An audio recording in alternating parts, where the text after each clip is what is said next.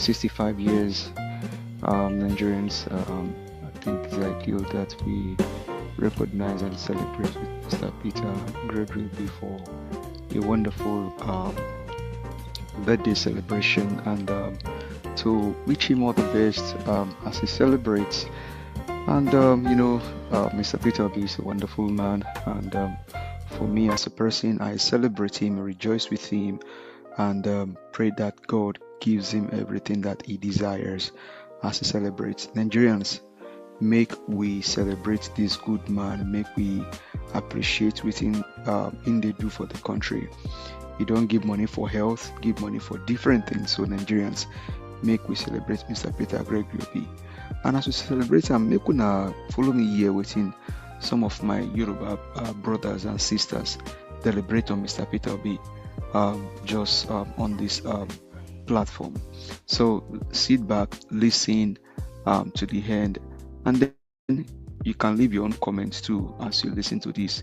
They talk about what Mr. Peter B do for Anambra State when he was the governor of Anambra, and it's just interesting to now hear now Yoruba people now talk about Mr. Peter B, tell Nigerians what he do for health, for human capital, and then for they even talk and say now when Peter Obi be governor of Anambra, now Anambra State started to produce oil. So sit back and listen, and as we celebrate Mr. Peter Obi, we pray that God will make him achieve in purpose of becoming Nigerian president. Thank you very much, everyone. Listen. No, this man said, I am done working for the state of Anambra. I don't want this money. It has no value to me. Ìgbà tí mo ti ṣiṣẹ́, mo ti ṣe. Mo jẹ́ ti gba owó iṣẹ́ mi. So mo ṣe tán as a governor. Mo tún gba pension pé mo ti ṣe. No, it make sense. That is one of the reasons why we are spending so much unnecessary money. Síbi tó necessary. Àwọn èèyàn nídìí owó. He said it does not want. That alone shows accountability. I am so done with my service and I am done. So many people don't even want to hear more. One basic fact, Anambra State became an oil producing state under Peter Obi as governor. I don't know if anybody knows of that, but that is a fact. They were proud to the time when he was the governor. Well, oil producing state though. But it was during his tenure they became a producing state. Even in that health sector, remember it was the one that sort of did that art hospital. I mean that art center, medical center or something like that does art surgery and all that. And he installed dialysis machine, which is the first of its kind, I think, in Nigeria. Was the only state as a den to shake in hospital to get pay one man she operation or arts. The heart and all that was during Peter Obi's own. He had to go and invite some doctors from abroad because of that thing to That's see. Right. You will hear people say, "What did he do? What did he do as governor?" Follow bridges the money to commission. Tọ́n bá fẹ́ ká máa sọ nǹkan tó ṣe in every sector. Ó wà lórí mi bó jí mi lójú oorun mo lè sọ nǹkan tí Peter Obi ṣe fún ẹ ní technology, ní education, ní health, ní kí ló ń pè human capital, ní kí ló ń pè debt management, ní financial prudence and what mo lè máa pa. Sister Mercy, ṣé ẹ rí kíní kan ni mo máa ń rántí. Tẹ́ ẹ bá rántí pé nígbà tí Peter Obi tó wà ní governor, he was the only Abuja governor in the entire Nigeria. And do you know that in 8 years, Peter Obi won best governor twice? Ṣé ẹ mọ̀ nǹkan tó tèkì kí opposition tí ò sí ní PDP kí best governor kan? Ẹ mọ̀ pé the vote is still within governor, senator. For them to have voted for an opposition, it means his achievement is overwhelming. On a very good day. Fashola ta máa hail ṣé mọ̀ pé wọ́n àti Peter Obi náà fún ní award the best ICT government. Tẹ́ bá mọ̀ best ICT. Sherry àti sọ̀rọ̀ health, ó gba award health, ó gba award ICT. Education wà o, ní education kí Peter Obi tó débẹ̀. Anambra was 26th in WAEC in the whole nation. When he got there, Anambra became number 1 in WAEC. I think 3 years back to back. Best in WAEC results overall in the whole country. A state that was at 26th.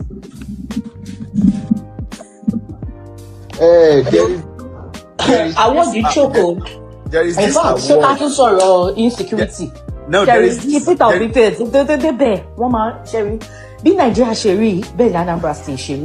There was a case of robbery. There was so much robbery in Anambra State. Anambra was rampage with robbery, was rampage with our courts and all those things. When Peter Obi got there, you know what he did? He partnered with all these local vigilantes and made sure he bought vehicles, security vehicles, to about 177 communities. By the time Peter Obi was about 3 years or 4 years as governor, so the then Inspector General of Police, in person of Abubakar, that's his name, named Anambra as the safest state in the whole of Nigeria. And it funny award the Kishomo South you, Northern and New Inspector General of Police, Lofu, named Peter Anambra State as the safest, a state that was at the bottom in terms of security, in terms of safety. So, èmi náà tutu rántí ẹyọ kan sìn. There is this Bill Gates award. I think everybody ti gbàgbé yẹn. Award yẹn. That Bill and Melinda Gates mo sọ pé polio eradication, polio immunization and polio. Yes, exactly. $1 million. And do you even know the most amazing thing? Award yẹn, the money benefits award yẹn. Owó yẹ ò ṣe ti state, owó yẹ ti individual to achieve kìíní yẹn. Ṣebí kò sẹ́ni tí ò mọ Bill Gates. Tálá sọ pé òun mọ Bill Gates. Exactly. But ìgbà tí wọ́n fún Peter Obi ní 1 million, Peter Obi ní pé kí wọ́n san sí government account. Wọ́n ní no pé individual money ni ó ní kò sí nǹkan tó ń fẹ́ fi ṣe. Pé 1 million yìí òun ó tún invest ẹ̀ sínú health sector ni. $1 million. That man is not 1 million naira. That man has conquered greed. He conquered greed. Only few. Àwọn tó conquer greed ní Nigeria wọ́n tó 1 million. Ṣé mọ̀ pé man ní reject oil well.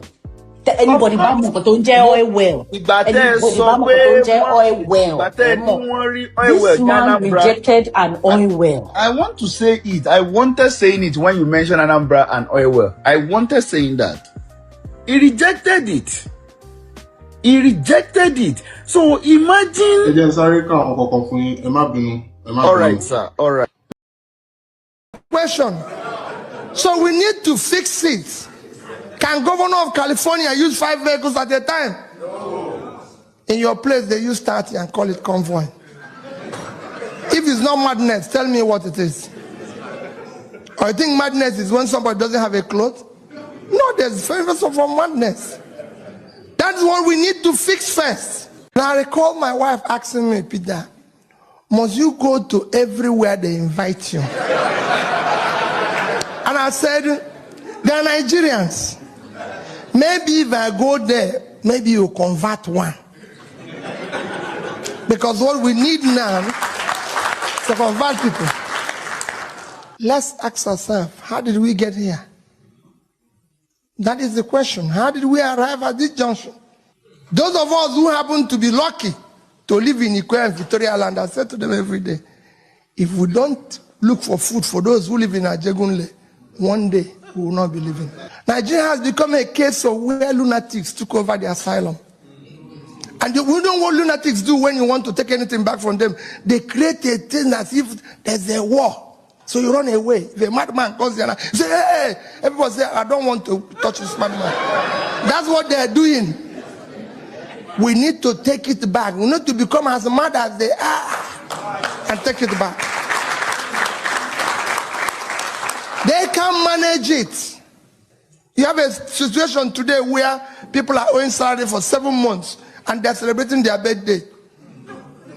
How can you say a thing like that? How can you be celebrating when you've ruined people's life? People are dying and you're celebrating and people are watching it in TV. It's a crisis. And the only people that can stop that crisis is you. As governor, I come here, you know what people tell me? This man bought this house, this man bought this house. Where are you going to buy your own? Why will I buy a house in America? I don't live in America. I have nothing to do with America. It only cost me $200 to come here and go. Why will I buy a house? Americans should live in America. I'm a Nigerian. I live in Onitsha. That is where I should live. I go to South Africa. I go to everywhere. I say, buy a house in South Africa. How many South Africans have bought a house in Nigeria? How many Americans have bought a house in Nigeria? So why would Nigerians come here? You live here. Yes, you can own a house here. But not people. I come here as governor, and Nigerians will tell you, oh, let's bring somebody and have a party. Why will I leave Nigeria to come and do party here? No way. I should come here as a beggar for you to give me something to take home, not to come and celebrate here. I have people who need food in the country. And Nigerians are celebrating here. And you go there and become them His Excellency, when you should push them to go back and do their work at home. So start telling them, if your governor comes here or local government chairman, do not be part of celebrating him. Tell him to go home and fix what he's supposed to do. Don't encourage him to waste the resources. He didn't come with his money. He came with your money. We're asking you to bring back your own. What we need to do is to manage that which is there effectively. Can Governor of California drive 5 vehicles at a time? So we need to fix it. Can Governor of California use 5 vehicles at a time? No.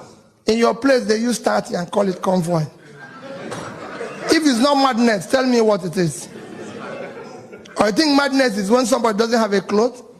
No, there's favors of madness. That's what we need to fix first. It's only in Nigeria that you elect people. They don't have car, they don't have anything. 6 months, they build a house, buy 20 cars, and call it for Thanksgiving, and people will go there. And they will be praying in the church, telling God to bless them. And the bishop will preach in that wherever they got the money, you give them more when they have to call police. Because they know where the money came from. Everybody knows where the money came from. But they are still celebrating it. He comes to America and buy a house, and they said if you see his house, and it's in choice areas. When he's in Washington, they tell you this place, this man owns the house here. In New York, this man owns the house here. With whose money? Now see that statement from Mr. Peter Obi. That statement will say politicians go thief money, they will go church, pastors go pray for them. That wherever they got the money from, make more money they come. I don't talk about them so many times on this platform, but that's not where I'm going. But that particular statement where Peter Obi talk so, today so, Monday 20th July 2026, make me know say Peter Obi na different person. What did Peter Obi go do? By God's grace, he become president. You and I, we know the thing go that area. Wait till you and I, the think they go, especially someone like me. Peter Obi is soft. Peter Obi is too soft. Peter Obi is too tough. But you see that particular statement. If I say make I digest and make I go deep over that statement, you go understand where they go. It means say, wait till they see, wait till you they see, Peter Obi they see him in terms of religionism, in terms of traditionalism. Yes, because if they say now our traditional ruler, blah blah blah blah, Peter Obi no want to talk go that area. He's not interested. Our religious leaders, blah, blah, blah, blah, he don't want to talk to that area. He's not interested. But he just give a little bit of tip just now. A little bit. He shows say, make una you let me enter power. Some of that thing where they your mind, where they my mind, who they pray for, say, who go be that leader, where go fit touch this area. My people, I go expatiate on this later on. Let's listen more.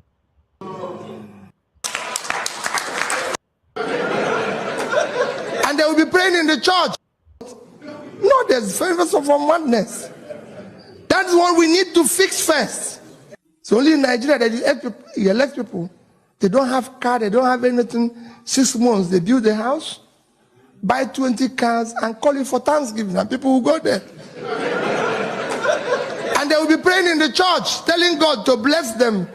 And the bishop will preach in that wherever they got the money, should give them more when they have to call police. Because they know where the money came from. Everybody knows where the money came from. But they are still celebrating it. He comes to America and buy a house, and they said if you see his house and it's in choice areas. When he's in Washington, they tell you this place, this man owns the house here. In New York, this man owns the house here. With whose money? Let him show you his business. His daytime job that earn that money. Why would Peter Obi come and buy the choice area in Washington when he didn't own it before? A governor built a house that is unbelievable, and they asked, he said, I used to have the money. Why didn't you build it before? Hey, wait a minute. What are you telling us? And you're owing us salary. Even if you had the money before, you would have kept quiet. The rascality must stop. That's what we need to do first. Let's deal with this rascality first. It's when we stop this rascality that we can now.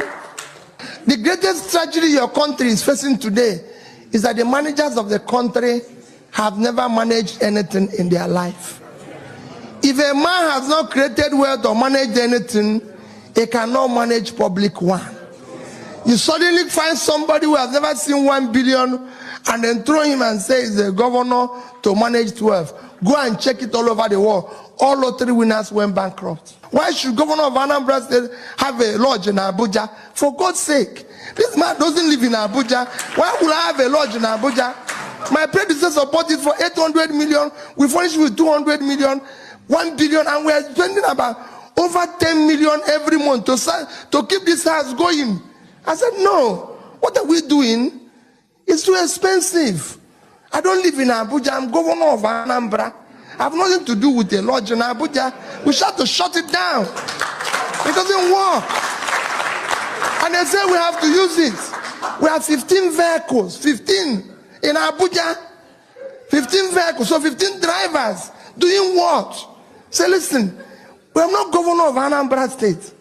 And I have 15 drivers in Abuja. How can this be? And people give us the schools that we need it. We even have a lodge in Lagos. Tell me, what type of rascality is this? I said, no, it cannot happen. We have to shut all these things down. We don't need it.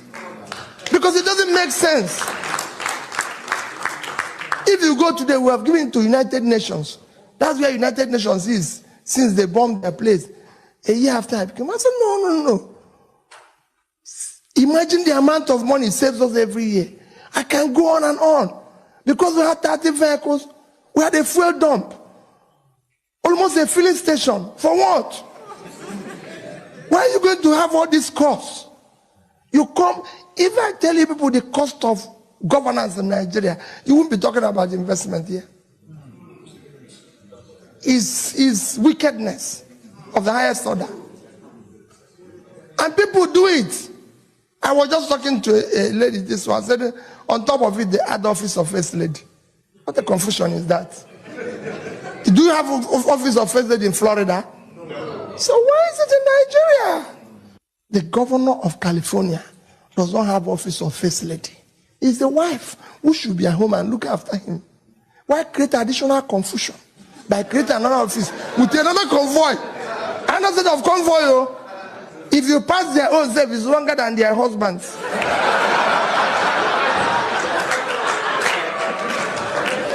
And this is, no, it's not a laughing matter. It's your country.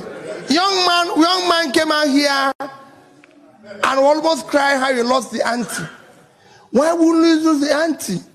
It is the resources they will use to build that hospital that they are using to build convoy. And that is what Fela is telling you. The greatest tragedy, I tell you, is all of you. Because what do people do? I was in governor for 8 years. You hardly meet a Nigerian adult who said you're not doing well. They will all call you His Excellency and tell that since you came, things have changed. Even when you're seeing that nothing has changed here, in your face, everybody's telling you, hey, that you're the best thing that happened to this country. Nobody could say to you, no, you're wrong. I just telling them when we're having lunch now, how we changed school. When I came, our school were number 20-something in Wayaka Neko. Of course, everybody knew that Anambra State, they did not go to school in 2001. And I decided I must visit every secondary school personally. I must go to every secondary school.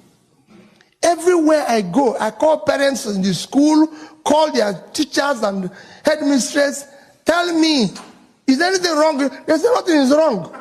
And you're looking at the school, no roof, nothing, nothing is wrong. And you could see that everywhere is wrong. You could see it. Nobody. I went to a school in Asia, one of our towns, and they didn't have a roof. And I promised to give them a check to do that roof because I decided money must go directly to school, not via the ministry, because that's where the problem is. So I told them, I'm going to give you a check, 8.7 million. I went there in October. And I said, I'll give you the check before December. The check didn't arrive. In January, I was doing a tour in that local government, and they normally bring school children. And when I finished talking, I said, it's question time. A young girl raised up her hand. And I said, my daughter, probably about 11 years or 12. Let me start with you. This young tiny girl, I gave her a microphone, and I said, Governor, why do you make promise you don't keep? The whole hall went wild. Her principal ran from where she was. Her principal ran from where she was, held her in the mouth. And I said, principal, leave this girl. Because of how everybody shouted, the girl started shivering and started like crying. She's done the wrong thing. So I held her, said, my daughter, what is it? She narrated the story. I was wrong. I didn't do what I said. And I turned to the commissioner. I said, Commissioner, where is the check? Commissioner said, we must give this girl this check before we leave here. So go and bring it. The commissioner brought the check. I apologized before everybody. And I gave this girl this check. The principal and the teachers that were shouting at her ran back, carried the girl in their head, and ran out of the hall. But they couldn't tell me that story. Yeah, one fella, I want you to understand why I changed from what Fela said this morning. After that experience, I decided we have to do one thing. That's what Fela told you. I decided that every secondary school, their senior prefect must have my phone number, and they must have a phone. And they must reach me directly. That's how I collected the phone number of all the secondary school senior prefects. I still have them to today. You can see SP, all of them, from A to Z. And guess what? You could see how they want change. Every day, there's no day I don't receive texts from 2, 3, 4 of them telling me we have no English teacher. We have no mathematics teacher. Our roof is leaking. This is this. They will send you the same test. You call the appraiser and said, what is happening at school? You say, no problem. But you've just received a text from the senior prefect saying the school is collapsing. There's no teacher. He said, how about the English teacher? He said, oh, it's wonderful. But the children have told you no English teacher. The principal is telling you that the teacher is the best they have in the class. That is what is hurting your country. And that is what I'm pleading with everybody. Fella said it. You must die anyway. So, it doesn't matter. It doesn't matter how you die. It is actually better you die doing something noble than doing than dying a coward. We need to tell them no. We need to. It is time. Go to little countries and see how efficient the airport, everything works. Little things. It cannot work in Nigeria. The reason why it's not working is because you have chosen, you don't want to die. And I said to people, I have been governor for 8 years. We didn't borrow one kobo from anybody. I can say any number of person here can testify. We have the best road network of any state in Nigeria. Our schools were the best.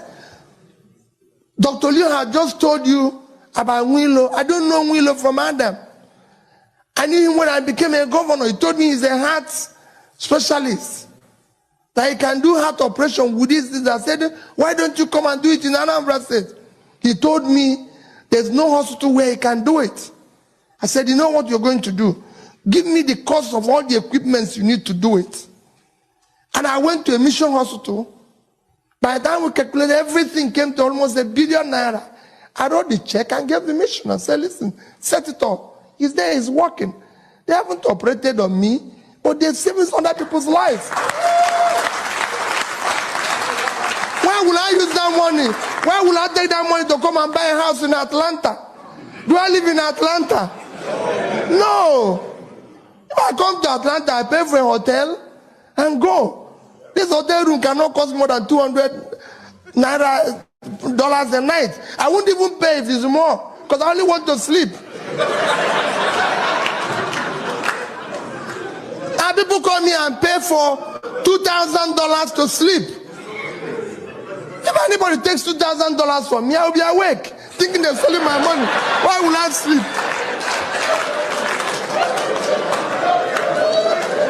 It's only to sleep. But people come here, if see a man who has, I can understand Ben Bruce, who has had money all the while, he can tell me the type of hotel he's sleeping. It doesn't matter to me, the name of the hotel. All you want is to sleep. You're not going to buy the hotel. You're not the owner of the hotel. So don't tell me you're staying in Ward of Australia, you're staying in this. A hotel is a hotel. You only want to sleep and wake up in the morning.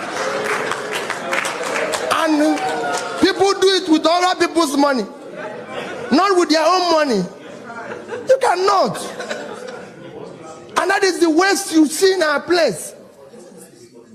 Nigerians people are using government money to travel first class.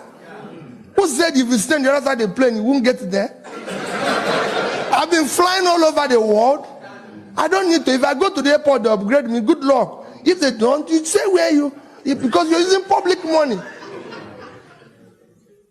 Today, our people charter plane to Abuja. Do you know to charter plane from Enugu, for example, to Abuja is $15,000? It costs you 20,000 in airpiece. Same flight, 20,000 naira, and people will spend 6 million naira for it. And these are people who don't used to enter plane before we voted them in. Now I'm telling you the seriousness of it. For every trip they go, I saw it as a governor. I'm telling you my experience. They will write memo. There's 30 people who wants to follow me to Abuja. Nobody invited these people for a meeting. They have no reason to be in Abuja for anything. I repeat it every day so people can hear it. They come to the airport, they constitute a nuisance to the traveling public, because they are the ones who won't allow you to greet people who have just voted you yesterday. They were building presidential lodge when I became governor. How can you build a lodge for president in Oka who doesn't live there? I said, how are we going to build it?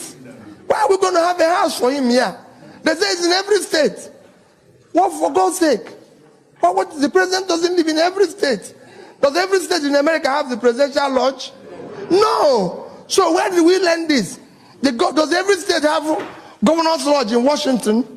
No, they stay in hotel. So where did we learn this type of irresponsibility? But they want me to do it in my state. For God's sake, when Obasanjo came, I told him, I said, went to him and said, Mr. President, you are the president, you have plane, come in the morning and go in the evening. You don't need to sleep in Oka.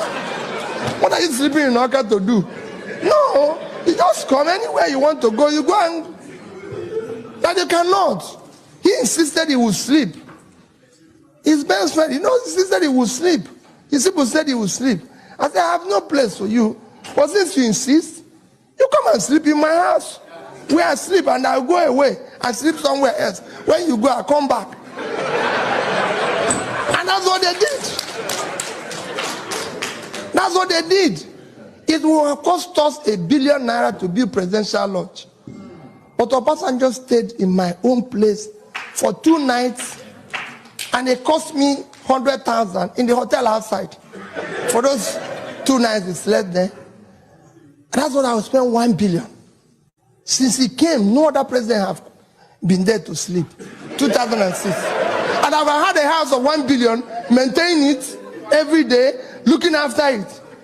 When Jonathan wanted to come, I explained it to him. I said, I don't have any place for you to sleep.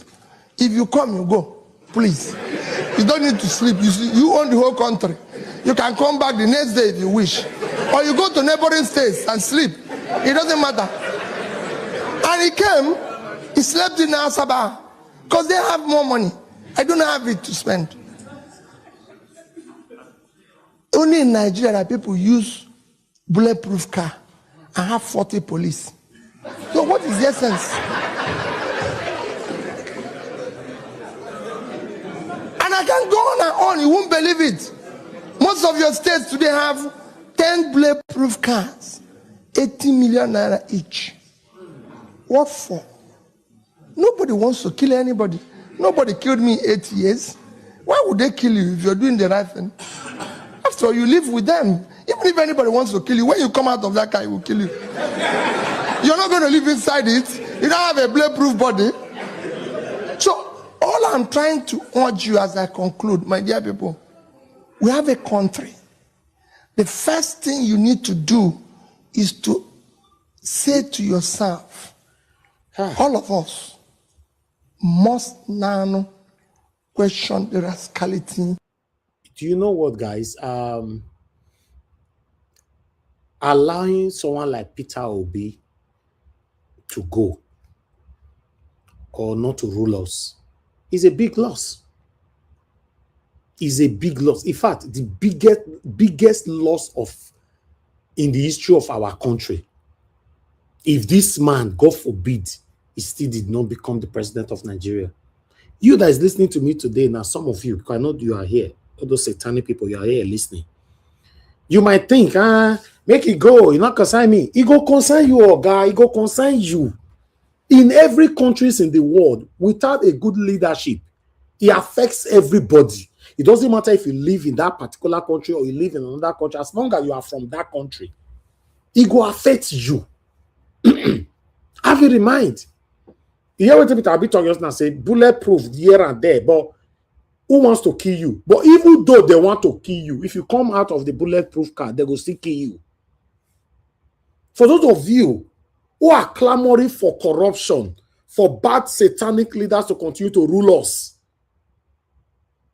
the day where you go reach your turn, make you not cry. That make me, some people, they say I'm very, very insensitive. I'm heartless when I comment on some platforms. They say that one person, they cash them, they do this. The other one, they cash them. Then I left a comment on Today Eno's platform. That was a couple of days ago. And I said, I'm sorry, may the person so rest in peace if the person, only if the person was a good person and he stands for what is right for the betterment of this country, may the person so rest in peace. Everybody came to me. Why are you so insensitive? What kind of prayer is that? What kind of prayer? Why do you want me to pray for person where no one make Nigeria better, make it so rest in peace? I cannot just give out my word of resting in peace anyhow. You can only rest in peace if you were a good person and you died. If you were a good person and you stand say make Nigeria better in your time, God forbid say you can't die, you will rest in peace. But if you were a bad person and all that, brother, go and rest in hell. Go to hell and rest there. I cannot just type everybody. Oh, the person died. Oh, rest in peace. Rest in peace. No, rest in peace should not just be given out anyhow. If we're part of the people that support Satanism in the country, go to hell and rest there. There's a room and parlor there. There's a duplex there. Leave the heaven for the good people to rest in peace. Not someone like you who stood for seeing Nigeria collapsing. Because of the peanut that you are getting, you allow the country to collapse. Then you die. They say that you rest in peace. As how? Buhari died. Some people were writing, make you rest in peace. Rest in hell. Don't be in peace. What do you mean rest in peace? People should not be giving their words out anyhow. Don't give your words out anyhow. Everybody came to me. Now I say, see, now this one are the same youth who they fight for. Now be this. Now they insult me so. They say you are so insensitive. Like say you are a perfect person. Like say I'm not a perfect person, but I cannot deliberately stand to see Nigeria collapse. I cannot. I cannot be in any kind of coven discussing something or doing anything that will see my country collapse. But many of you are doing it directly or indirectly. They will give you just 5 million naira or 10 million naira. You will turn against your country. So after all, Nigeria don't first win, and I mean I can repair them. I beg you, I want to feed my family, and I matter. So that is your justification. Many of you, that is your justification. After all, our forefathers have been trying to refuse it. They don't feel and I mean one feel. I beg, give me the money, I do my job, boo. Then you engage in corruption. That is their justification. Remember when Yahoo starts? A lot of people were criticizing it. I grew up to start criticizing it. Till tomorrow, I'm still criticizing it. Do you know what is their justification? They say, oh, Igbo people stole from our forefathers. So make them do this, make them do that.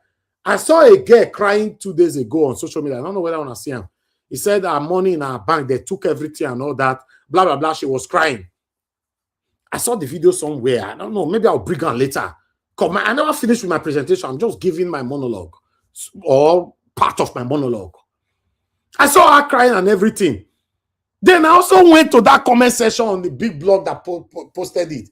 I said, this girl, when I go find out now, she don't date Yahoo boy so many times. So she don't justify their satanic act so many times. So now, before they say now Igbo people, now you know, say now there for start, they thief for Igbo people money and everything. They were justifying it. They stole from our forefathers. Blah, blah, blah, blah, blah, blah, blah.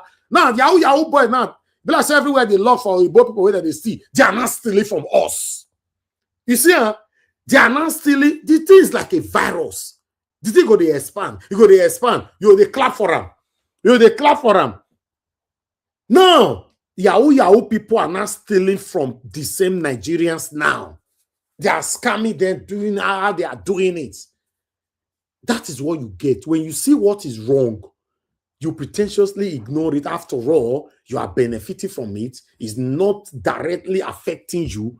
Don't worry, one day it will affect you. If it don't affect you, it will affect somebody close to you, your child, your pikin, your wife, your husband, your papa, your mama. And at the end of it, all of you will go to hell. They should be writing, rest in hell. Who is this person? Tell me the person's history when he was alive. Quick. Okay, what's his name? Osamede Egbenedio. Okay. Isama Bini. Sorry. Bobizo. Tell me right name. Why are you mentioning those names? Tell me their name. Oshomole. Rest in hell. Next, Obaseki. Rest in hell. Who again? Mention their names. Now, when you mention real people, rest in peace. That's how it should be. Bemo, move on. That there was international complicity, and he said that sometimes when they would arrest some of these criminals, they would find foreign currency on them. And so, who were the people that were sponsoring them? And then, if you even look at the scale at which they operated, there was international dimensions to this. But we understand the challenges, which, to be honest, everybody can tell you where the underlying causes are. What we are asking for is action. So you cannot explain away responsibility to deal with the issues by continuing to focus on what the challenges are. Yeah. I think that is where the gap is. So Daniel Bwala is saying what we already know, because interviews have been granted in the past where, people who had the authority to speak on this subject had stated it very clearly. Right. So what have they been able to do That's the based major on that question. information? That so is the it's major not, don't question. tell us about, you have this. What have you been able to do based on that information? That is what Nigerians want to hear and what we want to see. Yeah, the students of Mongono, may their souls rest in peace. They were ISWAP suspected ISWAP terrorists. I mean, like Daniel Bwala had said in that interview, those are the international collaborators that infiltrate our nation. I mean, our young girls, really, really, really sad. May their souls rest in peace. Now, let's take this story that is setting the legal community on fire.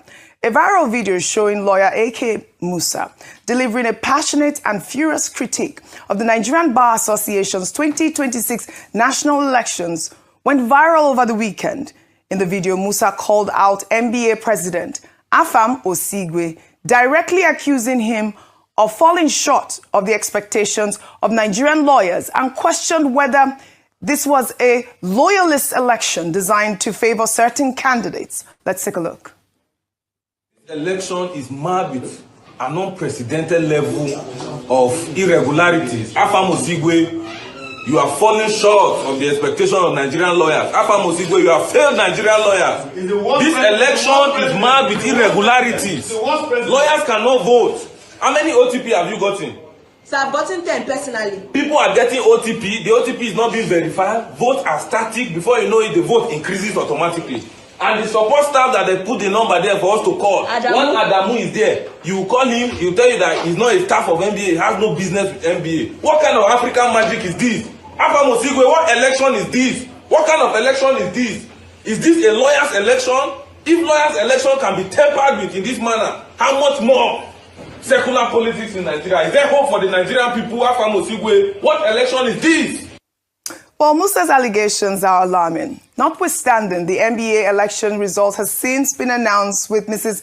Badejo Okunsoya emerging as the new NBA president, becoming the second female NBA president. However, the integrity of the process itself remains hotly contested.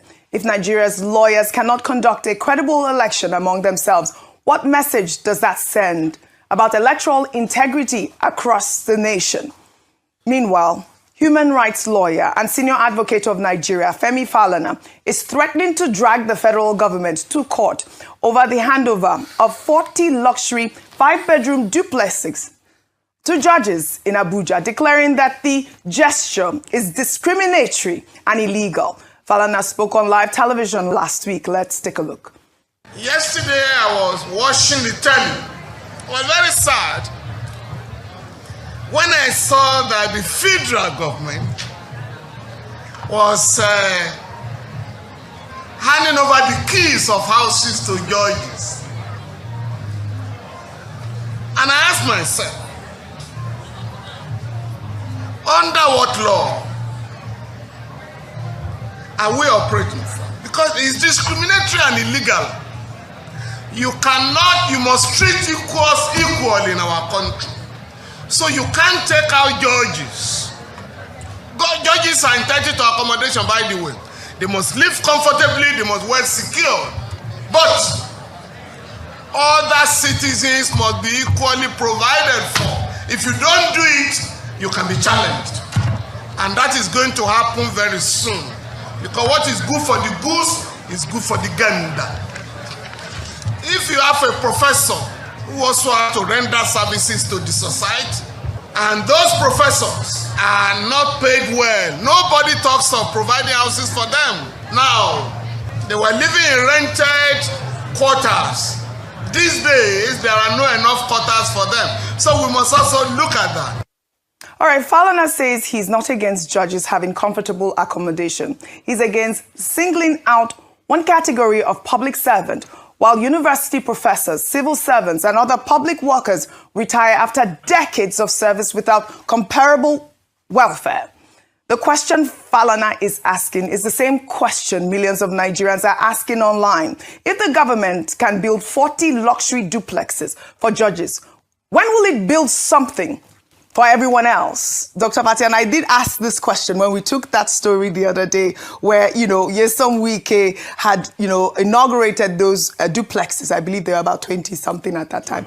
20, yes. So now, correct. Now, Femi Falana is threatening to sue the federal government over these. The point by Femi Falana, SCN, is about equity, about equality. That, if you have to provide accommodation for judges who are essentially civil servants, how about other categories of persons working for the civil service, either at the federation, at the level of the federation or of the federal government or these, the states, and that they too deserve accommodation. He's not objecting to the idea of judges being given housing. He says that the judges, yes, they deserve good accommodation so that they can do their job. However, the other side of it is that, the judiciary is under the first line charge. So they have, some degree of independence, autonomy, and the judiciary should be able to provide for its own officials. So Femi Falana SCN's point is about fairness. It's about equality.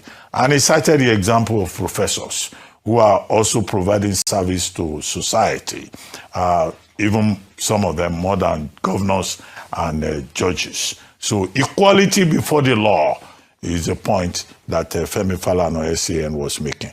And I think that's an unexceptionable point. It's an incontrovertible point. Now, to the issue of the NBA election, it's about institutional integrity. The voting was supposed to start at 12 midnight, Saturday. But because of these glitches that were complained about, I don't know at what point that gentleman made his video. Guys, pay attention to this particular area of this NBA election that happens. If this can happen with the NBA election, I wonder what is going to happen with the presidential election come 2027. You're also going to hear from the woman shortly. There's what they call the on-time password, as the meaning of OTB, which will grant you access to the voting portal. And then, for some period, it was showing this site can be reached. So many lawyers have had cause to complain about being disenfranchised, being frustrated. Because if you start at 12 midnight trying to gain access to the portal, and it keeps saying this site can be reached, of course, you will complain. But by 8 a.m., the people in charge of the portal had been able to correct it. And that was why voting continued till 8 a.m. Sunday morning before the result was eventually released. Nigerians are not new to technical glitches. There were reports also of cyber attack on the NBA portal that caused the problem. But then from 8 a.m. Saturday morning, the voting, I think, went smoothly. What can we say? What we can say is that even without the technical glitches, Sola Badejo Okusanya SAN will have won. But that regardless, the thing is, now that she's been announced as president and she has received a certificate of return, one of her first assignments should be the audit of that election process. Oh, that's a good one. To make sure that this process, what happened, does not repeat itself with electronic voting. After all, it was the same thing that President Yaradua did after he won the election, and it was said there were technical glitches. He, in fact, came forward and said, okay, we recognize this problem, but we're going to improve upon the integrity of the process. Thank you. And then, of course, the larger question will be the reform of electoral processes, not just within the NBA, but also in the larger Nigerian community. I saw you interviewed her yesterday. I was hoping for that one question about these irregularities. I'll have used her answer. But go ahead, your thoughts. So, real quickly, my thoughts are an official statement released by Lateef Omoyemi Akongbe, SAN, candidates in this election, where he pretty much thanked the people, but this was his words, the the election was shambolic. It was a shame to the bar. I'm quoting him here. Said, as a presidential candidate, he could not vote. The chairman of ENCB MBA personally sent him 5 different links to access the portal. None of them worked. Let that settle in. Right. And that if the chairman and the president of the association cannot get access to vote on the system, then how would a bar member be able to do that?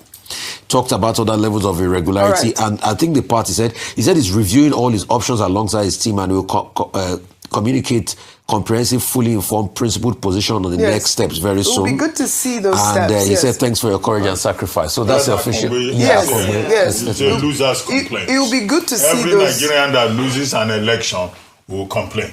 But he has a right to it. No, let's not say he's a He absolutely has the right. He has the right to do that.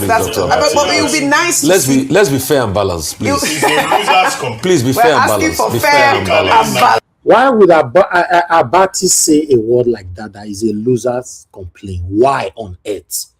Why is it that directly or indirectly Abati is always good to support corruption? Why? Please be fair and balanced. Also released. Who else released a statement? But congratulations to the woman, the second female. She really does deserve lose and complain. Yes, we must win the election. Yeah, but it hurts to lose, so it's important to also. Let me just say something, Oji. Go ahead. That is that sometimes I don't want us to take away from her the victory. Correct. That's my issue. Because she definitely campaigned. Her campaign for me was very excellent. Yes. She was everywhere. She went to the 36 states of the Federation to speak to the lawyers there. Right. Her campaign promises were clear and direct, and it's fantastic to see a woman emerge as winner. So congratulations to her. Thank you very much for that. Congratulations Thank you for that. But the investigation will continue. You honorary citizenship of Ogun State for that I know where you lie. Oh, today Ogun State no carry last for you. Okay, let's listen to her at least for the next 5 or 10 minutes. See what she have to say. For me, yes, congratulations to her, but still, glitches all over again. So these glitches of a thing is still existing. Just the NBA election, glitches, they pause everybody and manipulated the election, and then somebody emerged as a winner. It's now Consola Badejo Okusanya, who's made history in the history of one of the oldest and the strongest professional association in Nigeria, the Nigerian Bar Association. I'm being joined by the president-elect of the Nigerian Bar Association, Mrs. Consola Badejo Okusanya, SAN. Congratulations, Madam President. Thank you very much, Young. How does it feel? Good. It was a hard-fought one, isn't it? It was.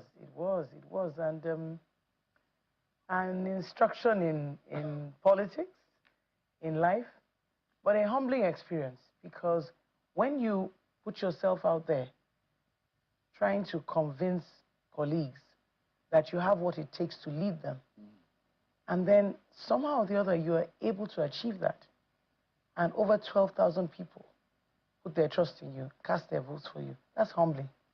And I'm not unmindful of the huge responsibility that lies ahead, and the fact that I have to justify the trust that has been reposed in me by them and others. You also question some history, right? You, as a second, and those who say Mrs. Priscilla Kuye, yes, the first, but not through an election, but you a proper election now, they brought you into office. What does this mean for women within the Nigerian bar? As women as a professional in this country? And I dare say, the other day I make this example, at the Afebabala University, at the Faculty of Law, there were 19 first-class graduates in that class. And guess what? All of them are women. Wow. Yeah. And I've met some of I would say a few times I've led my class academically. It's women that will give you a run for the money. But when it gets to practical, getting to the field, you don't find women. They are relegated to the background. What do you think this victory means for the women in Nigeria? Okay. So first of all, let me correct a misconception while though factually accurate, the nuance might sort of suggest something different. Dame Priscilla Queer she ran an election for first vice president of the association. And she ran against two very strong candidates at the time, Komi Ishola Oshobu and the late Mr. both late Mr. Shegun Onokoya. And she won as first vice president. Then the Attorney General, the president of the bar at the time, went to become Attorney General. That was the late Sir Clement Akpambo. And then she stepped into the shoes for a few months until the tenure was over. So she did run an election. She did win an election, just not as the president, yes. And she did then try to run and probably would have won, except that there was a fiasco, interestingly enough, in Port Harcourt 35 years ago. And so she didn't become the president, and the bar went into comatose. So that's why I said, yes, for a woman who ran an election as an NBA president, you are the first. Yes, yeah. yes, first to be but elected. the second to be named as NBA president, female president. NBA Absolutely, yes. And so what does this mean for women? You know, everywhere I go, Sheung, I find women, young women, older women, who say to me that this aspiration, this bold aspiration has inspired them. Someone told me in Yola that because I'm running, she feels as if she can do anything. That's the kind of feeling that permeates across the female gender, because females in professional settings are kind of like a triangle, right? At the bottom, you find loads and loads of women. As you rise higher, whether it is by cultural nuances or social responsibilities or what have you, the demands of the job being balanced with family life can often be extremely demanding. So for those type of people who are ordinarily high achievers, you just said 19 first-class graduates, all female, you may find out that barely a fraction of them end up at the very top. Not because they're not capable, but because the environment so doesn't quite toxic for women. Toxic and difficult to navigate. Even when it's not toxic, it's difficult to navigate, particularly when you're fulfilling social obligations. There are a lot that you need to contend with after the election when your tenure officially starts. Part of the immediate thing that you need to contend with is the fact that there are a lot of talks about who you are, that you are the sister to the Minister of Trade. They're feeling that you are the government candidate. You are, Egbe Amofin did not support you. Alpha Mosigwe wanted to impose you. The election was rigged, disenfranchisement. There's so many allegations that come to the inference that you were rigged into office. How does it come to you? Well, first of all, it's not very pleasant to imagine that people think that unless an election is rigged in favor, I can't win an election, so that's not very pleasant. But on a serious note, you know, unfortunately, we've had a trust deficit in the association with regards to our election, whether right or wrong. Perception is reality. So there's a perception that the elections are rigged. And to that extent, that trust deficit needs to be dealt with. Now, as for this election cycle, I'm grateful for the scrutiny that it came under. Because right-thinking individuals will understand that this election cycle could not have come under this much scrutiny and yet be compromised. So I can beat my chest. And I have said that if need be, I'll subject myself to a post-election audit, because I also have no desire for my win to be delegitimized in any way.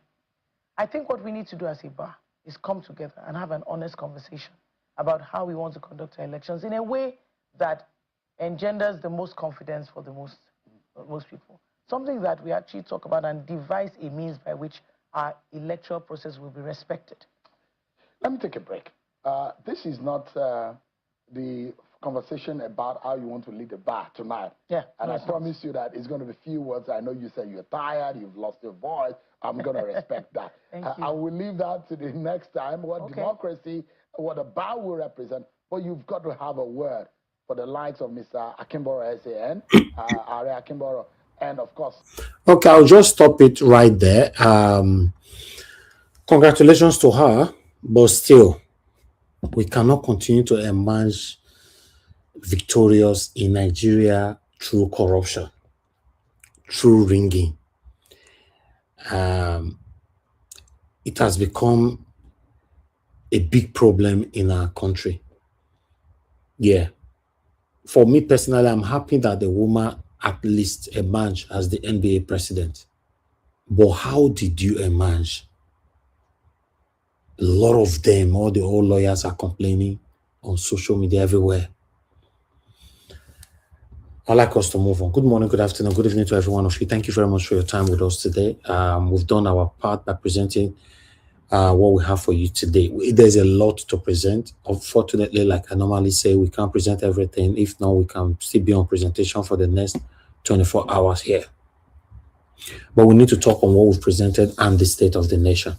And I've said this so many times here. My panelists should not just lay on what I presented alone. There are things that you might have seen, women myself never see.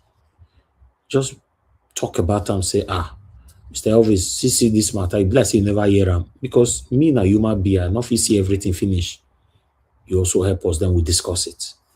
I appreciate every one of you right there. Today is Monday, 20th July, 2026. Happy New Week to every one of you. Happy birthday to our principal once again, Mr. Peter Gregory Obi. I appreciate you for all that you're doing, and I pray God Almighty help us to make you our president. Thank you very much, everyone right there. My mother for mommy diaspora. Good evening to you, mommy. Thanks for all that you do, for always being there for us daily. Thank you, my brother Abu Azi. I appreciate you. Thanks for all that you do. Thanks for always being there. And thank you, Mother Peggy Modi, Mother Eugenia, Mother Stella Masawedo, Mr. Johnson Emmanuel, Michael Organamaro. Mother Stella Masawedo, you said when I was talking about Yahoo Boys just now, you said they stole $3,000 from your account. You see, this is one of the things we were talking about, because I saw the comment earlier on. I just wanted to finish my presentation. Because when they started stealing from people, a lot of people were applauding them. Oh, now you that they steal from. But now they are not stealing from their fellow Nigerians now. That is why I normally say what is wrong is wrong. Whatever that is wrong, regardless of what. Give us somebody want to say something? Thank you very much. I don't know if you can hear me, Mr. Elvis. Yes. I think on that one is a very, very critical issue that was brought up. And sorry, madam, for losing that. But I think also maybe as we do this on this platform, there's a way we can also help our people to be sensitized when it comes to dealing with your credentials, your identity. I think one thing that Nigerians must understand is the fact that when they send you an email, always make sure that you check the links before you click. Always ensure that you check those things. So there can be education also on cyber on how to catch phishing from these guys, because they will send you a bunch of things that even look real, but don't be quick to click those things. As soon as you click them, they are baked to you and they steal your information. So we can also do like education here, just to educate our Nigerian people and things like that. Thank you, sir. Thank you, my brother. I don't educate tire. For example, for my group, Nigeria Watch Platform have a group. I've said it so many times, nobody is allowed to post a link there. Not because I don't want you to share another link, because I don't want anybody to cry out, say, a link were posted into my group, I clicked on it, and all my money were missing. That's why from day one, no link is allowed on my platform. You still see some Nigerian go post down there. They'll tell you saying a mistake. At the end they pass, the thing just mistakenly fall from their bag. It can't fall for inside the group. You know? Now, I want to tell people, they've went far now by even sending a picture of your child, your husband, your wife, your family members. They'll send you a picture of them. As you just click on that picture, then everything on your phone will be blank.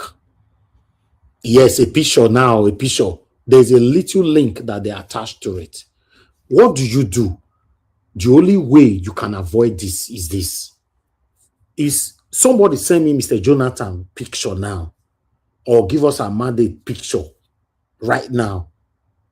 what do you do to be sure say no be bad thing they send for you? I must first look if that thing they sent is coming directly from Mr. Jonathan's number. Yes, I understand sometimes Mr. Jonathan's number can still be hacked. In the process, you don't know, blah, blah, blah. But at least do your part. Don't just see something and just click it anyhow. I don't know if you are getting it. It's difficult for me now. If your number is not saved on my phone, you can't call, apart from Nigeria's number, Nigeria's phone. Yeah. My personal phone, you can't call it. Your call will not go through.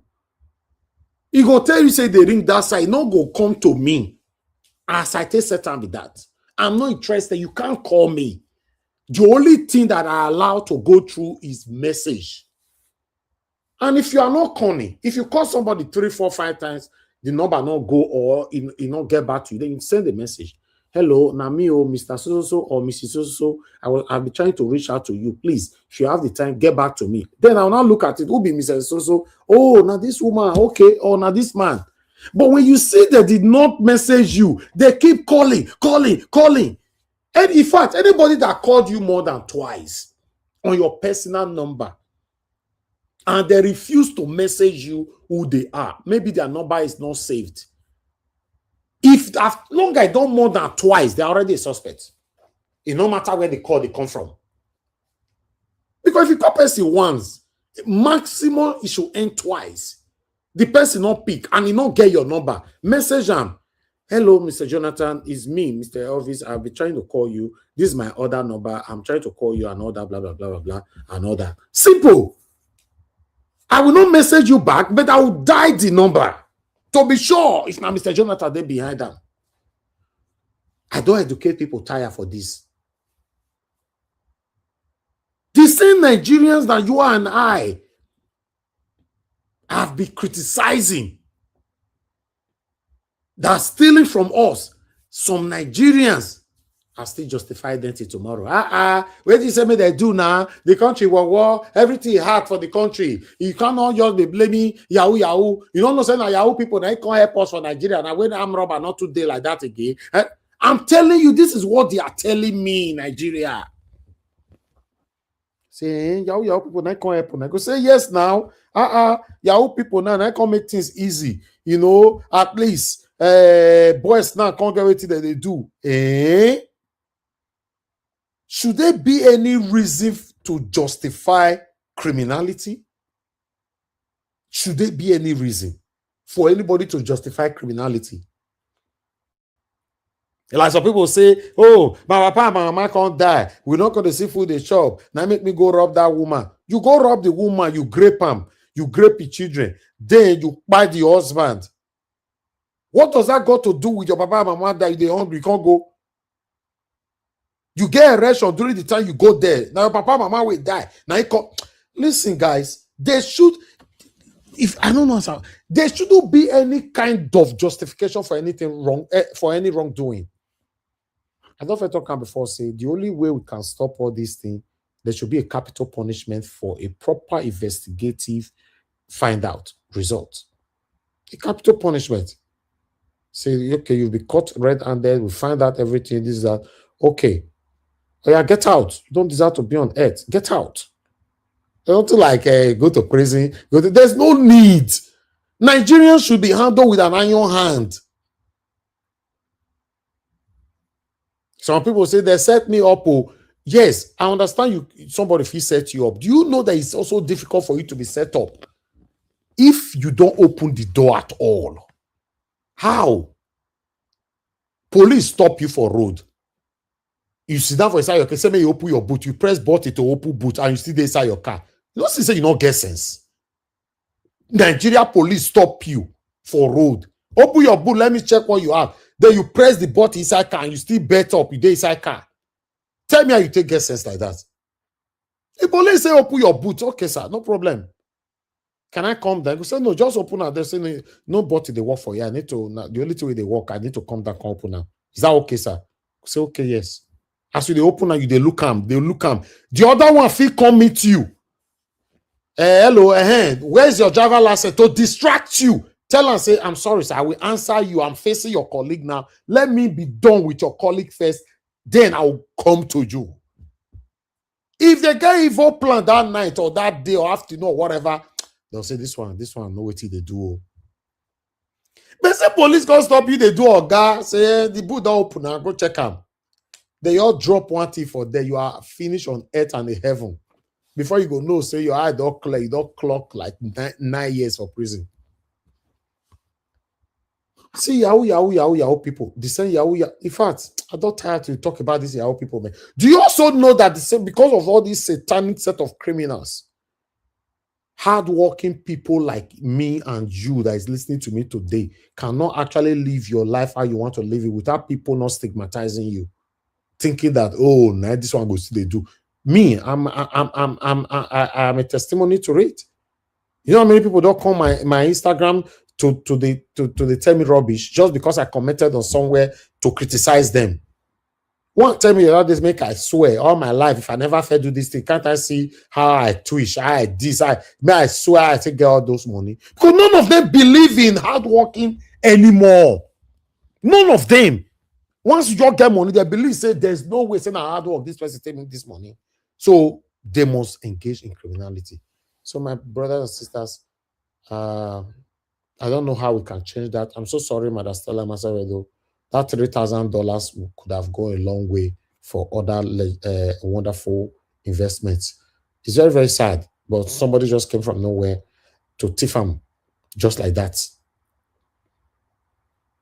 I appreciate every one of you, my people. Thank you very much. Good morning, good afternoon, good evening to you all. Thank you very much, Madam Eugenia. Thanks for the super chat as usual. I'm very, very grateful. May your pocket never, ever, ever run dry. Thank you very much, man. I appreciate you all. Please press on the like, help us to share. Mike Akembare, thank you very much. Love Maduka. Thank you. I appreciate you all. Please press on the like, help us to share. Let's start to talk now. I want to start with my panelists because they've been here for a while. Mr. Jonathan is the first person on the panel today. Mr. Jonathan, thank you very much, sir, for coming in. I appreciate you always. Please, I'd like you to talk to us.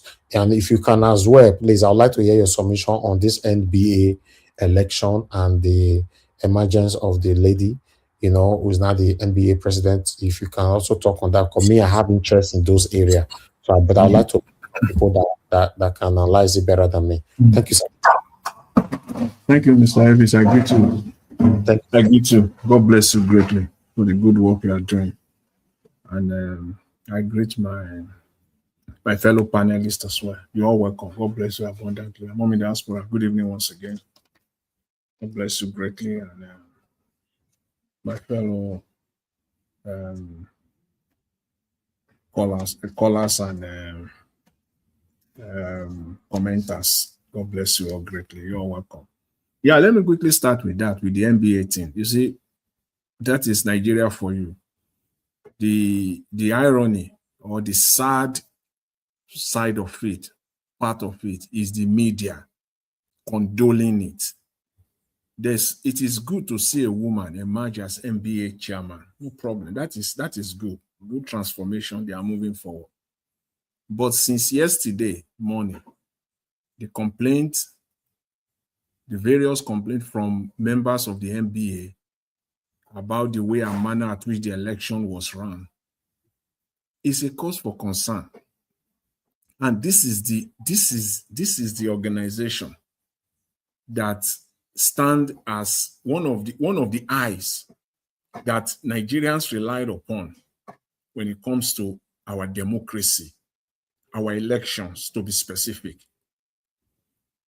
So for me, all this news coming out is not good at all. It's not good at all.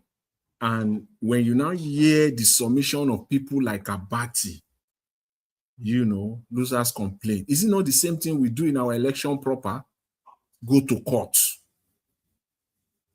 Go to court. It is so disappointing. They cannot organize election. And what is it you are hearing from them? They are just pandering to them.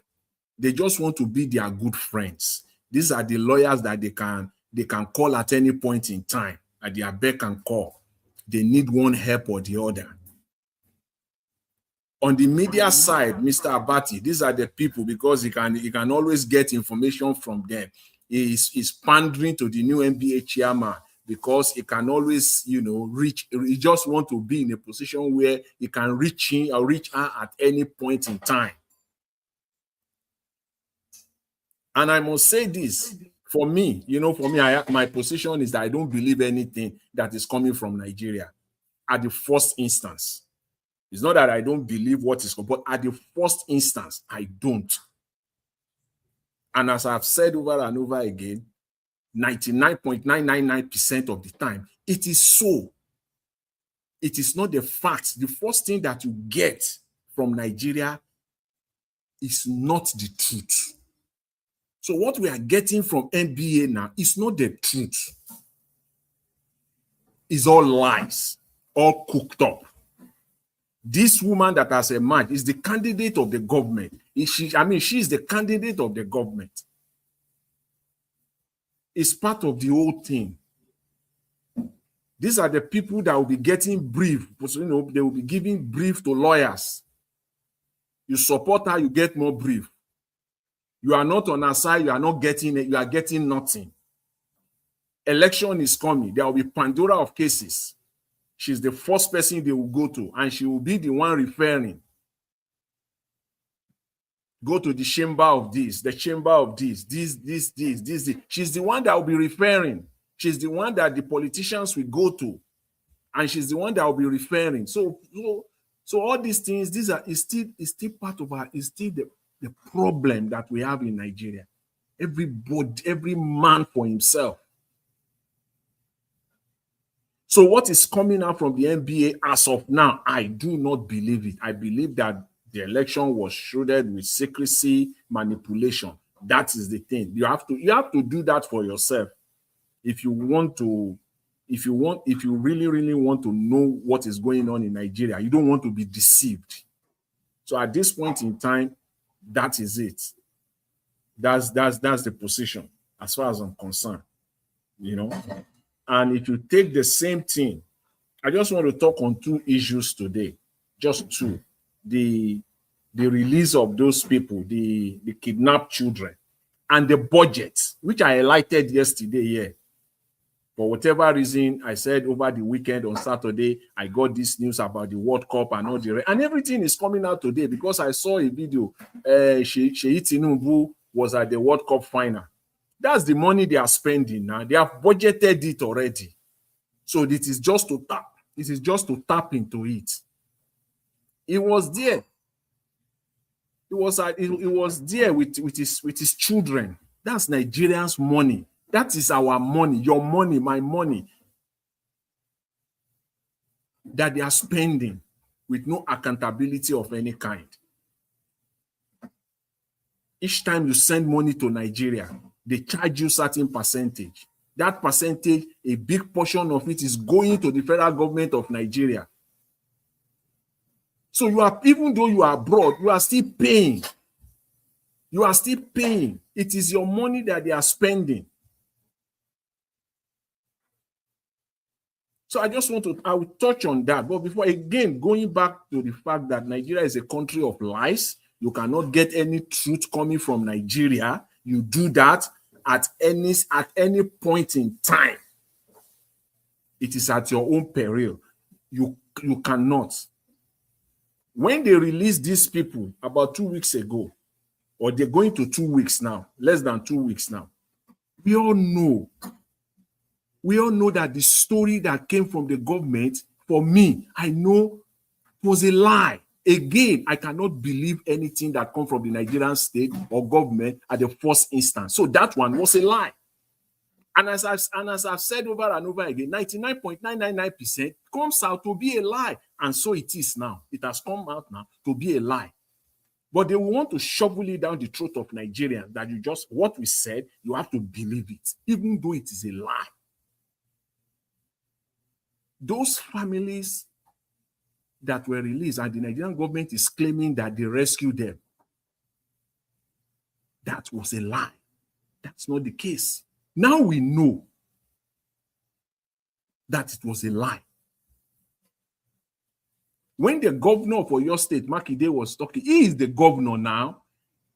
He knows he has, whether you like it or not, whether he's in the opposition or not, he still has access to information, to intelligence. And he summed it up. And he said he's calling for international investigation, United Nations, to whether you agree with him or not.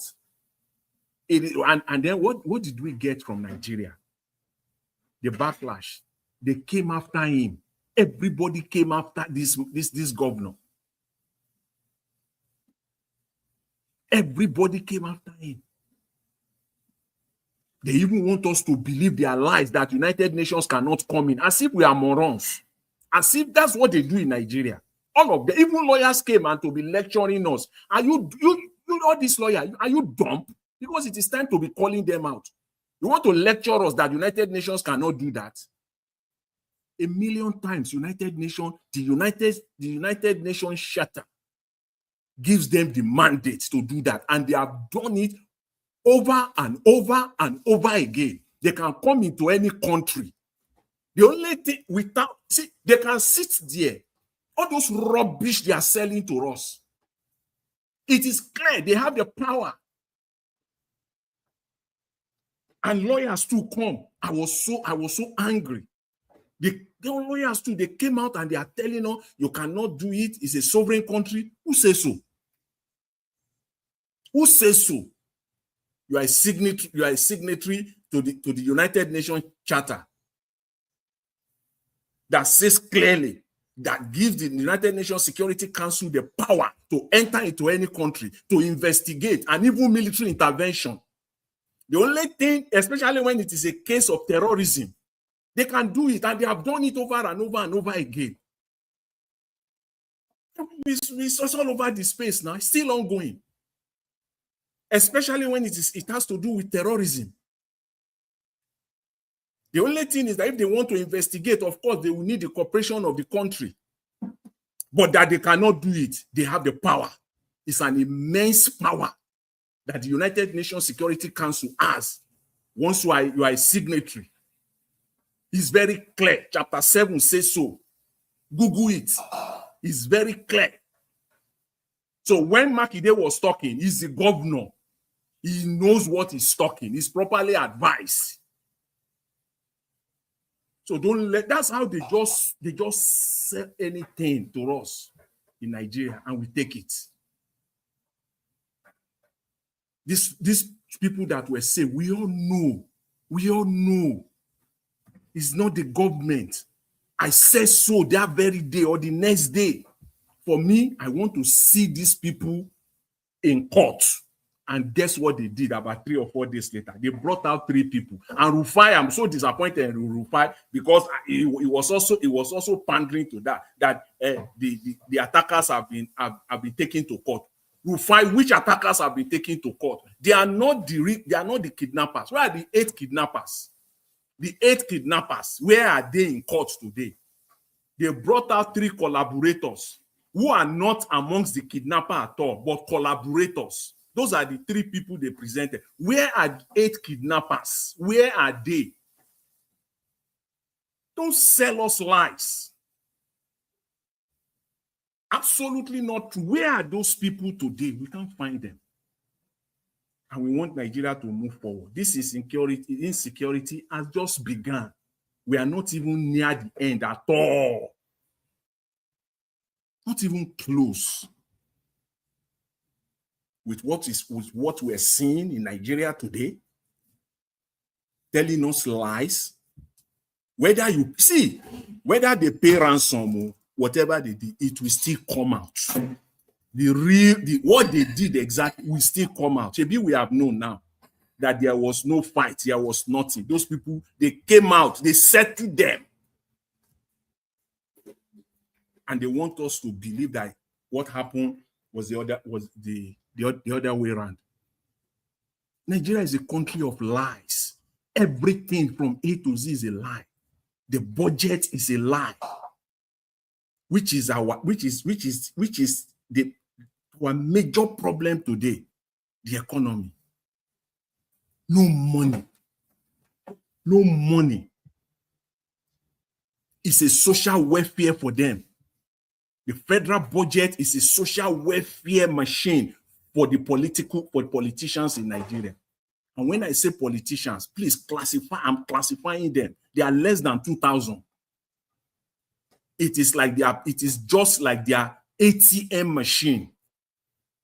The federal budget is an ATM machine for some group of people year in, year out.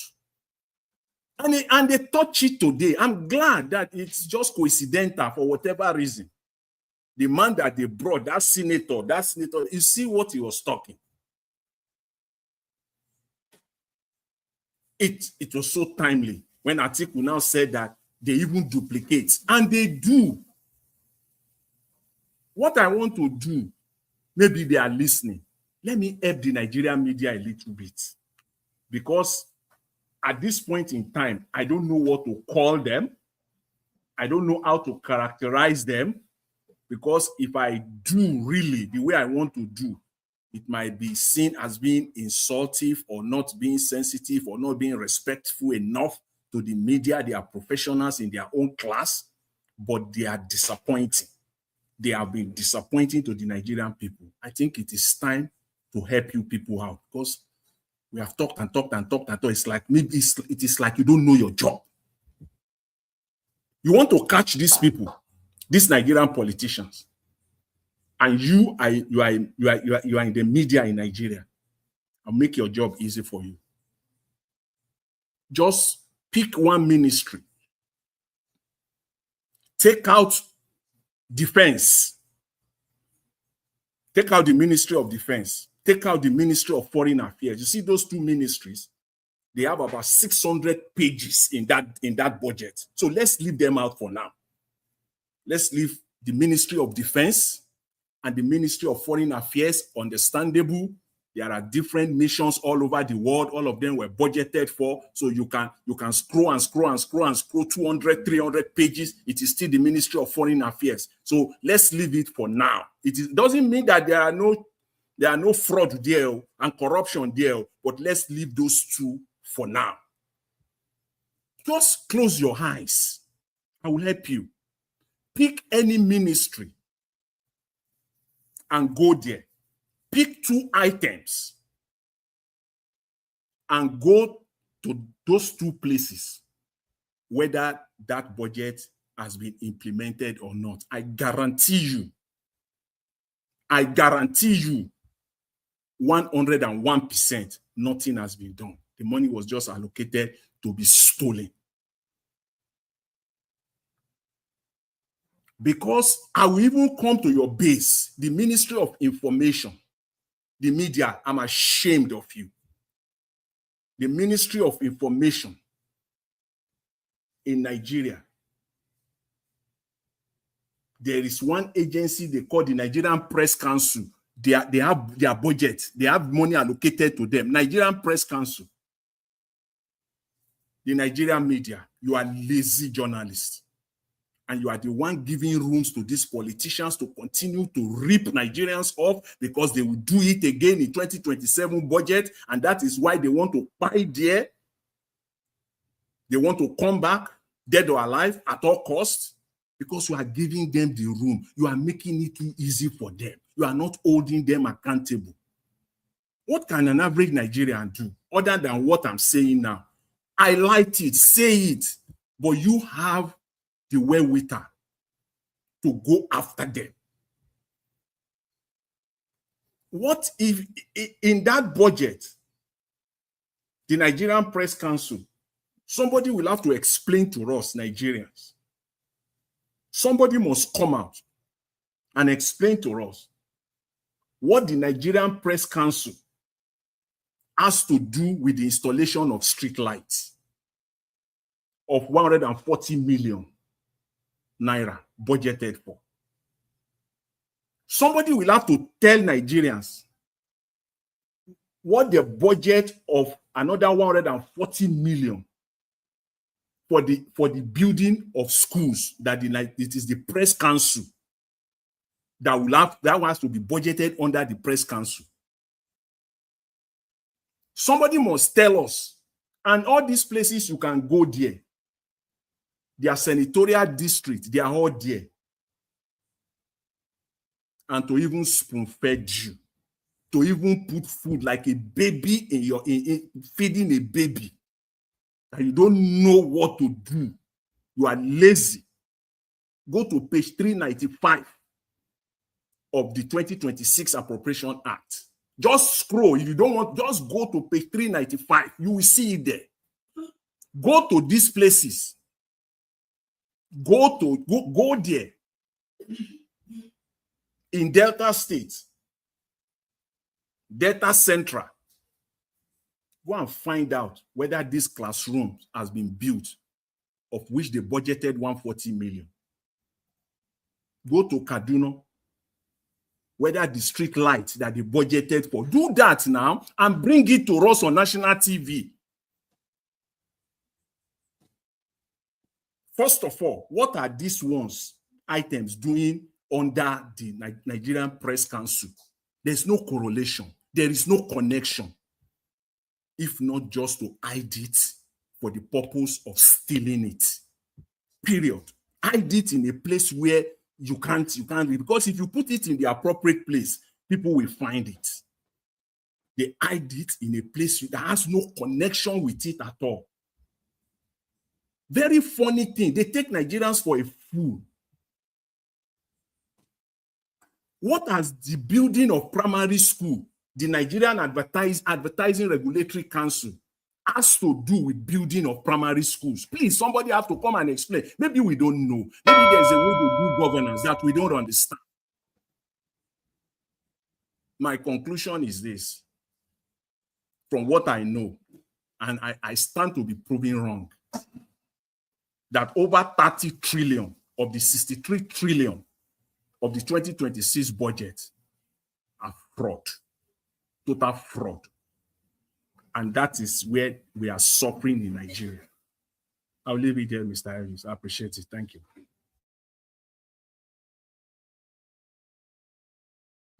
Thank you very much, Mr. Jonathan, for that submission. God bless you. Thanks for going deep over it as usual. Thank you. Before I call on the next person, which is going to be our Dream Nation, if you are ready, but let me quickly respond to Madam Love Manduka. You left a message based on my submission earlier on over if police stop you and all that, not to stay inside your car, follow them to the boot and all that.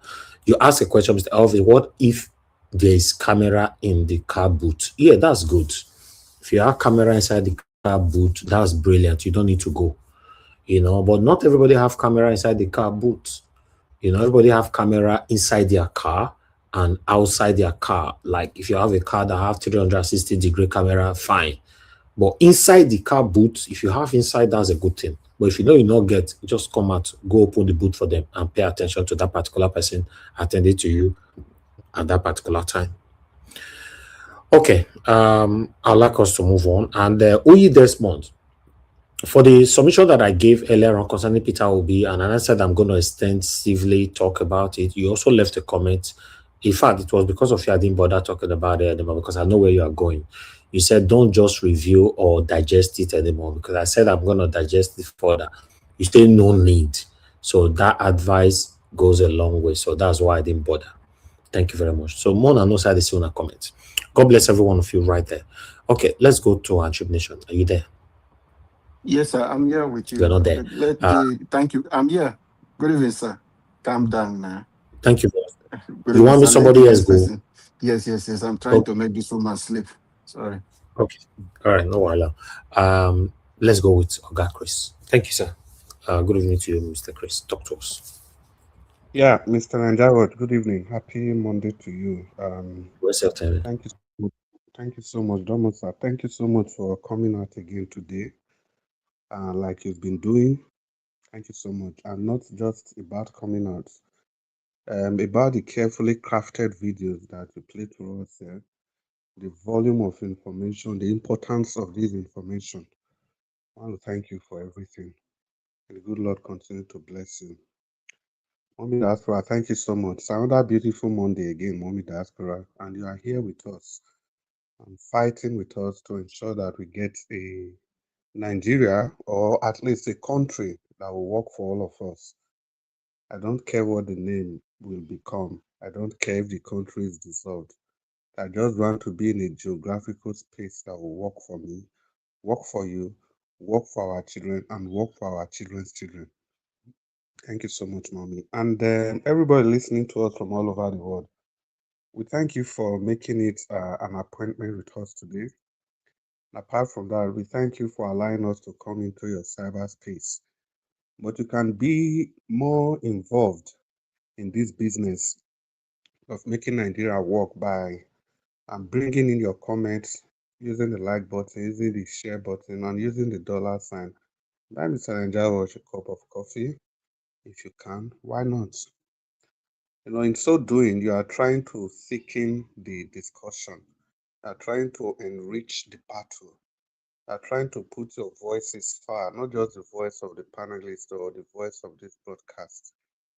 You are contributing to a nation building, and that's what everybody ought to do. And people that are already commenting, people that have used the $sign, people that have shared, people that have used the like button, thank you so much. And we expect you to keep doing that every day without being necessarily reminding you. And people on the panel with me, Oga, stay humble. Good to have you on the broadcast today. And give us our mandates. It's good to have you on the broadcast. And sorry for your loss.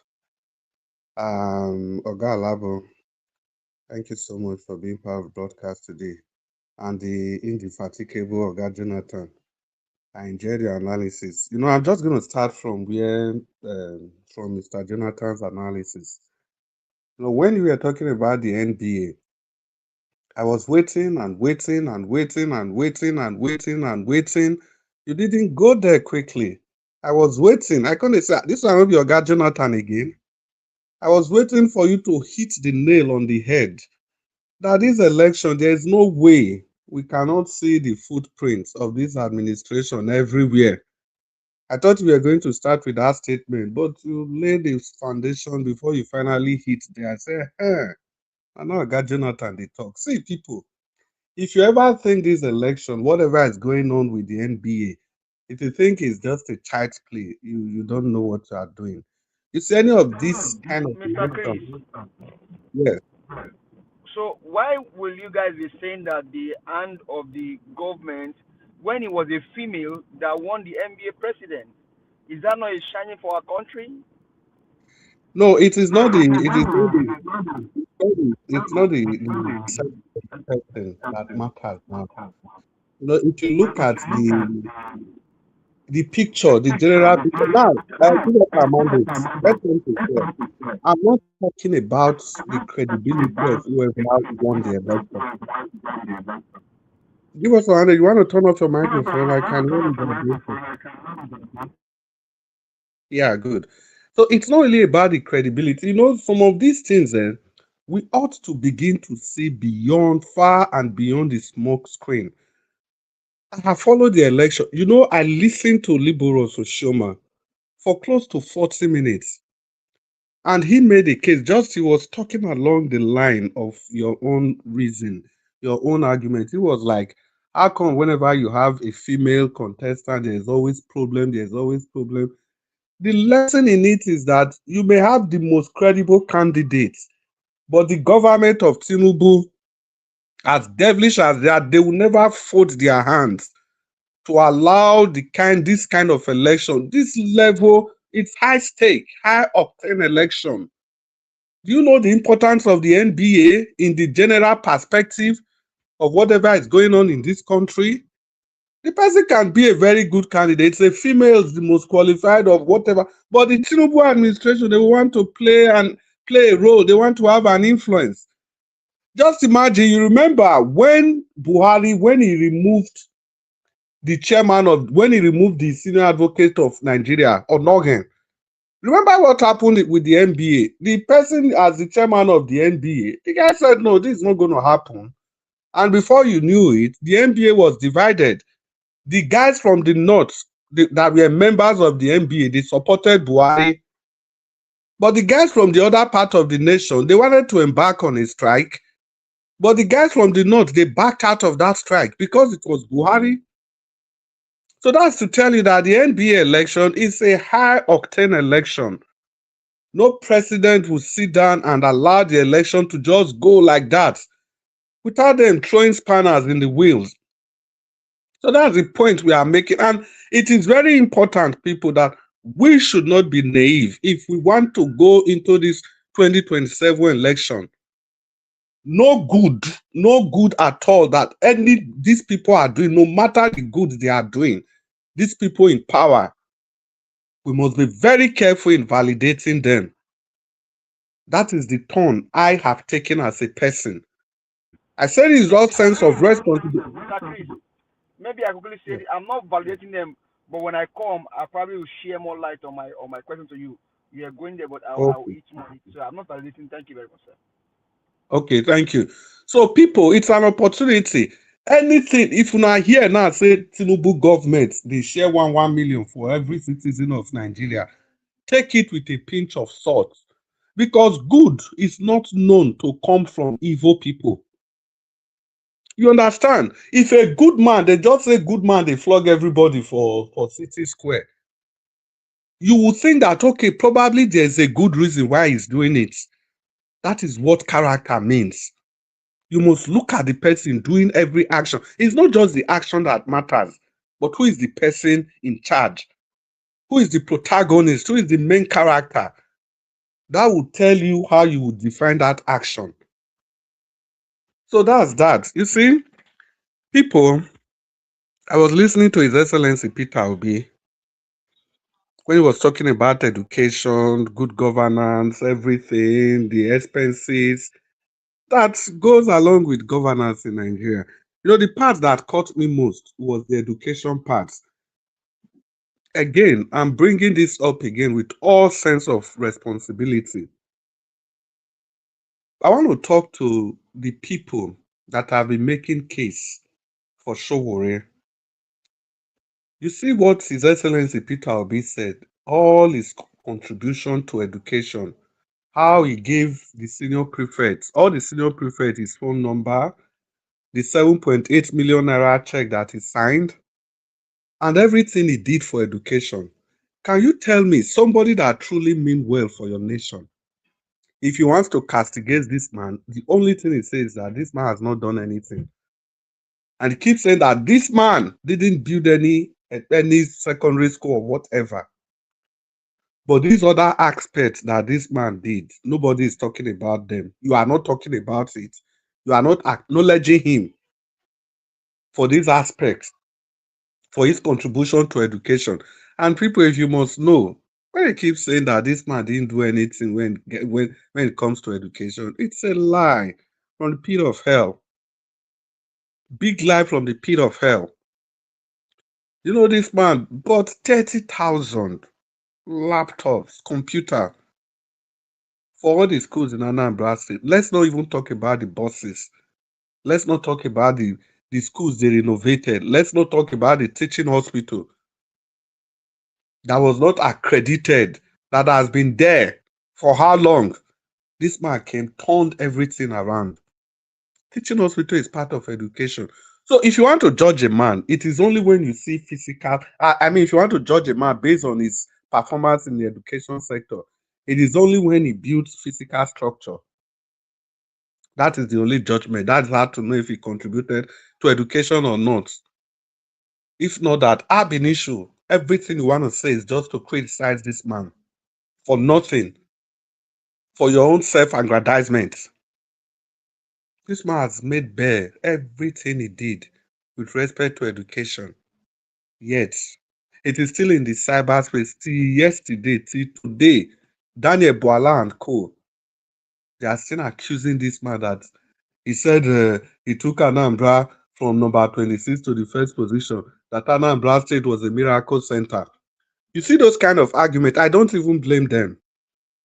Because even the opposition, the freedom fighters, they are even saying worse. The question is if Anambra was actually a miracle center, I keep asking people, why is it that during his time, it was students from Anambra that were winning all the competitions in Nigeria? almost all. So if that Anambra, if it was actually because it became a miracle center, how come the students in the Milo competition, cowbell mathematics competition, representing Nigeria in China, mathematics competition, everywhere, it was children from Anambra State? At least over 60% of the time, they were the people representing Nigeria. And apart from that, when these people finished their school, they went ahead to become successful in their universities, in everything they were doing. And you say it's Miracle Center. Even the Ministry of Education, I'll round up, now even the Ministry of Education acknowledged this man. But yet, people just want to bring him down. Well, we come to the other part of the discussion, maybe later. Thank you very much, Mr. Nanjarot. May God bless you. Good evening, All right. Nigeria. Thank you very much, my brother Oga Chris. I'm coming back to you shortly because we're not plenty here, but let's quickly hear from the next two. Give us a mandate. Please talk to us. Good evening to you. Good evening, Mr. Elvis. Hopefully you can hear me clearly. Thank you very much for doing this again today. I appreciate you. Can you hear me, sir? Yes, we can hear you. Very clear. Thank you very much. All over the world, thank you, Nigerians. Panelists, thank you. Mommy Diaspora, thank you. We appreciate you and the good works that you're doing. The FIFA World Cup is over. Spain won. Congrats to them, and to Lamar is a wonderful win. Appreciate all of the effort and everything put into this World Cup. I was on the volunteer chat earlier, and people were like, "Oh, they are feeling depressed now because the World Cup is over." Well, that's everything that has a beginning must have a end. So it has come to an end, and that 4 years we are waiting, and we'll see which country is going to host and all that. Now, on the issue of the NBA, Mr. Chris, while I asked you that question, I honestly know what I was asking, and I'm not validating Tinubu's government. Now, what we don't realize is the fact that Tinubu has gone ahead again to destroy the foundation of another key institution of our country. Nigerians, pay attention. Tinubu and his government has gone ahead again to destroy the foundation of one of our key institutions. And what they now did was to deceive Nigerians, bringing out a lady to contest, and so Nigeria can have pity and say, "Oh, she been a woman, I ain't win them now. We want women to be everywhere, to be involved and all that." So they don't look at the fraudulent part or the fraudulent process that brought in that lady into office. I mean, I like what the lawyers are doing. Hopefully, you're able to fight this through and make sure that, see, why this MBA issue is very, very vital and significant is the fact that everything that has to do with law, litigation, is hinged on this election. Mike Igini said that if Nigeria will survive, the lawyers, the judges, the SAN are the one that will make Nigeria survive. And if Nigeria will go down, the lawyers are the one also that will destroy Nigeria. And that's why the likes of Abati can tell you that, well, if you feel the process is not clean enough, go to court. And I thank you, Mr. Jonathan, for the way you said it. Abati is from Ogun State, and I think that lady also is from Ogun State. Don't be surprised. This lady, they all know where they meet. She knows, and they know that when it comes to media, they will have a soft landing. Because why? Sometimes Abati will dance his macabre dance. He will speak of the good that Tinubu is doing, even though there's none. And then tomorrow, when he goes bad, it touches him, he wants to come out and speak about the evil that they are doing, which is so glaring to Nigerians that this government has not done anything good for the people except evil. Except evil. Do you know that just some days ago I saw that 80 billion naira was earmarked in the budget to renovate churches and mosques? 80 billion naira was allocated to renovate churches and mosques in Nigeria. I have not seen that happen in any country of the world, not even America. You will allocate money to renovate churches and mosques. But in Nigeria, that is what is playing out. And that's how they buy your pastors, they buy your imam, and your traditional rulers. So this NBA election, Tinubu has gone another step further to destroy the foundation of one of the key institutions that we have as a country. And if we all fold our hands, this is how they will destroy it. Why are they doing that? Because he knows there's an election coming and they want to do everything possible to win the election. Don't forget, in the last election, when he went to court, the former NBA president said some things in favor of this criminal government. You can go and check the video. It's there. It's there. So, Nigerians, Tinubu has gone another step further to destroy the foundation of one of the key institutions that will check the excesses of the government of the country by doing this election and allowing this election to go the way it went. Nigerians, we are in for a lot of trouble. We are in for a lot of fight until we all stand up and fight against this government. We may end up not having a country. We may end up not having a nation. We may end up not being able to rescue the country. Now, on the issue of the kidnapped children in Oyo State, you know, when this whole thing started, we said this is politics. But the only part where they become so inhumane is when they beheaded Mr. Michael. A mathematics teacher was beheaded. So they play politics. The ones that were killed in the election and were not enough. They now go as far as kidnapping pupils and teachers, and they will kill their teachers because they want to score political goals or because they want to play politics. That is how evil this whole thing has become. And for the place where it happened, the son of Ogbomoso, I think also is a friend of Peter Gregory Obi. I may not be 100% certain about it, but I think is a friend of Peter Gregory Obi. So whatever politics they are playing there, only them know. But the evil part is that how you kidnap children, took them to the forest, they spent almost 60 days in the forest. A teacher was killed, and this government is still playing their evil. APC came into power through insecurity. For them to be in power, they had to do it through insecurity.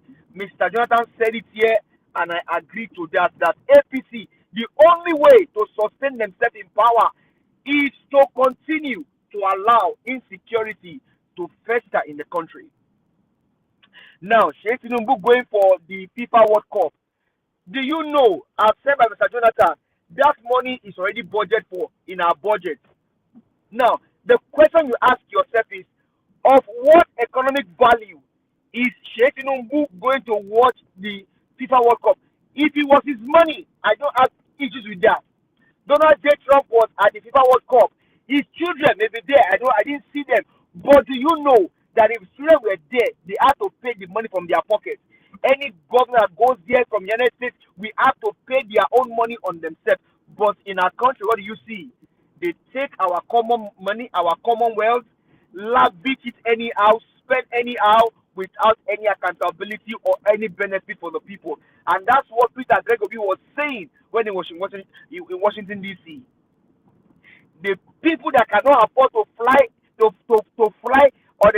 the first class before, all of a sudden they charter plane. All because what? Is the public money now public money, So make we spend them as we like. You see how they think and how they reason? It's public money. And public money must be used for the good of the public. But for them, now public money, make we spend anyhow. Thief come, thief go. Barak go remain the same. Nigerians, we must arise and fight against these people. These guys don't mean well for us. In the first place, Nigeria is not even qualified for the World Cup. So of what benefit is Sheikh Tinubu going to the World Cup? If he went there with his own personal money, well, all good for him. But that money that they use in buying his ticket and his flight to that place is Nigeria money. Now Nigeria money. Now Nigeria money. You see the pain that we are suffering. I am so glad and so happy that my principal Peter Gregory will be celebrating 65 years. And I am also glad that some sensible, some standing tall Yoruba people were able to do what they did. They now begin to enumerate all of his achievements, all of his success, all of his achievements. I didn't even know Anambra State produces oil. I just had it. I was like, wow. And this man was given oil well. He said, I don't need it. Bill Gates Foundation sending $1 million. I don't need it. Peter Gregory will be. The woman carry you is blessed. Oh. And the wife will marry you, that woman is blessed. The children that you gave birth to, they are blessed. You are such an epitome of integrity and compassionate leader. We celebrate you, sir. See, Mr. Evie said earlier that if we miss Peter Obi, we miss. See, Mr. Evie, if we miss Peter Obi, it is a generational loss. If we miss Peter Obi, it is a generational loss. Maybe over 20 generations. Missing Peter Obi is a generational loss. And so we cannot afford to miss him. No, we cannot. And the man that was sitting on a rise, trying to gag Ayo, thank God if I came in.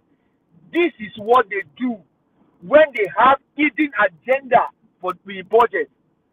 See, Nigerians, there's a lot. There is a lot going on. This fight is going to be a fierce fight. They know where we are coming from. They know what we are standing for.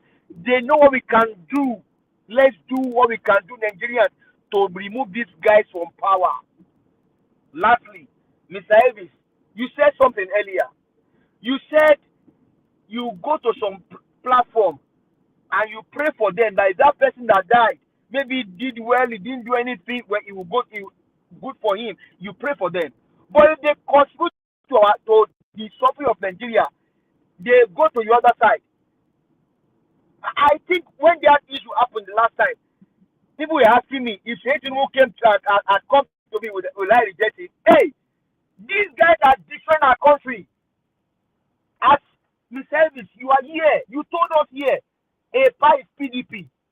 But you said no, you are not for PDP. You told us about Peter Gregory Obi. As Satan told his father and said, hey, Baba, you are destroying the country. Has he done that? Rather, is enjoying the largesse that his father is stealing from. So for me, these guys, they don't mean well for us. I reject them with everything inside of me. Because no person will allow his own people to die in that number. So thank you very much. I hear the mic. We'll come back and speak. For Nigerians, there is more fight to fight, more battles to win. Mr. Peter Obi, happy birthday to you, sir. We love you. We love you. Thank you. May God bless you. All right. Thank you. Give us a mother. Thanks for your submission. I appreciate you. I'd like us to move on to stay humble. Stay humble, please. Mr. Elvis, make I just put this in 10 seconds. You know, say for Nigerian budget, you know, say they put 50 million naira, say the definition of border. They allocated money for definition to define a border. The Nigerian-Benin border, definition of border. I don't know what that means, to define the border. That's the word, though. Definition of border. Almost 51 million naira. Now in the budgeted. What does that mean? Maybe I don't know. Maybe people people who are listening or people who are here can educate us what definition of Lagos Benin border is 50 million naira. What that means. Please, I need help. Yeah. They want to put fence, barbed wire. Barbed wire. Okay. All right, that makes sense too. And that's why it's good to say to talk. Don't take my word, don't take my word. All right. Let's move on. We'll have a time for this collective discussion. Thank you for bringing that in, Mr. Jonathan. It's good to impute that. Okay, stay humble. Talk to us, sir. It's good to have you on the show. Good evening to you. Yeah, good evening very much. Yeah, thank you, everyone. And I've listened to the submissions, and I, as usual, thought they were very, very brilliant. And I want to appreciate also those in the comment section. And, of course, our boss, Niger Watch. I really, really appreciate your consistency and the opportunity that you've provided, not just us, but a lot of people who we do not know that are listening to this program and do listen religiously. So my contribution will be as simple as usual. And let me start from this, from what I've always said. I've always said that I prefer to discuss politics with other Africans, especially people from East Africa and Southern Africa, just because I think they understand geopolitics a little bit more than we do, maybe because of the way they were colonized. Let me say something about what I've been hearing.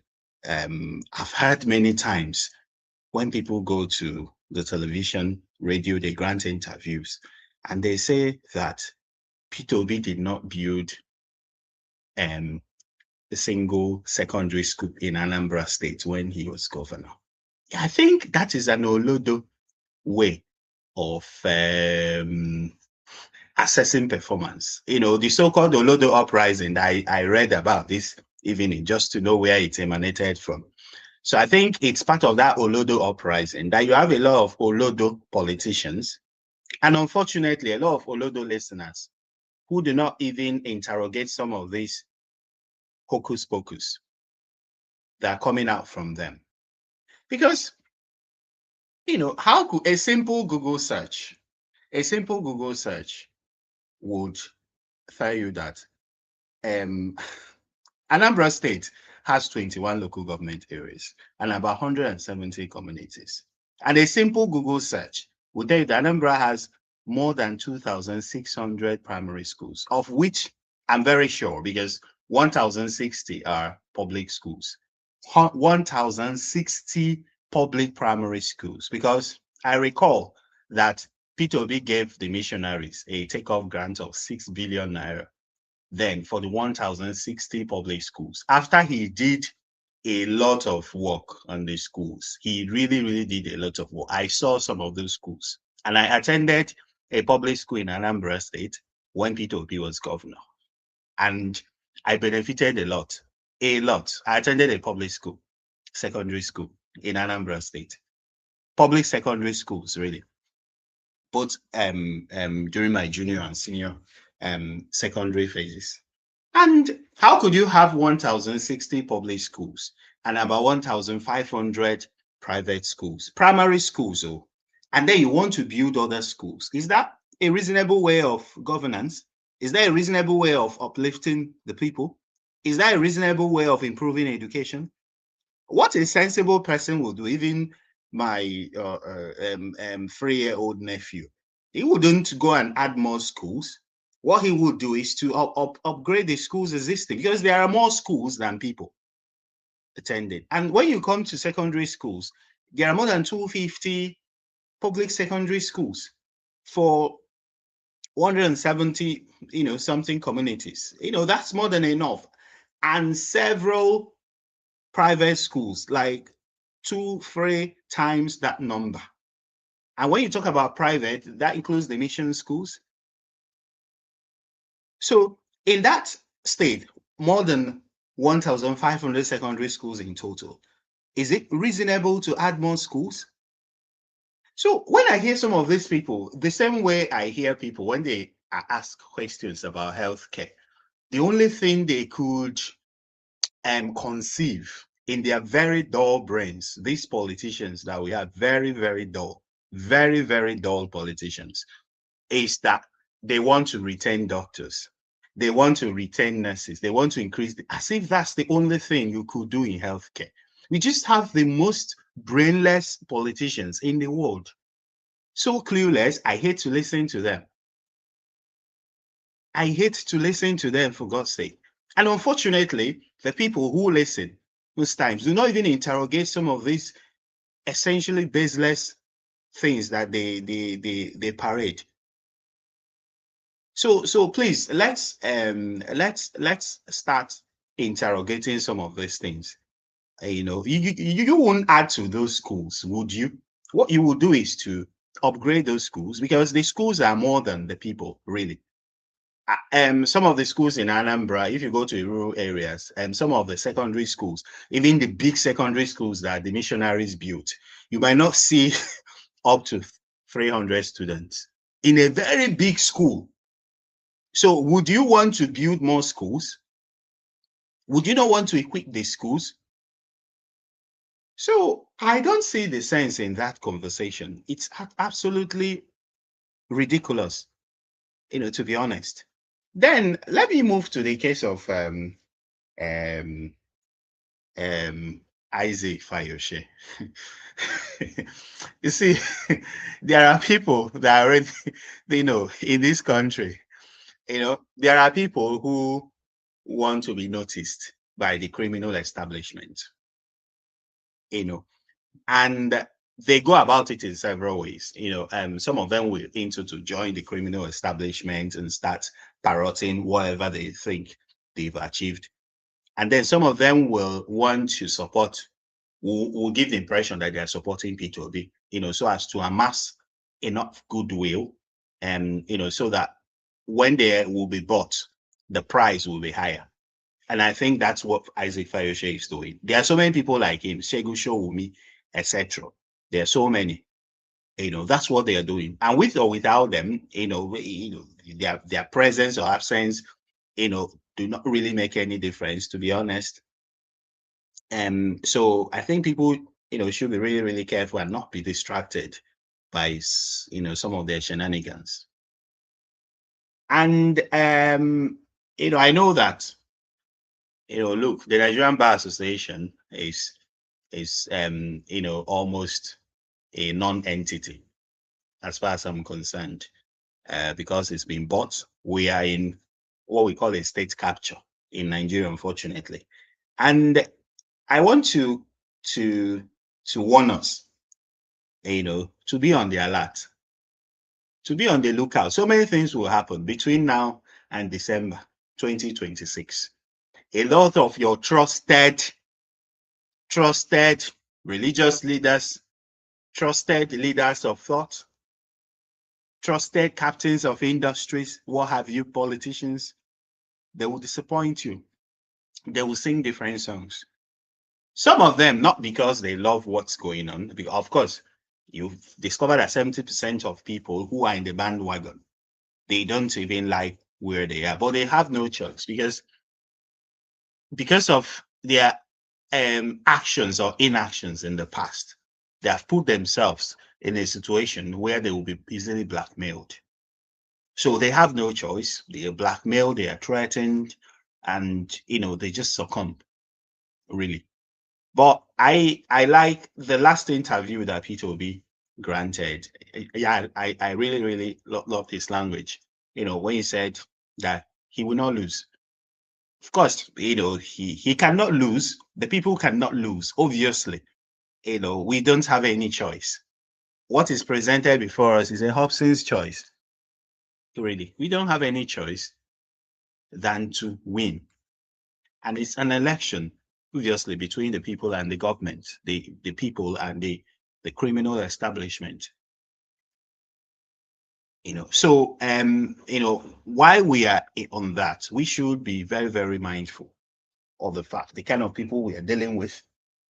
And yeah, he celebrated his birthday, and I think the coming of Peter Obi has set a pace really for politicians. His lifestyle, his leadership, his way of life, some kind of marker to other politicians. See, he attends other people's birthdays, lavish birthdays, and they spend billions. But he himself, he's celebrated his birthday in a very simple way. He visits schools, he visits hospitals, and he donates to them. And he charges everyone who wants to celebrate his birthday to do so by going to less privileged people and helping their life.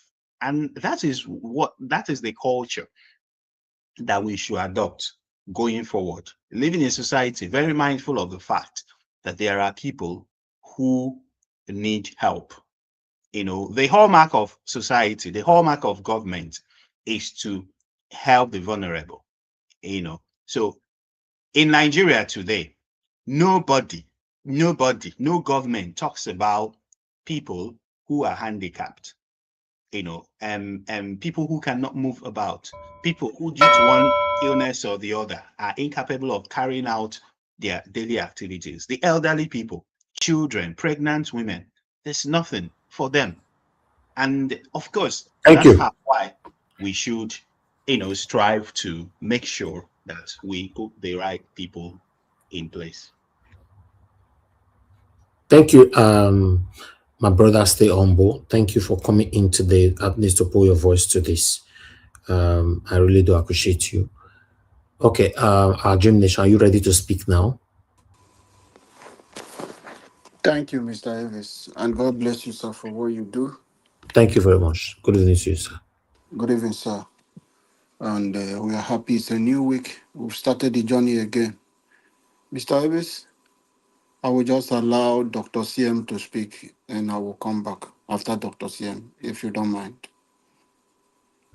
Okay, Oga CM, it's good to have you on the show, sir. Please talk to us. Thank you very much, Niger Watch. Good evening, everybody. Thank you, sir. As usual, I observe all protocols. Those on the chat column, those listening wherever you may be, please greetings. Alabo, thank you for yielding your spot to me. I know you will come after me and you will come out when I have spoken. Thank you.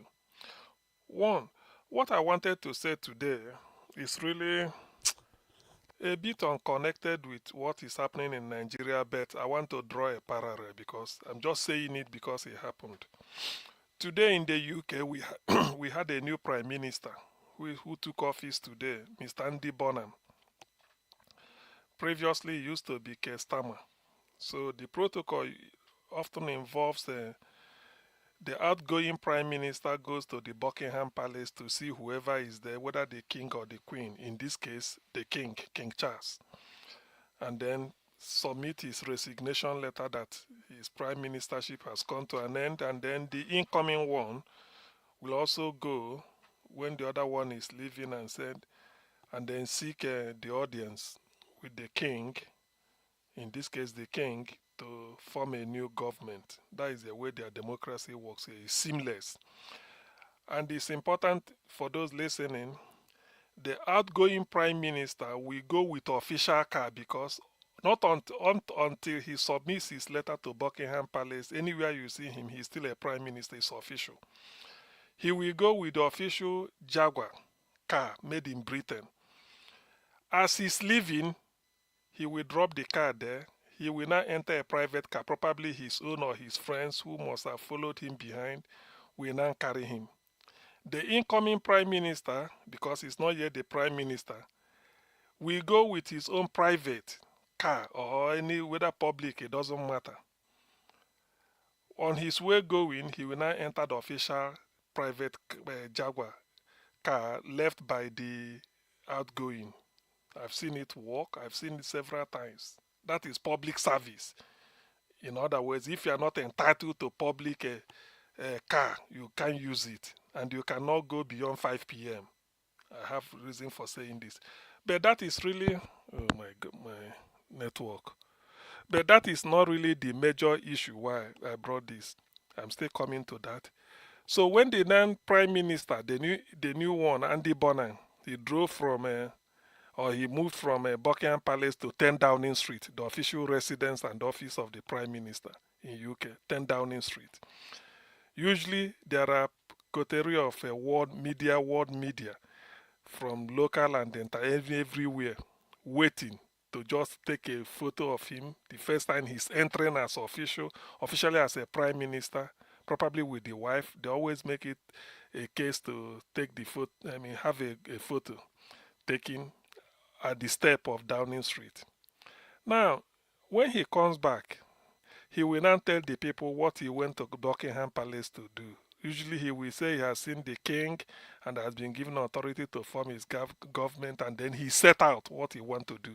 So that setting out is what I'm talking about now. Usually today's one was about 7 minutes. I watched it live. You see, Andy Bonham said he's going to take Britain. They know that things are not moving very well. Sometimes your future will be in your past. He now, with a sense of nostalgia, with the way Britain was a welfare state, nobody left behind in the 70s and 80s before Thatcher changed everything. He said Britain took a turn, some decisions wrongly, that is going to restore something like hope to the people and then attack the high cost of living and all those things. He promised to bring in what he called a new model of economics and politics to Britain. For those who may not know the system they are practicing or whatever, he felt he will improve it. But then, he said this is what he will do. He said, but he will do something immediately. Please, people should listen. He wants to do something that is becoming prime minister today. He wants immediate people will feel. You know what he said? He said he will rid Britain of rough sleepers. What they call rough sleepers is people that sleep on the street. If it's in Nigeria, those that sleep under the bridge or begging by the roadside. What he tells you is that this is about the people. Public service is not about the big men that you are going to build one type of bridge for. If you have car or you petrol, the poor man doesn't buy petrol because he hasn't got a car. He said when he goes in, he was looking at the office behind him. He said when he goes in, he will sign it that they want to rid Britain of rough sleepers. So why I'm saying this is that I saw the man speaking. He said quite certain things.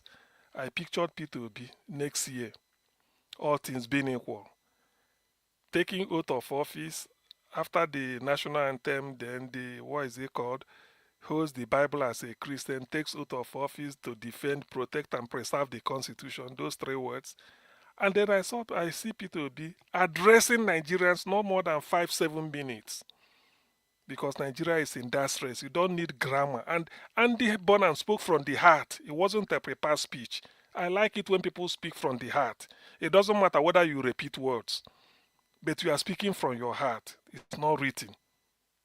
You may sound a bit incoherent, but that shows who you are. So I picture this as P2B doing this next year within 5, 6, 7 minutes. At most 10, if I thought it will get. You've talked to the people.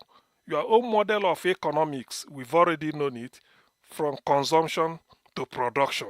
You will also repeat it next year. Then your own model of politics will be to sort of give a devastating assault on this rigging and the INEC, so that every election conducted in Nigeria must be free and fair and transparent, and very of minimal cost. You can't be budgeting billions for election. So fraud. So when I saw this thing, I said, Peter will be then, you now tell them you will put money in education, put money in health, pull people out of poverty from SMEs, small and medium enterprises. Then insecurity, you fight it head on. Somebody must be in charge. In fact, I picture Peter be saying, it's either the terrorists are in charge in Nigeria or I am in charge. two of them, something must happen. This is the type of speech that turns the people around. And I make haste to say, after listening to this, I say, Peter, I know you listening to us. If this is my mindset and if this is what you have in mind and all this, I volunteer to serve in the field of primary health care. Not keeping somebody in the office on 10th floor with air condition everywhere. No. Just 4-runner jeep. We go to move from village to village, rural area. That is how you impact people. Imagine if Andy Bonham should get rid of rough sleepers in Britain by building more homes. See the way, this is government is for the poor people, not just the big men. You remember, if people sleeping rough now, if you tell them, you say this is what government said, they will be happy. So government remembers us. The first day, people sleeping rough, people on the street, because under winter you see them cover themselves. So the equivalent in Nigeria is Peter Obi saying that he will be able to do this. If it's in the primary health care dispensary in a village where you have 5,000 people, there should be at least a qualified nurse and a pharmacist that should be there to dispense drug. My job, if I'm to get into that type of thing, will be the people monitoring it. No office, just enter jeep. So that we'll be reporting, because that is the direct effect. You hear from the people, how are they benefiting from the government? They say, oh, since this government came to power, we then go to our local dispensary, they give us paracetamol, we take it, all these things. You see people with tattered shirt, slippers, that is the government.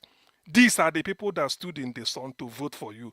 Forget about all those people stay in the hotel preparing a memorandum of understanding, and all those things are rubbish. So why I brought this thing is that I want to draw that contrast.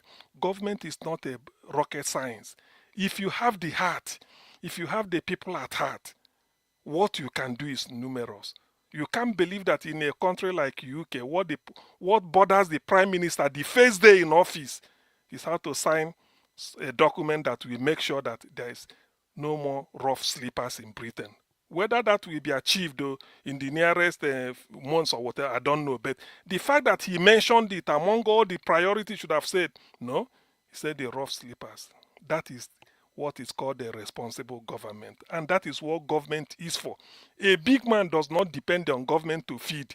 He felt that he can evade tax, eat, do everything. But the poor people always look forward to what will government do for us. And he said he will lower the cost of living. So these are the things people want to hear. So Peter Obi, your speech next year should not be 5, 6, 7, 8 minutes or 10. You've done, you are done. You just give it like then people will now, and they let it go to the people that matter, the poor people. That's why I'm saying in the field of primary health care, if you call on somebody like me, and this is what it will be done, I can volunteer. Yes, we help you to visit everywhere. 7 local governments. That is until you start making impact with these people, you haven't started. And that is what governance is all about. Government is for the poor people. Oh God. Why are they attacking this thing today? So that is, by the way. So please let me underline this. Concerning Isaac Fayose never do shenanigans. Please, the last speaker, when you are saying they should not be distracted, Isaac Fayose is an exceptional case, and this is my reason. Probably you may not know this. Isaac Fayose, from what I gathered, has not met Peter Obi. Not even a phone call. Yet he donated his hotel free of charge during the last election, forbidden to use and lodge and carry out whatever they are doing. I mean, it's an uncommon something. He believed in the cause. Why he threatened or do all these things, that not because of Peter Obi, he felt that people were attacking him. Of course, there are people. That's why when they say disobedient, nobody carries obedient on the face. Anybody can come under obedient and say anything, but they sort of attribute it to obedience. My advice then was, Isaac, not that you're offended, you may want to leave, but remember, you joined the obedient movement, not because of those people that are attacking you, but because of the principle Peter Obi holds. And being a person who is quite, what is it called, very prominent, a man of means, you are known in the society, you don't need this thing. Find a way to get to Peter Obi before you quit. Speak with the man so that in the end, if you are leaving, you can then tell the press that when I spoke with Obi, I found out that the man is not really what he's doing. Like Kenneth Okonkwo, they were at least those people were. Kenneth can say, I've spoken with Peter Obi. Abure can say, I've related with Peter Obi. What is it called? Aisha can say so. And the other ones, Tanko. But you cannot. And if you quit, the man may not know. So I begged him, I said, look, it doesn't matter if you get crashed wherever Peter Obi is, and you can pay your way through Nigeria, this and get to them. So if you get to Peter Obi, speak with the man, you might find out that it is really not the what he hasn't got his authority. Those people doing it, and then you decide: am I going to quit because of these people or because of what I have from P2B? God so kind, it was resolved. So, in a nutshell, Isaac is not it's an asset, because somebody who can sacrifice that type of thing without asking. Imagine throwing your hotel open and they used it. He said it openly. It's not, he said that yes, even when you've not made P2B, just believe in the movement and you donated what you can. So such a person should be an asset and not it has never been a liability. But maybe people approach things differently. So I'm happy that P2B visited him and it has been resolved. And that is how it should be, because in this journey, everybody is important. Yes, Dr. please, everybody is important. As you are talking of Isaac Fayoshe, today, Tinubu don't give his brother appointment. Tinubu just Tinubu don't. Let's see. The man know how to set war. He don't give his brother. Oh, sorry. Okay. Thank you. Yes, thank you. Yeah, thank you. No get me miss. You will get the one with the borrow person. Eh? No, we did now. No, God, Jonathan, now they borrow each other meanings. Now they borrow each other, they transfer to each other. No, the thing he was talking about Fayoshe. I just felt that maybe. Okay, yes, exactly. Ayo Fayoshe, Oshokomole, Tinubu give him an appointment. I know where all those things we are headed. It don't mean anything. But at least people understand where I'm coming from for Fayoshe. I mean, he's an asset. Somebody who can sacrifice, whatever to help a movement. Forget about insult. People receive it, but sometimes when they're so obedient, you don't really know whether they are really obedient. But let's leave everything that beat in the night to be mosquito. Thank you. Thank you very much. We're going to have our final submission now, but quickly, let me acknowledge my people right there. Thanks very much, everyone listening to us. Thank God, God bless you now. Please help us to press on the like, help us to share. I want to thank you, Madam Peggy Modi, for the super chat. I'm very, very grateful. And thanks for the birthday wishes to our principal, Mr. Peter Gregory Obi. Yes, he's a man of integrity. That's why we all are with him. And this is something that money cannot buy for these satanic politicians. If the money feed buy them, they don't buy them already. This is one of the things that I talk about all the time. Good name is better than riches. People don't know what it means. Everybody can quote that statement anytime. But unfortunately, they don't actually know what it means, how deep that word can be. When people say good name is better than riches, you can still have the good name and you still be rich. That's one thing people don't understand. But some people, they prefer to destroy the name and they will be rich, right? So I want to thank and congratulate every single one of you listening to me today that is rich and you still have your good name. Yes, you should be proud. That's what Peter Obi. Peter Obi not be small pikin, not billionaire, and he still have a good name. He shocked you. He had conquered greed, Yes, he shocked you there. He get the money, not billionaire, but you have a good name. So tell me how many billionaires you know in Nigeria, in Nigerian politics today. That is a billionaire, and they still have the good name. Mute yourself now. I know it's coming everywhere. Chris, mute everything they play for the background. When you are saying that's not be you. When you are saying billionaire, I bet put and well, it's in dollars, not in naira.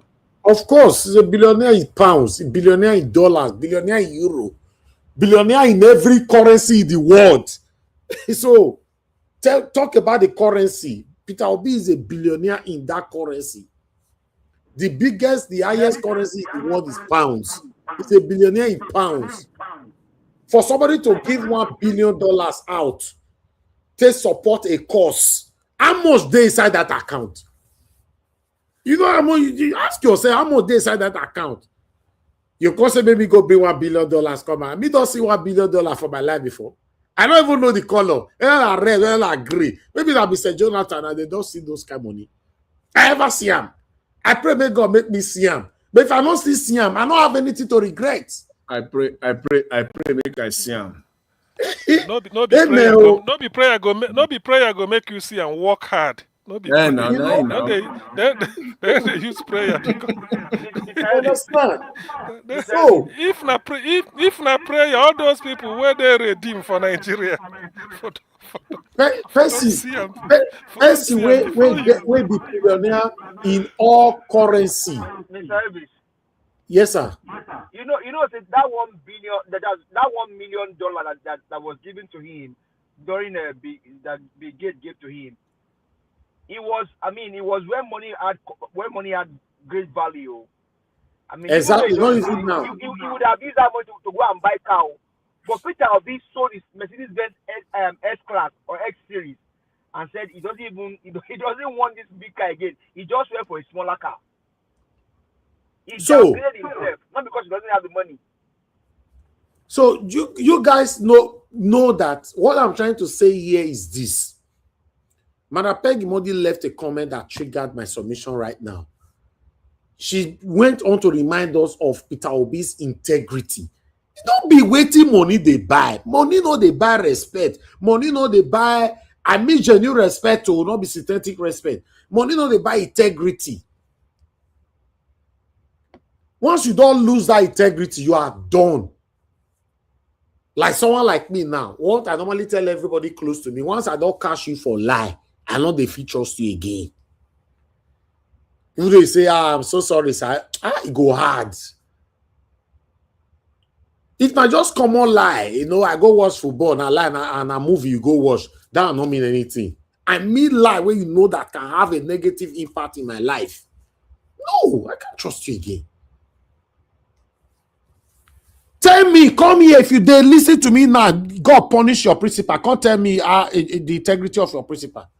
Come, link, my post link may not say I hide link. I've been on the post link this kind of time. I don't deal with my people, but my post link now.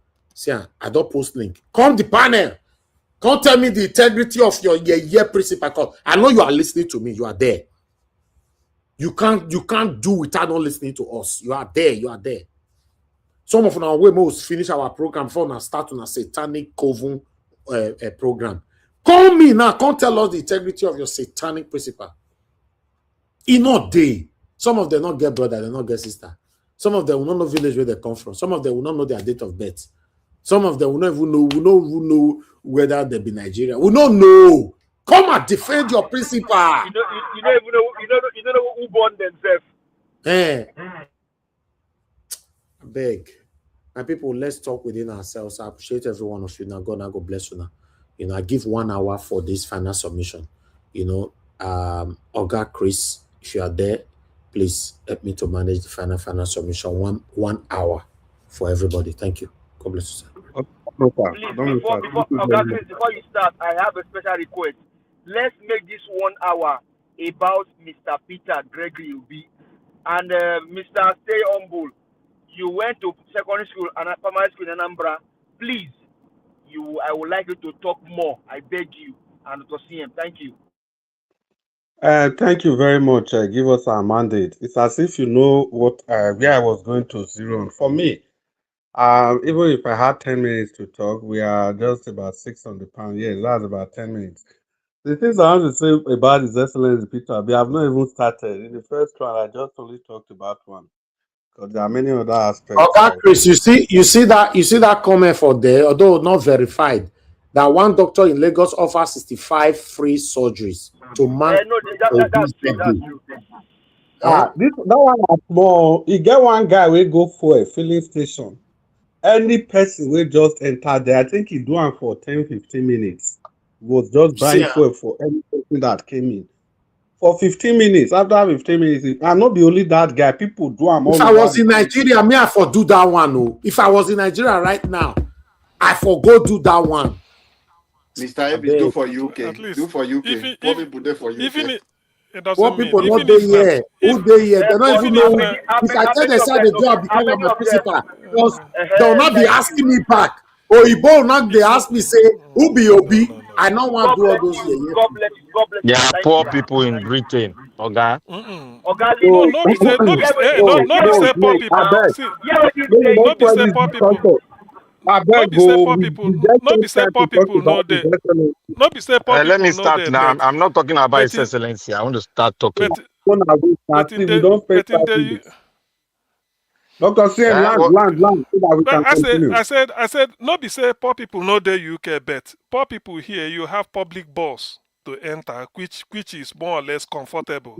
Then if you own a car, because you have to have license and all those things, you should be able And you to have food. you You should have be able food to bank. afford petrol. You should be able to Yeah, see, afford And petrol. apart from even you that, also get food bank.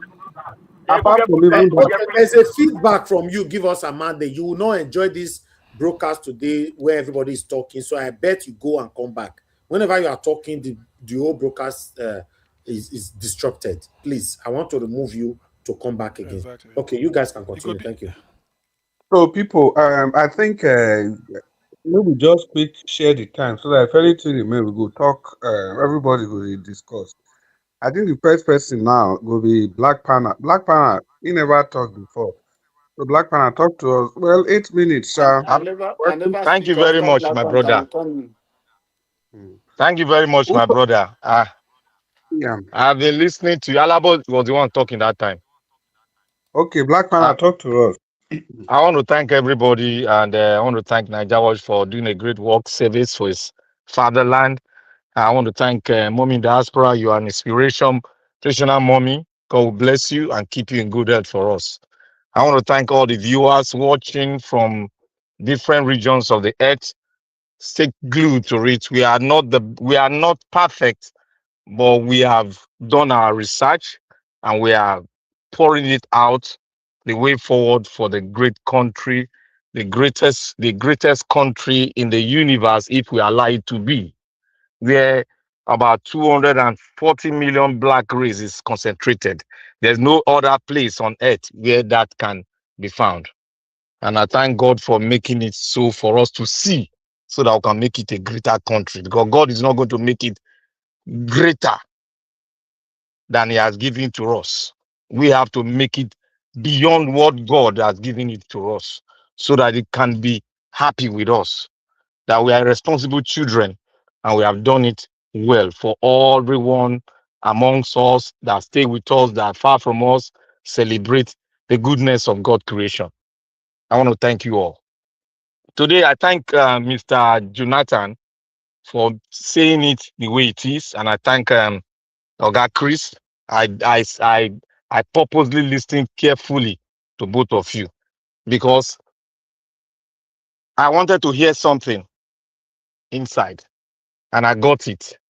And I don't know. I want to say something here. You see what Oga Jonathan dwelt on, and part two of them, one of them key, I dealt on it the day, the 2 days after, but many of us was not really capturing it.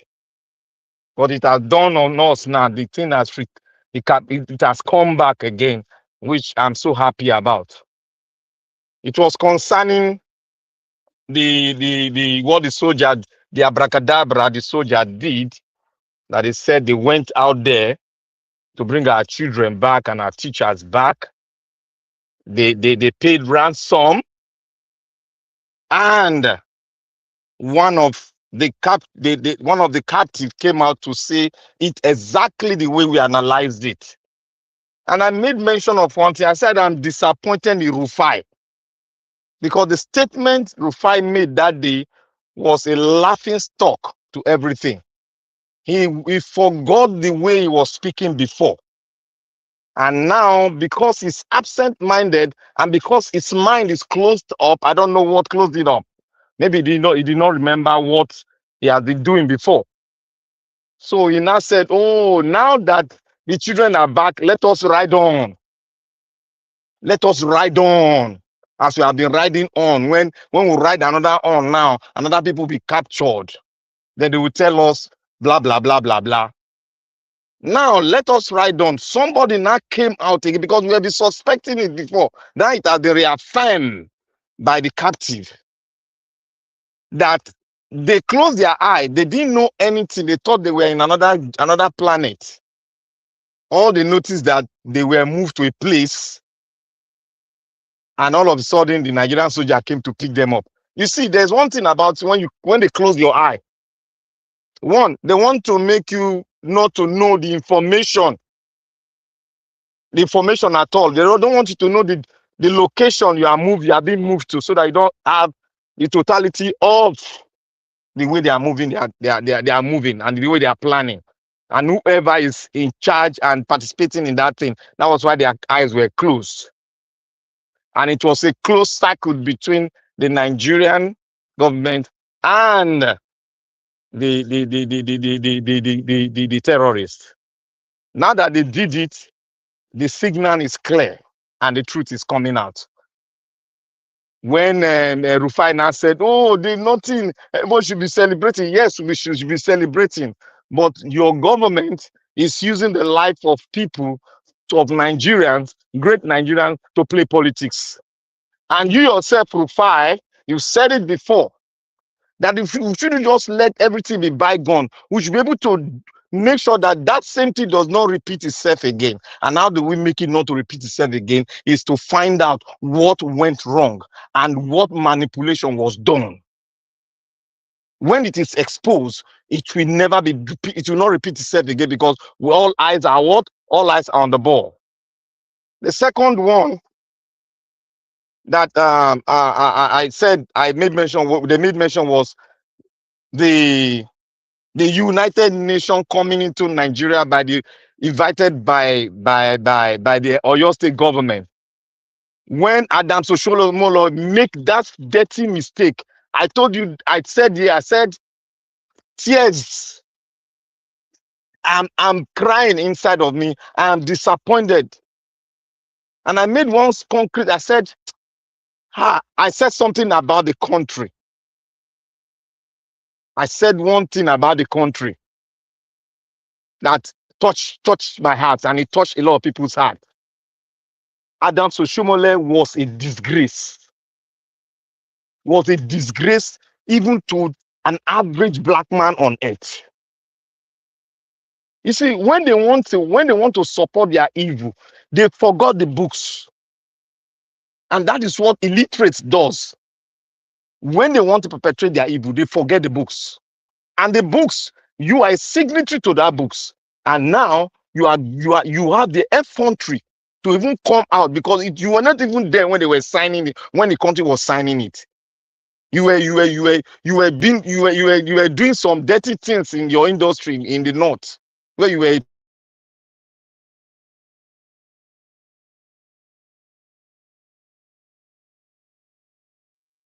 I say we don't lose black. Okay, continue. You have lost your sense of reasoning. I don't blame you. You are an illiterate. You didn't go to school. So he went further to say United Nations does not have the infantry to come in, that he was looking at United Nations from the way he landed his own message that United Nations is a country and they don't have a right to a sovereign state. That was a fallacy, and it will only come out of an illiterate. And to the election that they did in NBA, I wrote something online there. I said Tinubu is lining everything, and every elections that are so important in Nigeria, Tinubu is making sure that he puts somebody there to make sure to legitimate his rigging in the next election, because NBA is very important. Very, very important in the situation when election is taking place. They are a very strong voice. And if we are not careful, the NBA can speak for every one of us here. Every member, every Nigerian, they can speak for us, because law is the basic where economy can grow. Is the basic where people can come in because we have the rule of law that works here. And who are the people that make sure the rule of law are intact? They are the lawyer. Remember what one of the INEC official, the good man said. He said, if Nigeria goes down, the lawyers should be held responsible. Now, Thank you. he has chosen a woman. Let me just land with 20 seconds. You see, Najawa said, I am happy that a woman came in. Najawa, that word, retrieve it and rearrange it back. You should be happy if a woman come in a legitimate form and not rig an election into governance. That is what you should talk. I am not happy that this woman came in because she rigged the election. She's a government Nigeria appointee. Watch has already said that on its submission. Oh, Just okay. give your She's a opinion. government appointee and she rigged her way in. That is the way it is. There's no way. I've never seen any NBA election that was rigged. If anybody has it, let it bring it. Thank you very much. Yeah, thank you very much, Black Panther. Oga Labo, I thank you for that interjection. I was just looking for you to Exactly. answer. Thank God say Mr. Labo corrected him on that. Yeah, Thank you. Go ahead. Black Panther, if you even know, when Nigeria was finished the presentation, when they call Oga Jonathan talk, he tell us that may talk about the NBA election because he not to understand the way the thing be want understand more. If you listen to Oga Nigeria's Yeah, submission, thank God you corrected me now because I didn't listen to that side when he spoke. that was the last thing he said. He said Oga Jonathan will play further because he not to know what they go on there. So, and that's the thing. Oga Labo, your time now, your 8 minutes. I might not even get to 8 minutes. Oh yeah, now let's try. But my own is just to is it for me to say appeal to Nigerians? Pardon my manners. Let me just stand on the existing protocol, everyone. God bless you. This is a man. If we miss Peter Obi, like every one of us is saying, Nigerians, I've been saying this long time ago to say, if Peter Obi, we missed it, it's going to take us over 50 years to begin to look at. Because we are looking at Alex Oti. That is the only governor you said now, okay, has that similarity. But Alex Oti said he's going to end as the governor. But nobody knows who will be the hope of Nigeria. Because if you are saying potential presidential candidate, North and South, outside Alex Oti and Peter Obi, there is nobody. Go to North, they don't have. If they have people like Alex Oti and I have people like Peter Obi in the North, we will not be campaigning and be stressing ourselves.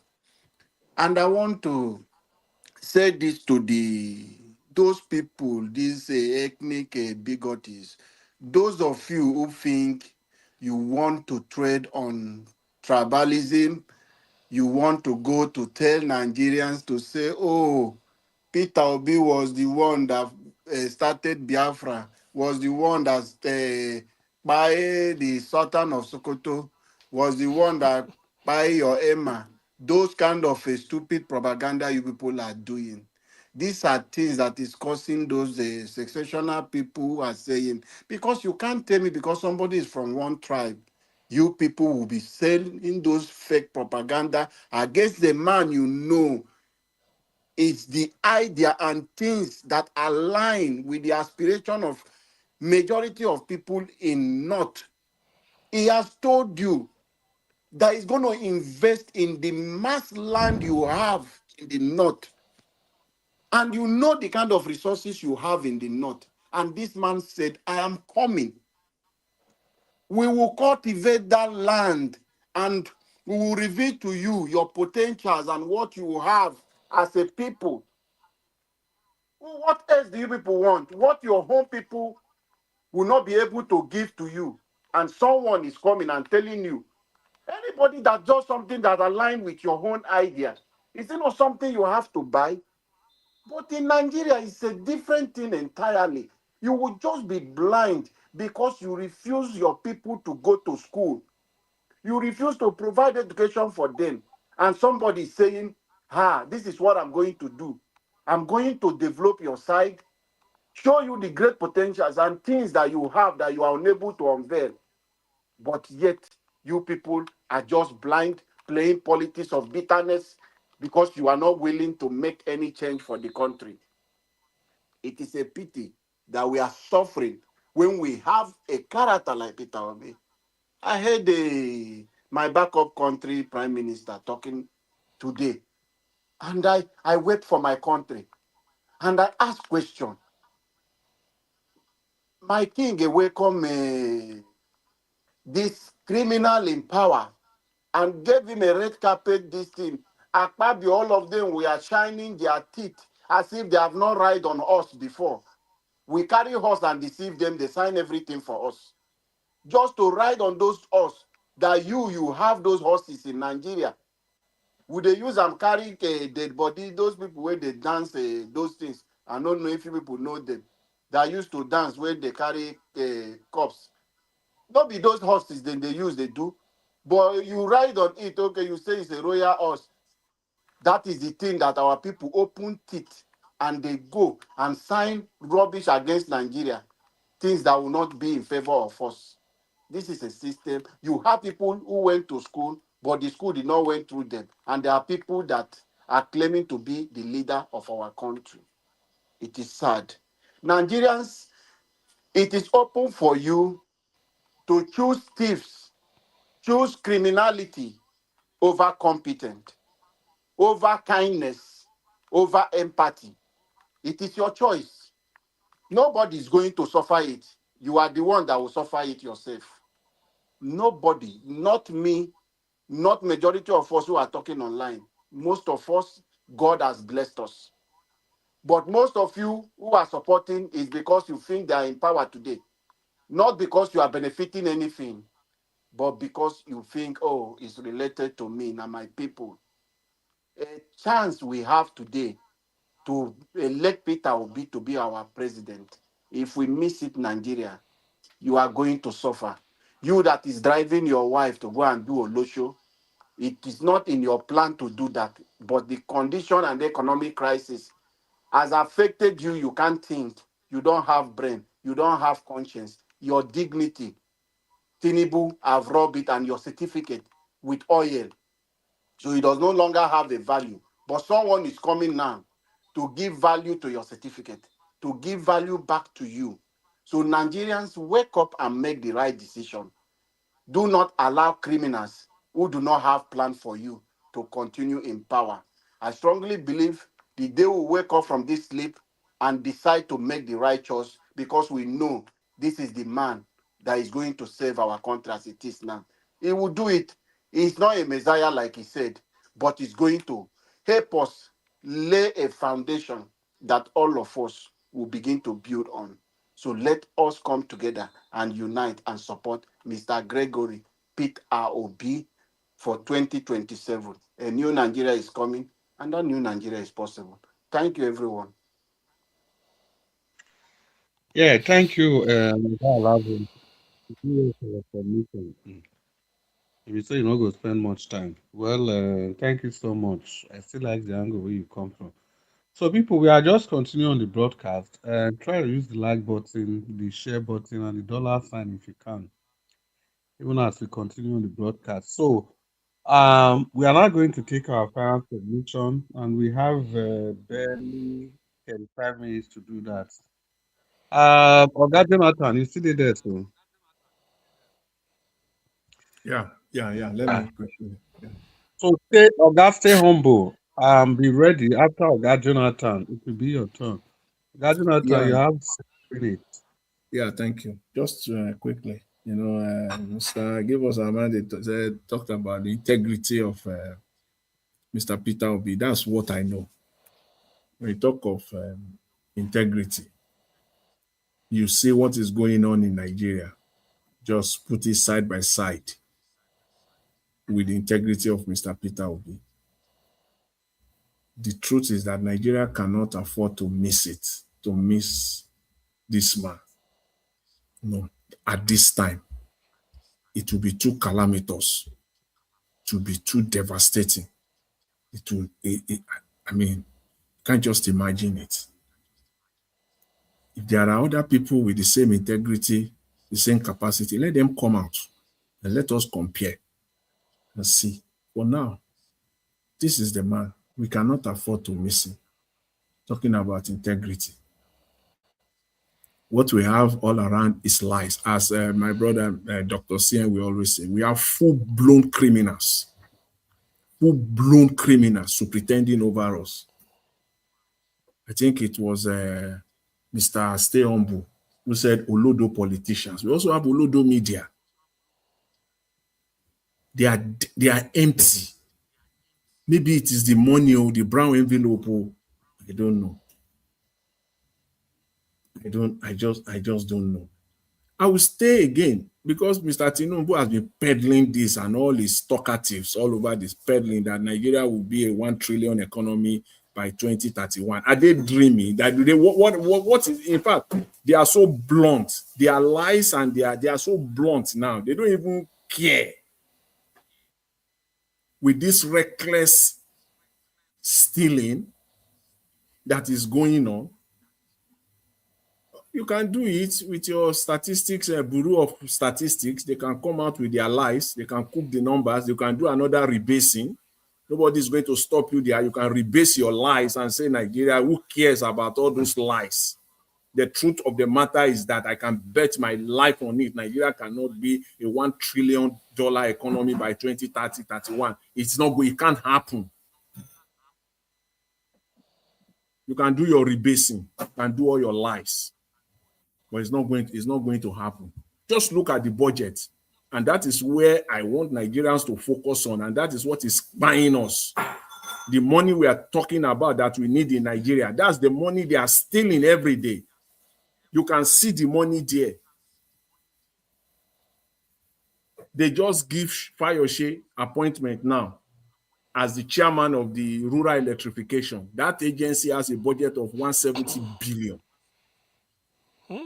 170 billion on the budget 2026 appropriation act. 170 billion. Out of that 170 billion, 100 billion is for solar. For that agency, 100 billion is for solar. And go to all the ministries on that budget. All of them also have allocation of solar, nothing less than 50 to 100 billion each also. That is the duplication article was referring to. If you put all the solar budget under the rural electrification, it is understandable. That one is clear. What has he got to do now, putting it under the Ministry of Orientation and Culture? Just connect it. What sense does that make? This thing Peter Obi has been talking about, from consumption to production, do you know that they also created an agency called the National Productivity Center? Every item on that budget under the National Productivity Center, they are all of them are crooks number. Now they put there 110 billion naira. It is just money Tinubu just allocate to all the constituency, 70 million here, 1 billion there, 500. I can't just name it. All the items are questionable. All of them, this one is without exception. All the items under that National Productivity Center, 110 billion of them, all of them, they are all questionable. And you have media, they can't go there. Pick two of them and search it out. If you will find it there, just close your eyes and pick two. And they want to reach $1 trillion economy, GDP by 2030. They are crooked National Bureau of Statistics that will cook the numbers and throw it out.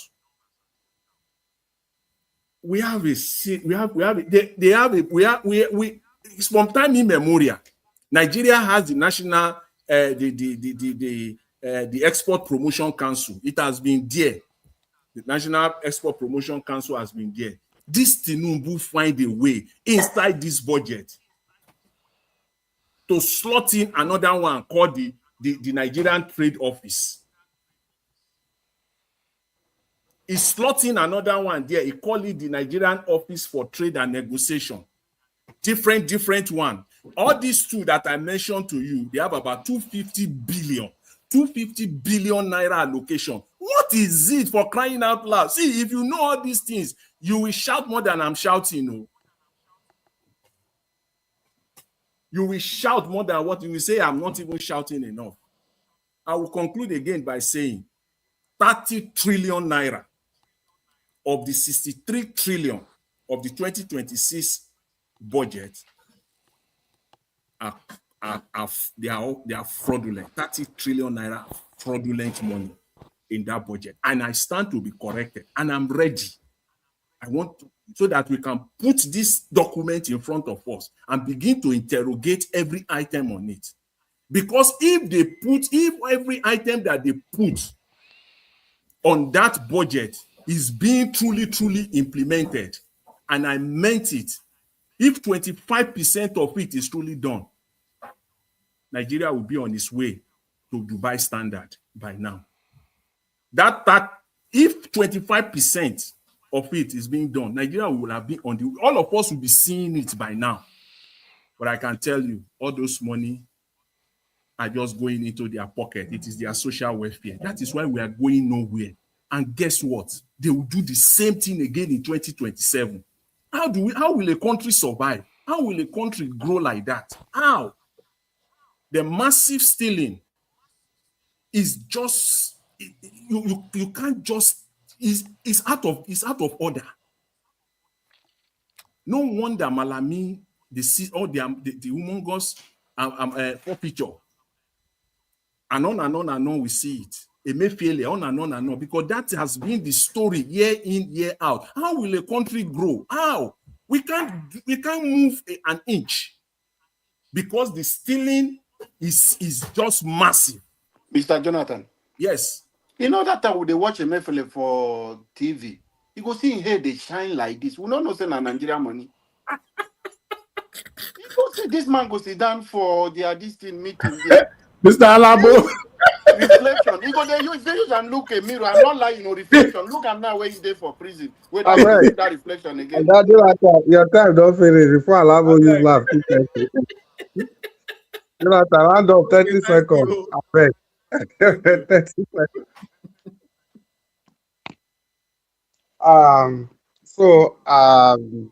Oga Jonathan, thank you very much for that submission. You know, when you first talk from the beginning, say they give a fire state contract. I kind of wonder whether you know go give them appointments. I kind of wonder whether you know go elaborate further. You know, see where they do for the past few days. Be say when I go through the budget, I look at the agency. The first thing I do, I quickly Google who is the head of this agency. So when I can't reach the Ministry of Power, I can't reach the National Agency, the Rural Electrification Agency. As usual, I can't Google. Immediately, I can't Google who is the head of this agency. Now he just bring it out for me, say, na fire shade. Now I take no. Because I'm going to stay on this thing. I'm going to stay on it. See, it is on all of us Nigerians to do this, honestly speaking, if we want to move forward. And until we do this, Nigerian politicians will not change. Until they know that there's no place for them to hide. If you like, go and hide it under one corner instead that 2,006 to 700 page document. Hide it anywhere. We will fish it out. And we'll go and find out whether that project has been done or not. Until we do that, these people will never change. Exactly. You know, I completely agree because that fire shade, now one of those ministry where you know go just know what they do there. So all those money, now just money for the boys. Well, that's why we should keep advocating for our principal to come to power. That's why we must never get tired because this whole thing is so nauseating. It's okay. Stay humble. Are you there? Stay humble is not immediate. Yeah, Okay. I'm here. Okay. Yeah, Yeah, stay if you humble. mention someone, at least give the person a second to unmute. Yeah, so you know, Yeah. time don't go this way. If you mention someone, please give the person a second to unmute. Yeah. That's a sensible thing to do. Yeah, stay humble. You have 5 minutes to talk, but Nobody is trying to direct you on how to talk, but because give us our mandate, raise the issue that we should spend time in just advocating for Peter Obi, at least for today. But that's what we do normally. So you can spend most of your time talking about His Excellency Peter Obi if you want to do that. But if you have other Okay, things to okay. talk about, yeah. Yeah. Well, if you ask me to talk about Peter Obi from now till tomorrow morning, it's almost tomorrow. Maybe from now till the end of the year. Yeah, I can't exhaust it because I wasn't. Yeah, I started supporting Peter Obi from primary school. I trust you to stay humble. I trust you will do that. I started supporting Peter Obi from primary school, and yeah, I was in secondary school in Anambra. In fact, I will tell you a story. During my senior secondary school, the first day in school, my first day in the senior secondary school I attended, we were asked to go and protest against Peter Obi's impeachment. We were asked to go and protest at the government. We marched to the government house to protest the impeachment of Peter Obi. So, that has to tell you how far I followed the man Peter Obi. But before I come to that, there is something very important that Oga Jonathan mentioned about the parastatals and about the lack of inquisitiveness of Nigerians, the lack of curiosity. Sometimes there are so many things really that we need to interrogate, like I mentioned earlier, but we don't because so maybe because they are in print. We don't have that patience. We don't have that level of curiosity to actually look at those things, and those things go unnoticed. And these people have a few there really. Yeah, so I think that's another thing we'll start to look into. And there are so many parastatals in Nigeria, so many agencies, a lot of them that we don't even know about. We don't even know that they exist, but they exist. And sometimes these agencies are created when something comes up. We don't even follow what happens in the National Assembly. And I don't blame Nigerians because it's a joke. A lot of people there are just clowns, unfortunately. And even the public hearings, they don't even allow Nigerians to attend. The people that attend the public hearings are the imperialists. They fly from so many places in the world and attend the public hearings, and they decide what happens in Nigeria, unfortunately. But some people here who always want to think that they are conspiracy theories, that we are that all these things are conspiracy theory. Because one of the problems that Nigerians have and some Africans is that they think that we exist in isolation. They don't they think that all the global forces, that all the forces acting on the countries and the globe in the world, that they somehow ignore Nigeria. So they want to look at Nigeria's problem from the Nigerian perspective and not from a global perspective, which is very, very erroneous, in a very wrong way of looking at it. But if you look at it from a global perspective, that will actually help you to solve the problem. But we've talked about that in the past. These agencies are created, they populate them with people, who we do not even know. And those agencies, parastatals are headed by people who they just, who are being compensated for whatever role they've played in installing another criminal establishment. So, those agencies are not productive, and they don't contribute much to the Nigerian society. And this evening, just before I rejoined, I was listening to Rabbi Kwankwaso, who had some kind of a live conversation with Nigerians, and they were asking him questions, and I began to ponder on things. If I was given the opportunity to ask a question, what I will ask him is this: we've mounted this thing about sending people abroad as an achievement.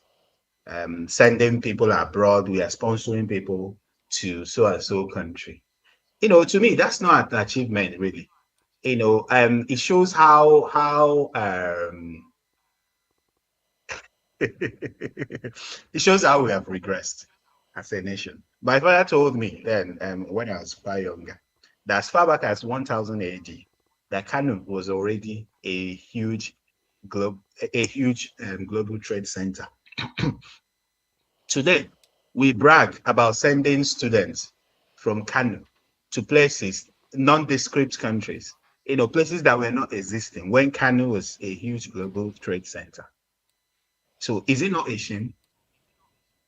So when are we going to brag about people coming from Tanzania, Uganda, Zimbabwe, the Caribbeans, etc., a lot of places to study in Nigeria? When are we going to brag about that? Kano is a huge, huge, huge city, very popular. And by now, Kano should be hosting some of the best educational institutes in the world if we knew what we're doing. And since I started following Nigerian politics, I started following it, quite a very tender age. I've not really seen a politician from the north who commanded huge following as a result of being brilliant. Is Stay that humble. the only? Sorry. Round up 30 seconds. Yeah. So the only person that commanded huge following is as a result of being an extremist, a religious extremist. I've not seen, so each time maybe you have a brilliant person from the south or so, it's just paired person with someone from the north whose level of conversation is just very low. Or maybe you have, because they were born to rule, maybe a moron from the north. And then pair the person with a brilliant person from the south, and you expect them to do wonders. No, it's not possible. So let us improve the level of our conversation, level of our interrogation, level of curiosity, and we'll be able to get to our destination. Thank you. Yeah. Thank you very much. Stay humble. Thank you for that little historical perspective that you gave us. Well, people, the broadcast is still on. We have barely 20 minutes to wrap up this. So please use the like button, the share button, and the dollar sign. Yeah, give us our mandate is back. Give us our mandates. You want to talk to us? 5 minutes.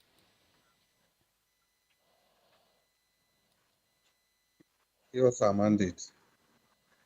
I think give us our mandate is not available. Okay, let me address this because Stay on both said something just now. When you call people, you need to wait for 2 seconds and all that. You don't wait for any 2 seconds. It's just like you see the vacuum and the space you created by waiting for to give us a mandate because you wanted to succumb to that advice from Stay on. But you don't wait for any 2 seconds. We are here. We are not here to sleep. So when you call on the next person, everybody should be close to their gadget. If you are not there, move on to the next person. If the person come, say, I did here and somebody else have unmuted, started talking, let the person wait and continue after the one way they talk finish. Simple. Just imagine, look at the space that you wasted now by calling. You don't even call people twice. If you call me, Mr. Najawash, once and I no answer, don't call me twice. The only reason why you will come into it because you know I'm the anchor here. We do this every day now. Thank you, sir. When we are here, we should mute our devices, shouldn't we? And then when we are called, we should unmute our devices. You don't expect us to do it with the speed of light. Yes, Auguste Ombo, yes, we know our frequent people here who are always ready. Whenever you call them, they are there. People like Give Us a Mandate, Alabo, and few others, you go wait for 78 years, they're not going to ever unmute. So don't waste time calling them twice. You understand? Anytime I call Mr. Jonathan, yeah, he's here, they unmute. And I believe Mr. Jonathan is always busy on the background. So although everybody have excuses for why they are busy, some people they work and all that. That's why I said move on to the next person. When they are ready, they will come back, then they'll give their submission. Thank you, God, Chris. Yeah, Mr. Najawash, thank you so much. You don't chop our 3 minutes for lecturing. Thank you. Najawash, like I talk every time, if you they moderate, it's different. If any of us they moderate. So we just try drag all of us because all of us are panelists. We try drag ourselves along till we fit get to the end of the broadcast. Now let me tell stay humble just now. Say, okay, you are not restricted to talking about His Excellency Peter Obi, only him, because people are listening to us from all over the world. You know, we need to create that balance, no matter what it is. But if it gets to my turn, I'm just pre-informing everybody.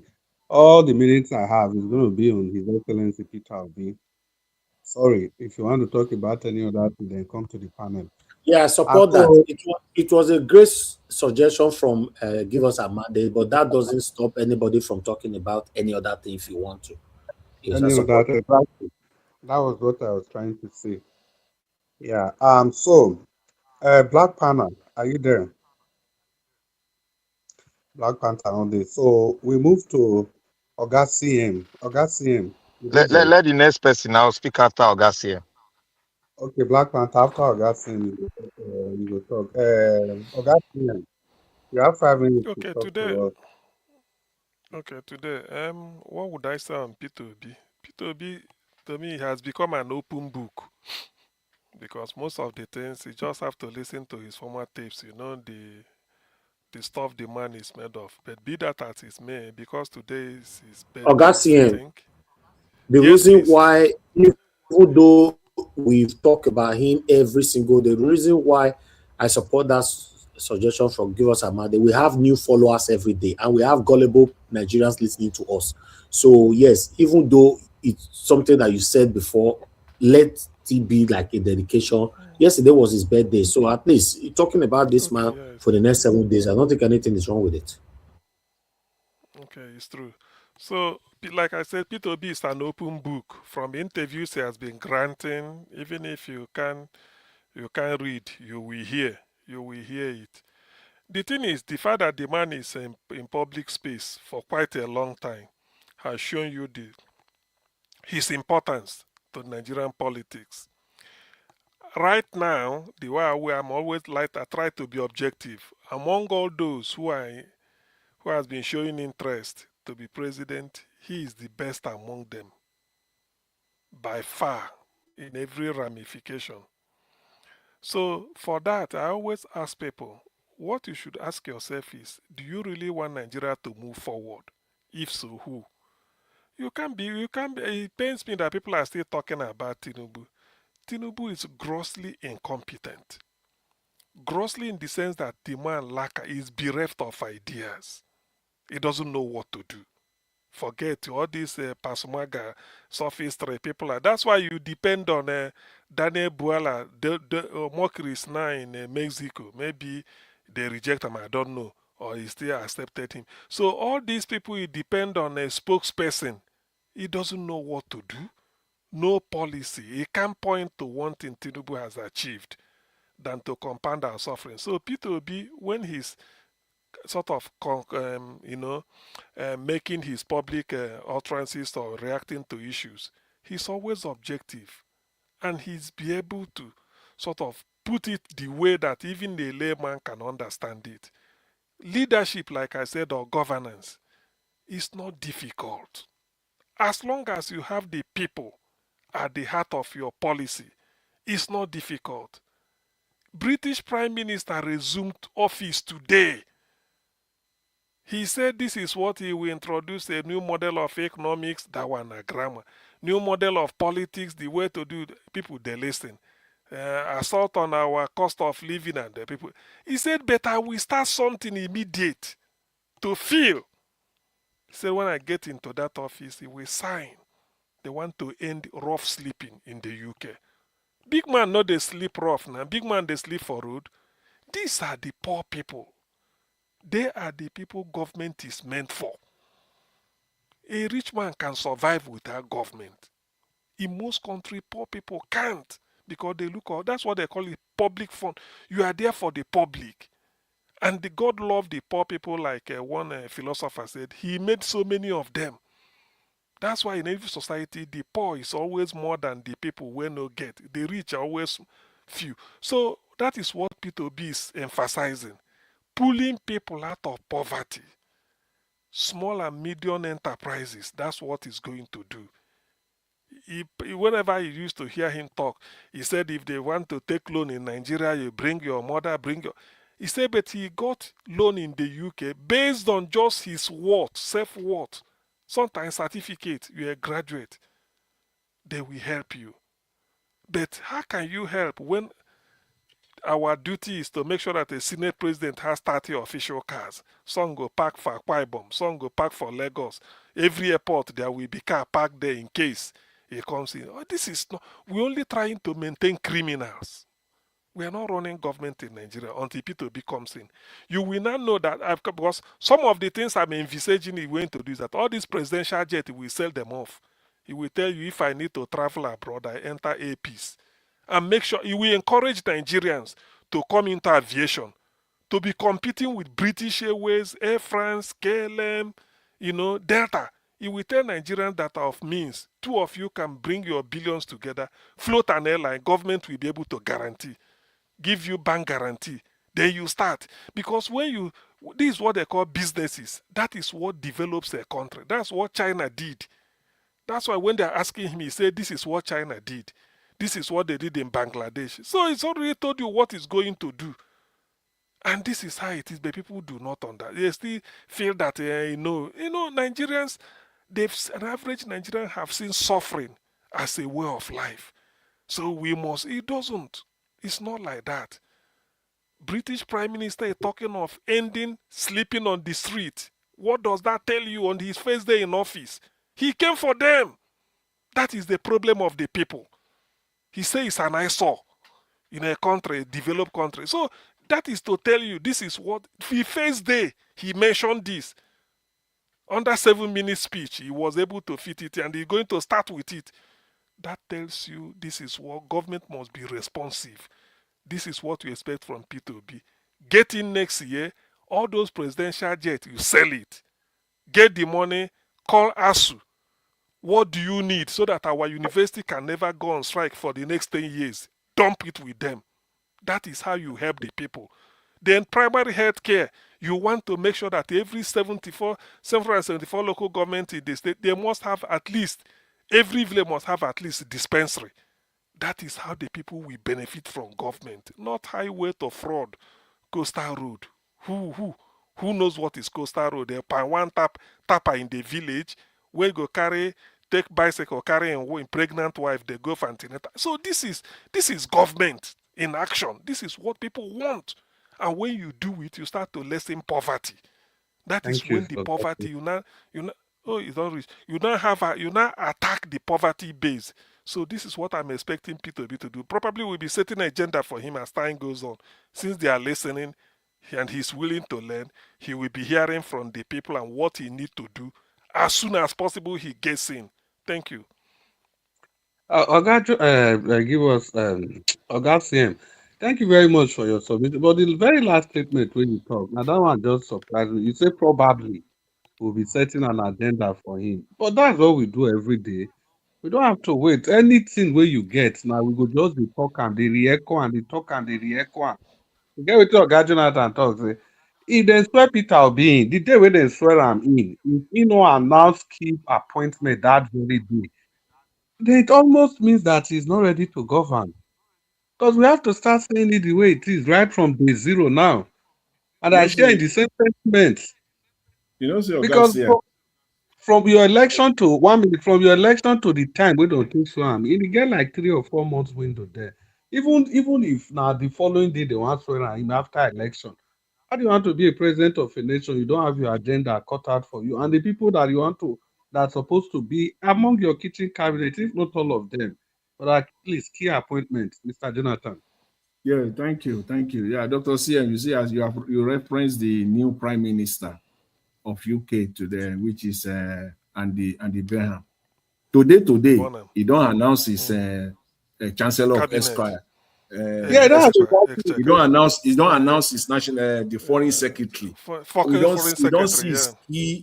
his key people. He don't announce the one for Exactly. pension, the secretary of pension. These are the key people that holds the economy together. He don't announce. You know, if he joke with them, then they no go give him space. Now today he become prime minister officially. Now today we want to know who you they work with immediately. No be say tomorrow. No be say in 2 weeks time. Today. If not, just imagine a situation where the new prime minister of UK today, he no name is Exchequer, the chancellor of the Exchequer. He no name the foreign secretary. He no name the secretary of pension. He no name all the today. Even he don't name the secretary of housing.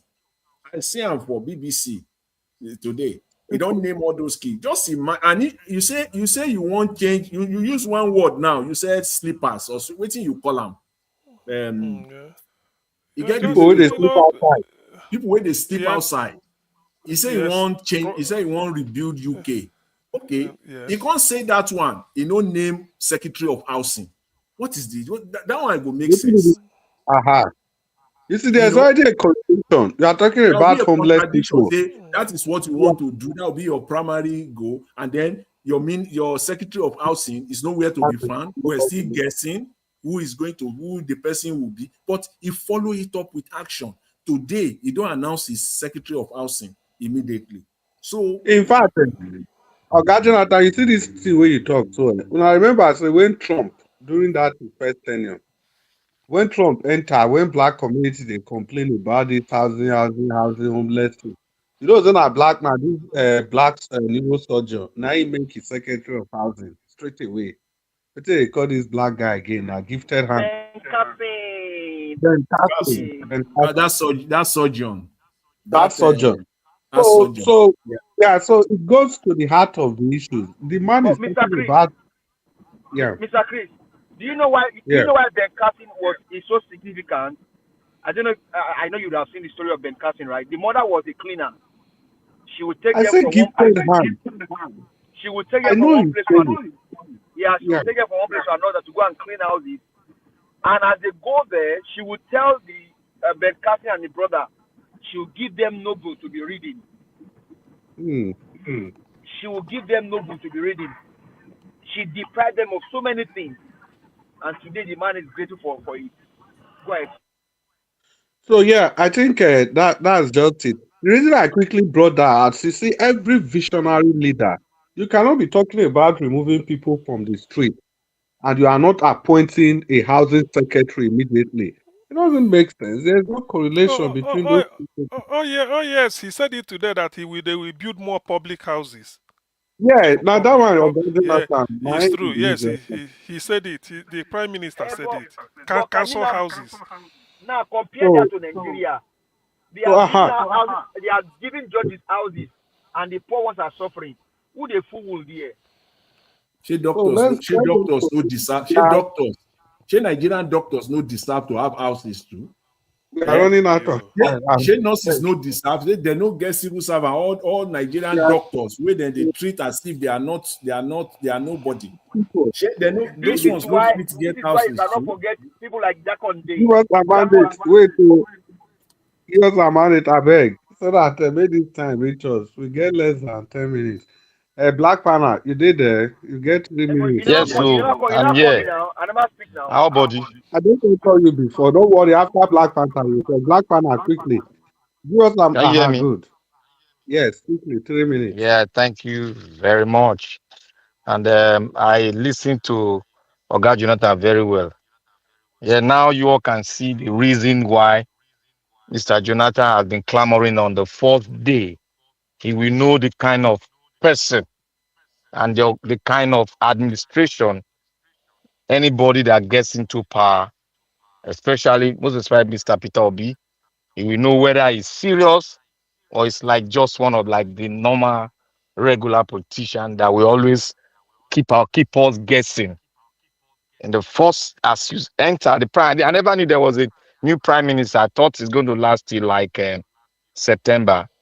Congratulations to the new PM, and I want to thank. I want to say the people of the British people have spoken, and yes, Yeah, Black this is Panther, our Black Panther. governance. Quick interject. See, country we know what they do. Person don't you not do well. You need to go. Nobody they wait You for need to God. Make God exactly, you know call. exactly. No God. God no go call everybody. And even you don't go tell us where we pray, where we fast. No. He's not Yes, doing now. it quickly. So when people they say prayer here, that is why we are saying that Nigeria is, we have a lot of good people that can be in governance, but they are shying away. But there's one of them that has come out that refused not to shy, but came out with boldness. And that person is Mr. Peter Obi. And as he has come out with boldness, let every one of us deem it as a bone, as a responsibility, as a right to come out, look into every area which you want to look into about this man. And if you find anything wanting, come boldly to the media. You have the internet with you, you have the Facebook, every other media you can use in propagating, so that that vetting you have done will be, will be challenged, will be respected, and solution, the right thing will be told of you. Now that is not right. This is why it came about. So we should be grateful to God that God has brought somebody in our lifetime that is not corrupt, coming to the Nigerian space, standing with boldness, and told you all, if you found anything corrupt against me or my past government or anything at all, bring it out, confirm it, and I'll step down as a presidential aspirant. That is something that has never happened, even in the history of African politics. This is an humble person. He's ready to serve. It pains his heart that they travel around the world and see countries that are not even up to us. Nigeria lent about $240 million to the IMF, to World Bank, lend 150 something to IMF. And now we are now borrowing.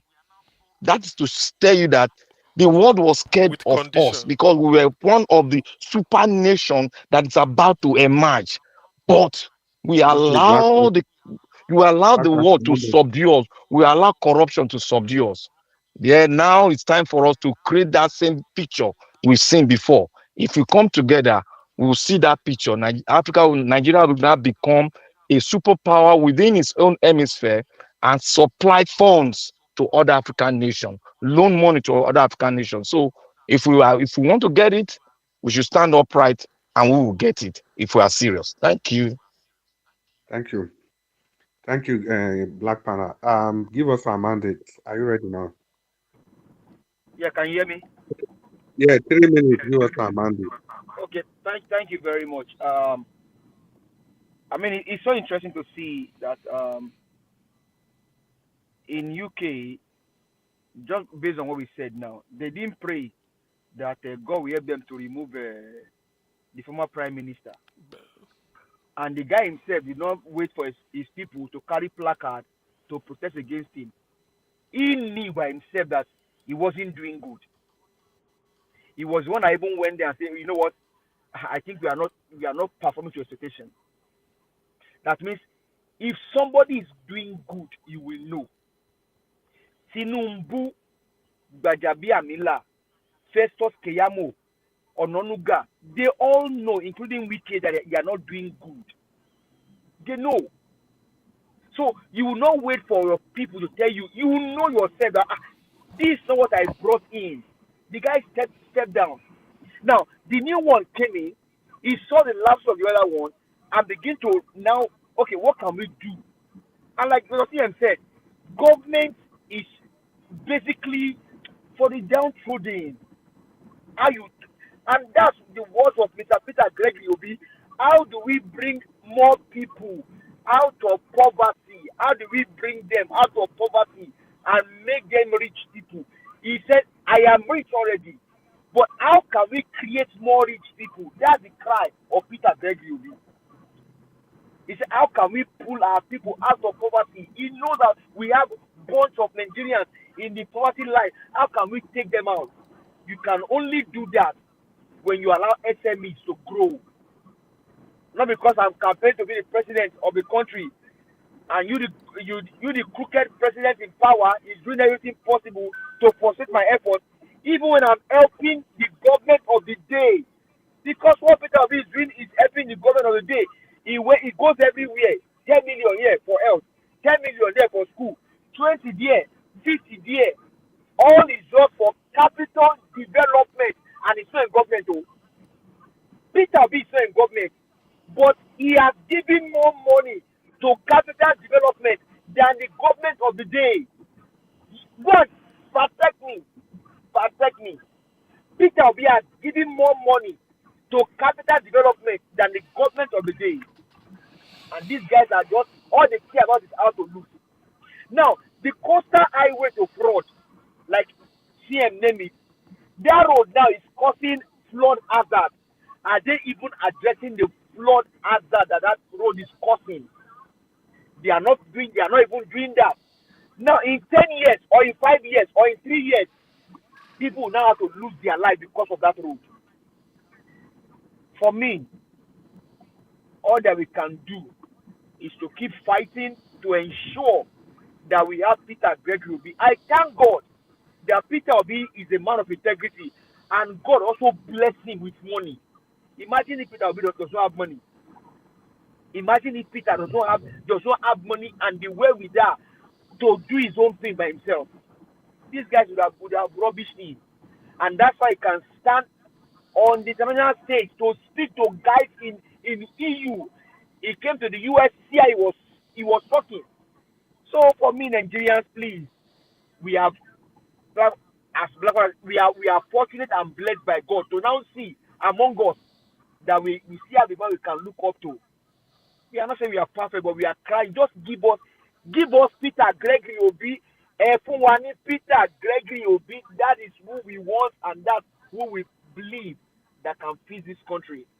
Bola Ahmed Tinubu, you have failed. I don't think you deserve any more 4 years. Please go back home and sit down. Peter Gregory Obi, thank you for Thank you. if you even open our eyes to see that Yes, our there's mandate. more better thing in Nigeria, we appreciate you. Thank you very much. I appreciate it. Yeah, thank you very much. Give us our mandate. You really did well. I think, yeah, we are about the only person that actually dwell on Peter Obi. You see, people, I'm just going to follow the footstep of give us our mandate. Now, this man, Peter Obi, let me just talk about one aspect of something that was played today.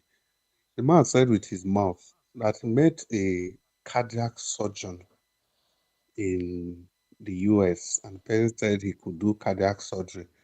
And he said, Ogami, you can't do one for home now, for Nigeria. The man say, I for come, but facility not there. Okay, how much you go take to set up the facility?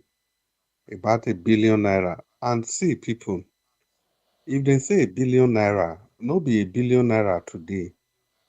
Una know how much the value don. Okay, just imagine when Peter Obi comot for office 2014. That time bag of rice na still 70 naira, 7,000 naira. So $1 billion naira that time is like 10 billion now, if I'm not mistaken, if not more than. Na Peter Obi cough out, make dem take build that cardiac surgery. Wait oh, e never finish.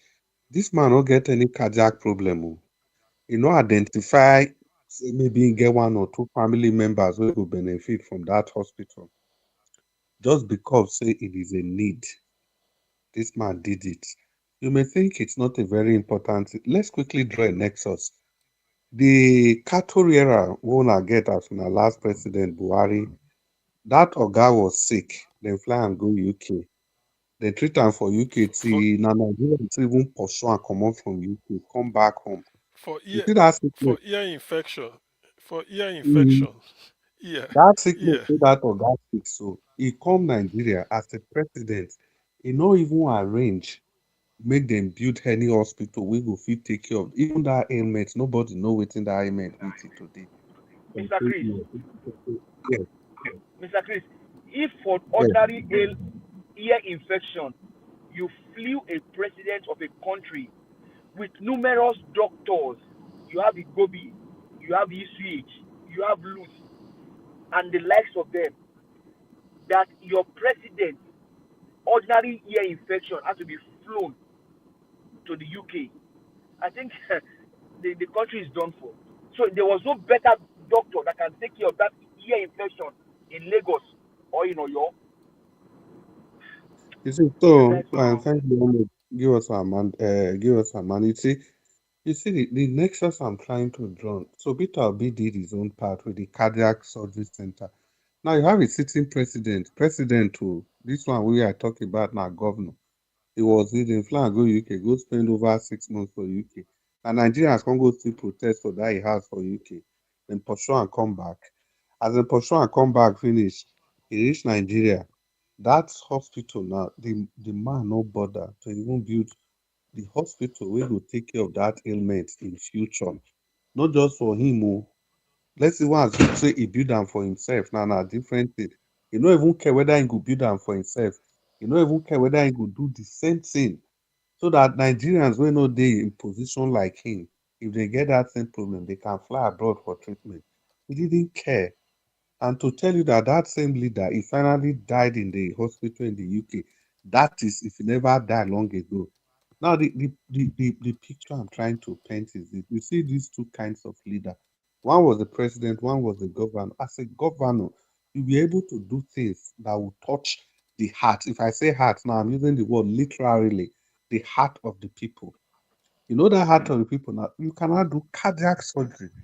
If you know the things wey involve to be able to do cardiac surgery, no wonder him say a billion naira. You go and check what a billion naira was worth in 2014. That's how many years ago? That he left power 2014. So since he left power to now is even 12 years ago. And people go open mouth say this man no build hospital, no build, build Oh, school, Mr. no Chris, build. what about Ekoromadu? Ike Ekoromadu. Where No, is he you now? see, I'm not coming. The thing is that I'm trying not to distract myself with any of those because I just want to talk about this man. To I just want to talk about this person that Nigerians are playing with. You see, I see Peter Obi as the way I feel say Nigerians take this man. It be like say you reach where they play lotto. The people will get the lotto company. They say this one are Euro Lotto. I don't know the type one I get for America. They say Euro Lotto, the prize money are 256 million. Okay. The people with the operator say, see the number we go win this lotto this weekend. Go play. You say you no get money, they can't give you €5, maybe you go take plan. Yet you still they consider whether you go play. That is exactly what we are doing with His Excellency Peter Obi. Because this man now Euro Lotto, Euro millions, now we they play with. So if we lose them, if we lose this man, I don't know what to see. Do you know Rabiu Musa Kwankwaso say Peter Obi sign a document for him saying now 4 years, only one tenure, 9 1 stay.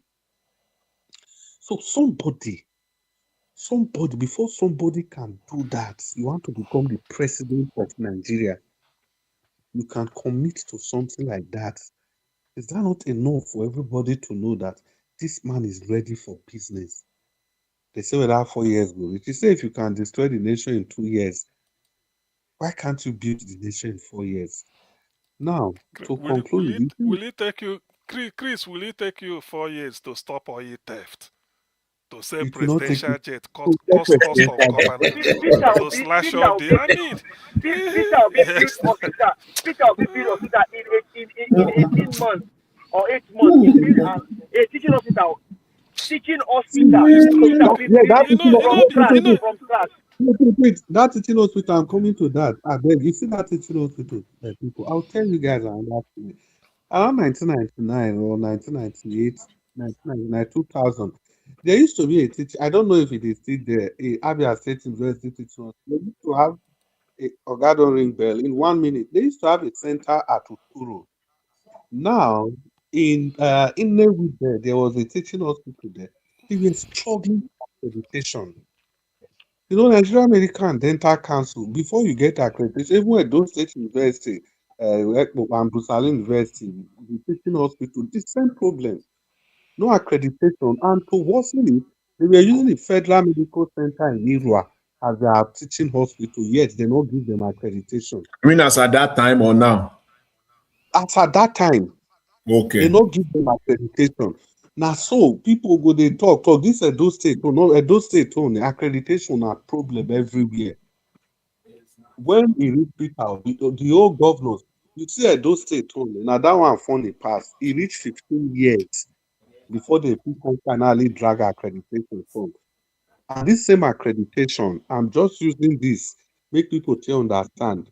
The person of His Excellency Peter Obi handled this matter of accreditation with finesse.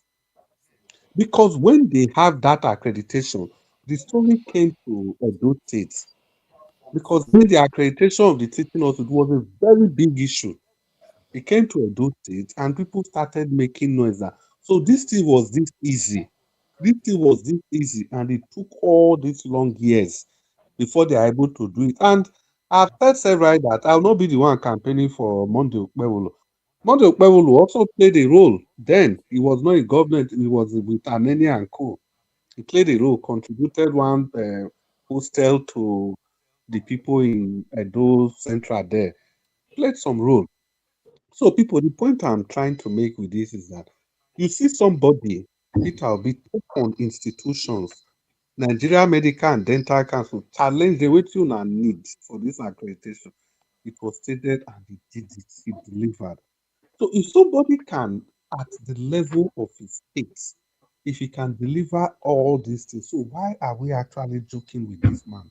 Why are we joking with this lotto number that has been handed to us on a platter of gold? Your Excellency, as you celebrate your fifth birthday, I want to assure you that you have loads of Nigerians that have hanged their future on your shoulder. Please don't fail us. Thank you very much. I think we've spent the allocated 1 hour, so we all can just be talking till Organa and was coming. So that's it. Okay, Thank okay, you for Chris. listening. Yeah, Okay, I will allow Chris. CM to go because he's What from I want to Anambra State. suggest, what what I want to suggest is this. You know, people always say when they say Peter Obi, build school, build school. You build school for human being. There are schools in Anambra before Peter Obi came in. The question to ask them is, are you building school because the existing ones have exceeded their capacity or what? They have to prove that. So what is the point of building a new school when the one existing one, if it's supposed to contain 1,000, you are having less than 1,000 students there? Why should you go and build a new one? That is, sometimes people don't know what No, is called public fund. Dr. Singh, Dr. Singh, that is even too late. Give up our mandate. Yeah, I the beg, question is let me make the this question clear. is the ones that were on ground, were they bad? And if they were bad, did he Please fix them give or us not? our mandate. You see, thank you very much. I think that the same question you and Oga CM talk. You see, when people are just being clever, they say, waiting with Chimamanda Adichie, there is a book she wrote, Half of a Full Moon. The name alone is so captivating. You want to go and read that book.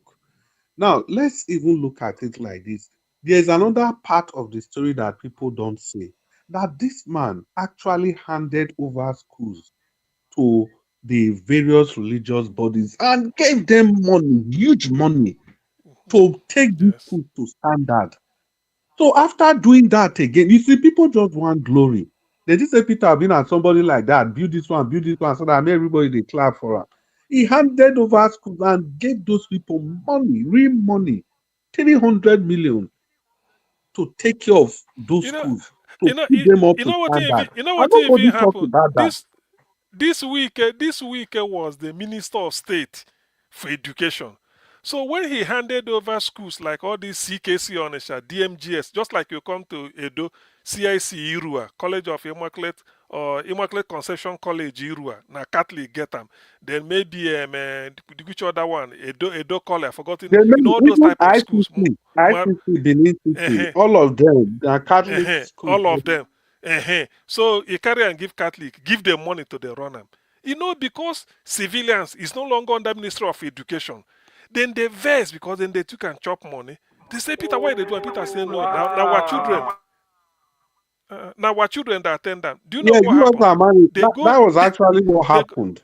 Because they, if the man they, going they, bad building more square, is that no waste they, of fund? okay, listen now, they go report them to Wike, to Federal Minister of Education, report them to Minister for Education, reported P2B, our state maybe commissioners or ministry men, go report them, say what did they do because of bribe. Wike came, you know what P2B do? P2B say, okay, they are reporting me to you because we case from the federal now, Minister of State for Education. Now they give secondary school, federal government colleges. He said, they reported me to you. Okay. He bring a commissioner for education. You are the commissioner public. He bring one of those CKC headmasters or people where they go run. He said compare result. Go there and check the result. They are doing better than us. Wike was shocked. Peter Obi, do you know where there's a school in Onitsha called QRC, the equivalent of a CKC for boys, QRC, Queen of the Rosary College for girls. Peter Obi went to Ireland. Ireland is a Catholic country, Chris. He go there, go bring one reverend sister, make am principal. When I never hear this one, make the lady principal. You know what in the lady they do? The lady go they stand for school gate. By that kind 7:38, he go there. They take note. Any teacher where pass, he go check the time where he take pass. Now that lady can't tell Peter Obi and say the lady can't tell and say, look, give me the full right, make I sack all these teachers, employ teachers. These ones are businessmen, they are not teachers. Look at the time they come to school. Peter said this thing. No, yes, now trust Peter. So the woman brought budget. Do you listen? The woman brought budget. Say there's a erosion behind the school at Onitsha, just like he's developing. The woman can't tell Peter Obi, say, look, you better we do something now. Else, in future, he go become a big gully. How much him bring then? How much the woman bring? Either 40-something thousand naira for them to go and buy concrete or something, do them. Ministry of Education raised a budget of over 400,000. You know what Peter Obi do? Peter Obi called Commissioner for Education, say, from that 400,000, give the woman 40,000, make you go do the thing where you want to do. He say, give him. This is her own budget. Look, these are tales, but when people say it, they may think they're joking. Peter called the commissioner, say, commissioner, from the budget, raise a 40 voucher, give this woman, now 40 go take do am. They say the woman don't know anything. He say, give him. If he fail, I hold her responsible. So you see, that's what that one do now. Is it work? Is it work or is it not work? What if it did not work? Irish woman, Irish lady. Listen, do you know what in they talk against the woman? They say no mind the woman because he no marry, he no born pikin, he no know what we can see. And a reverend sister, he say because he no marry, he no born block pikin. their food now. You don't block their food. See, let me tell you, that's why they impeach Peter Obi, nothing more, because they save money every angle. Peter Obi say now. UNESCO want to give Anambra money for primary schools, to not just Anambra, for federal. Peter Obi say no go accept. They say what? He say, I will accept on one condition. From Federal Ministry of Education direct to the headmaster in the primary school. No toll gate. All this state commissioner for education, local government chairman, before he reach, he go the short. He say from there, the UNESCO go from Abuja direct to the primary school headmaster. Direct. Say that, he said that's why they hate him now. They pitch him. You know what in they pitch? 2 times. When he goes Supreme Court, come back, then go impeach him again. So you see why it is difficult for that country to move forward. You see why that is the thing. Yeah, so but Dr. Say, we keep talking about the impeachment. What about the election proper? Because now, during the election proper, one of those elections, that was when I started extracting His Excellency Peter Obi. There's a radio program there in Anambra State. We used to get a reception in Benin. Then go just call it, they talk about the election. I started monitoring the election. I said, which kind of human being be this? He go come the program, he go they laugh. Go be like somebody where they drag for governorship position.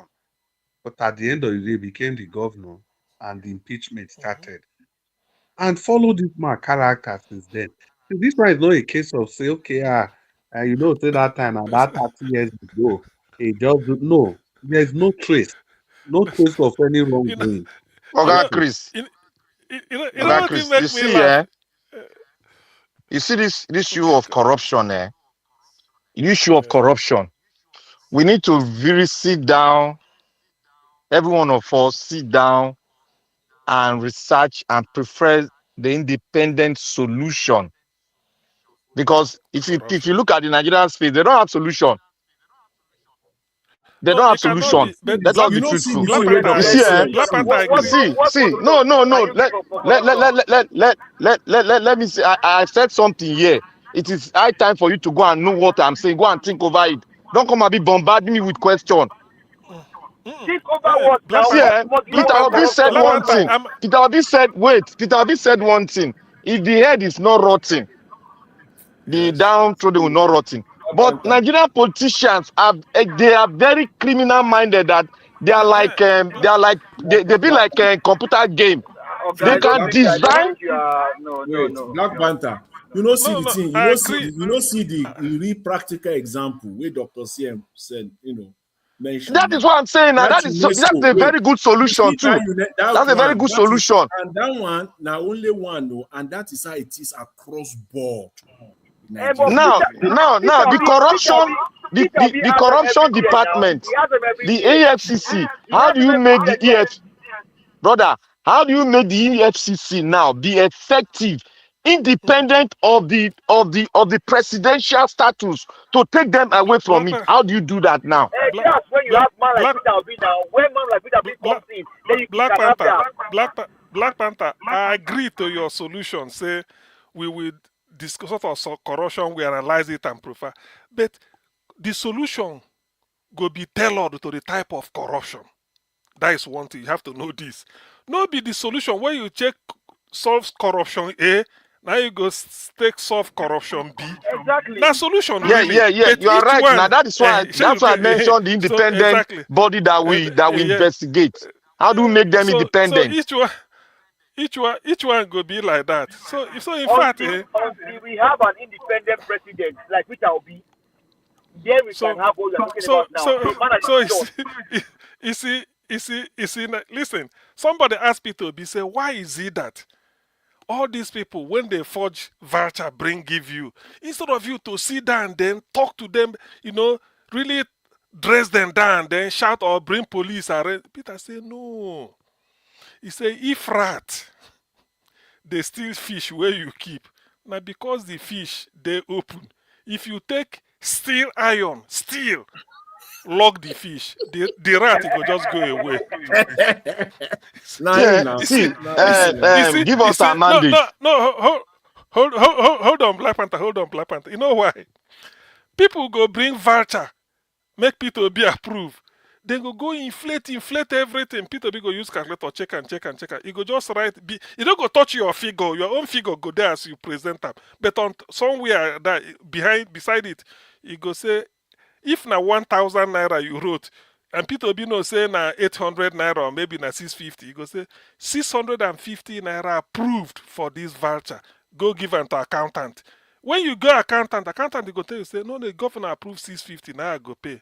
He said, but now 1,000. He said, no. You see, no, see, governor right say 650, now he approve. So if accountant pay more than 650, now he sabi. So by the time they bring them, every budget you bring 1,000, then go reduce them. Now you go ask yourself, you go no say yeah, no Yeah, need, even that no one, you need see the thing where submit. they do. It's not the thing where they do for Nigeria. That 1,000. No, be say then go even Yes. reduce them. Then go double them. Then go double them. Oga Say put my own. Oga Jonathan, doctor. Put my Oga Jonathan, put doctor. my own. You see, look, the reason why I mentioned this is very strategic, and it is good I mentioned it to every one of us.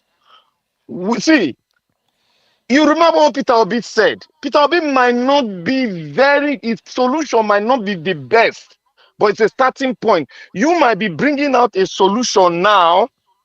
It will make it redirect and redesign its plan on corruption. That's why I'm saying that, look, No, we agree. knowledge is not Nobody rested said. on every man in one man. If you But do you know, think? I'm not. But do you think? Black But do you Panther, think? I agree with you. If you We've get there, agreed. Nobody's doubting you. It's what no, you said is it's in order. Mr. Gibos Amade that is It's a, always saying, hold on if now, you get there, if you get there, if you get there, go and do the normal thing, nko. hold on now, hold on. You think if he gets there, he will now bring in somebody that is corrupt to lead the FCC when he My said it's not brother, corrupt?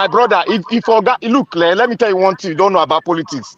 Politics is all about you must always give and give this person. But look, if he get there, remember Nigeria is a very big country, and we have a lot of tribe. If the other tribe they oppress Amunko, Oga, you know the thing about that one. Oga, see where we are now. Nigerians have suffered enough to know that Huh? when Peter gets there, No, it's one of my friends.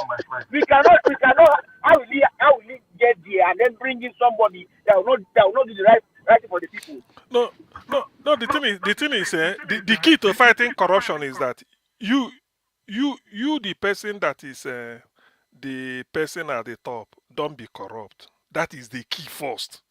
Because the people bringing it no say this thing you no go sell. When you carry and give people be no way, you no go because he know they interested to chop. That's why he said na me go approve what you go eat. So when I approve, then everybody go they put in own. But if you know they if you carry and come, you just like he said if a rat they fool your house because of fish where you they keep anyhow, then they chop them. If you lock the fish inside still something, when rat comes see say no more fish, then go away. Before you don't need to buy rat poison. Doctor, You don't need to yes, buy I rat believe in poison. that. Doctor, I believe in that when you talk Yeah. now. That one rests in Yeah. the person of Peter Obi.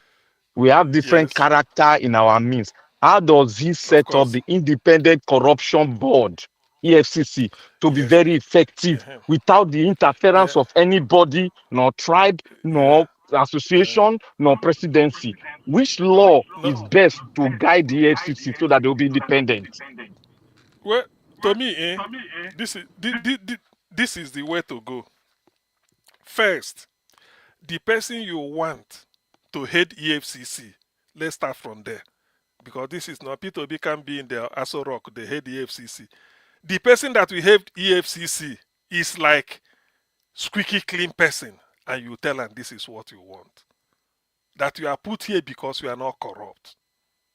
And if the person, because everything will depend on him, because I be the head of EFCC, he's not in all this EFCC bargain when you see 500 million or 10 billion. When they come and say, EFCC, I give you some. You go, no. You don't compromise. The person, the head of the EFCC is not interested. So if they arrest you, say like Yaya Bello, you are going to vomit the entire money of Kwaras or Kogi State where you steal. Is the body language of the leader. It's the body language. That is the thing. So the person that we head EFCC is critical. That's where corruption starts. Because you can't bribe him. Okay. If the head of EFCC is not negotiating to take some, is it the field officers where they send it to arrest you? Go they negotiate for 10 cup? No, you are going. They know. Compare what you said now to Ngozi Okwejuriala, Dora Queenly, or basically these ladies we are working with Obasanjo, including Soludo, your current governor. They were all with Obasanjo. They did their job. It's true. They did their job. It's true, but when you talk of Ngozi Okonjo-Iweala, I remember when I read in his book, because of fuel subsidy, where one stop, those oil mafians, you know what thing they tell them? When they kidnap him, mama, they negotiate the money. He said the oil mafians said they no need money to release the woman. Only one condition, making Ngozi resign and get out from Nigeria. Can you imagine?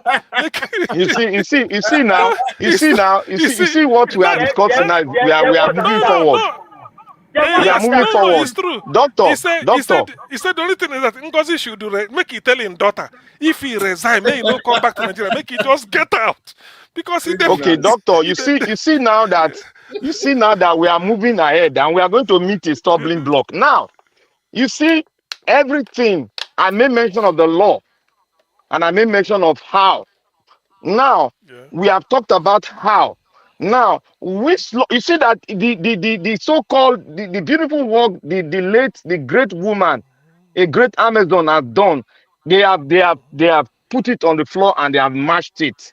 We are back to almost square one now. What law are we going to put in place so that we don't go back to square one? That will be independent and work effectively. Black Panther. Yeah, that's a good question. Black Panther, the law is already there. We already have the law. Thank you so much. The law is not independent. The law is being controlled. That's what I'm telling you. Okay, then let me break it down for you. I'm talking about independent. Wait. EFCC is set up as an independent entity until the leader, the body language of the leader is not stealing. Who born EFCC well to say then go carry someone like Yaya Bello, they no go pursue the Okay, case. you say it's independent body, isn't it? Is it not It's what you're just already saying? independent. Go and read Okay, it it's now. independent. Okay, They have wait. Mona, hold everything. on. Hold on.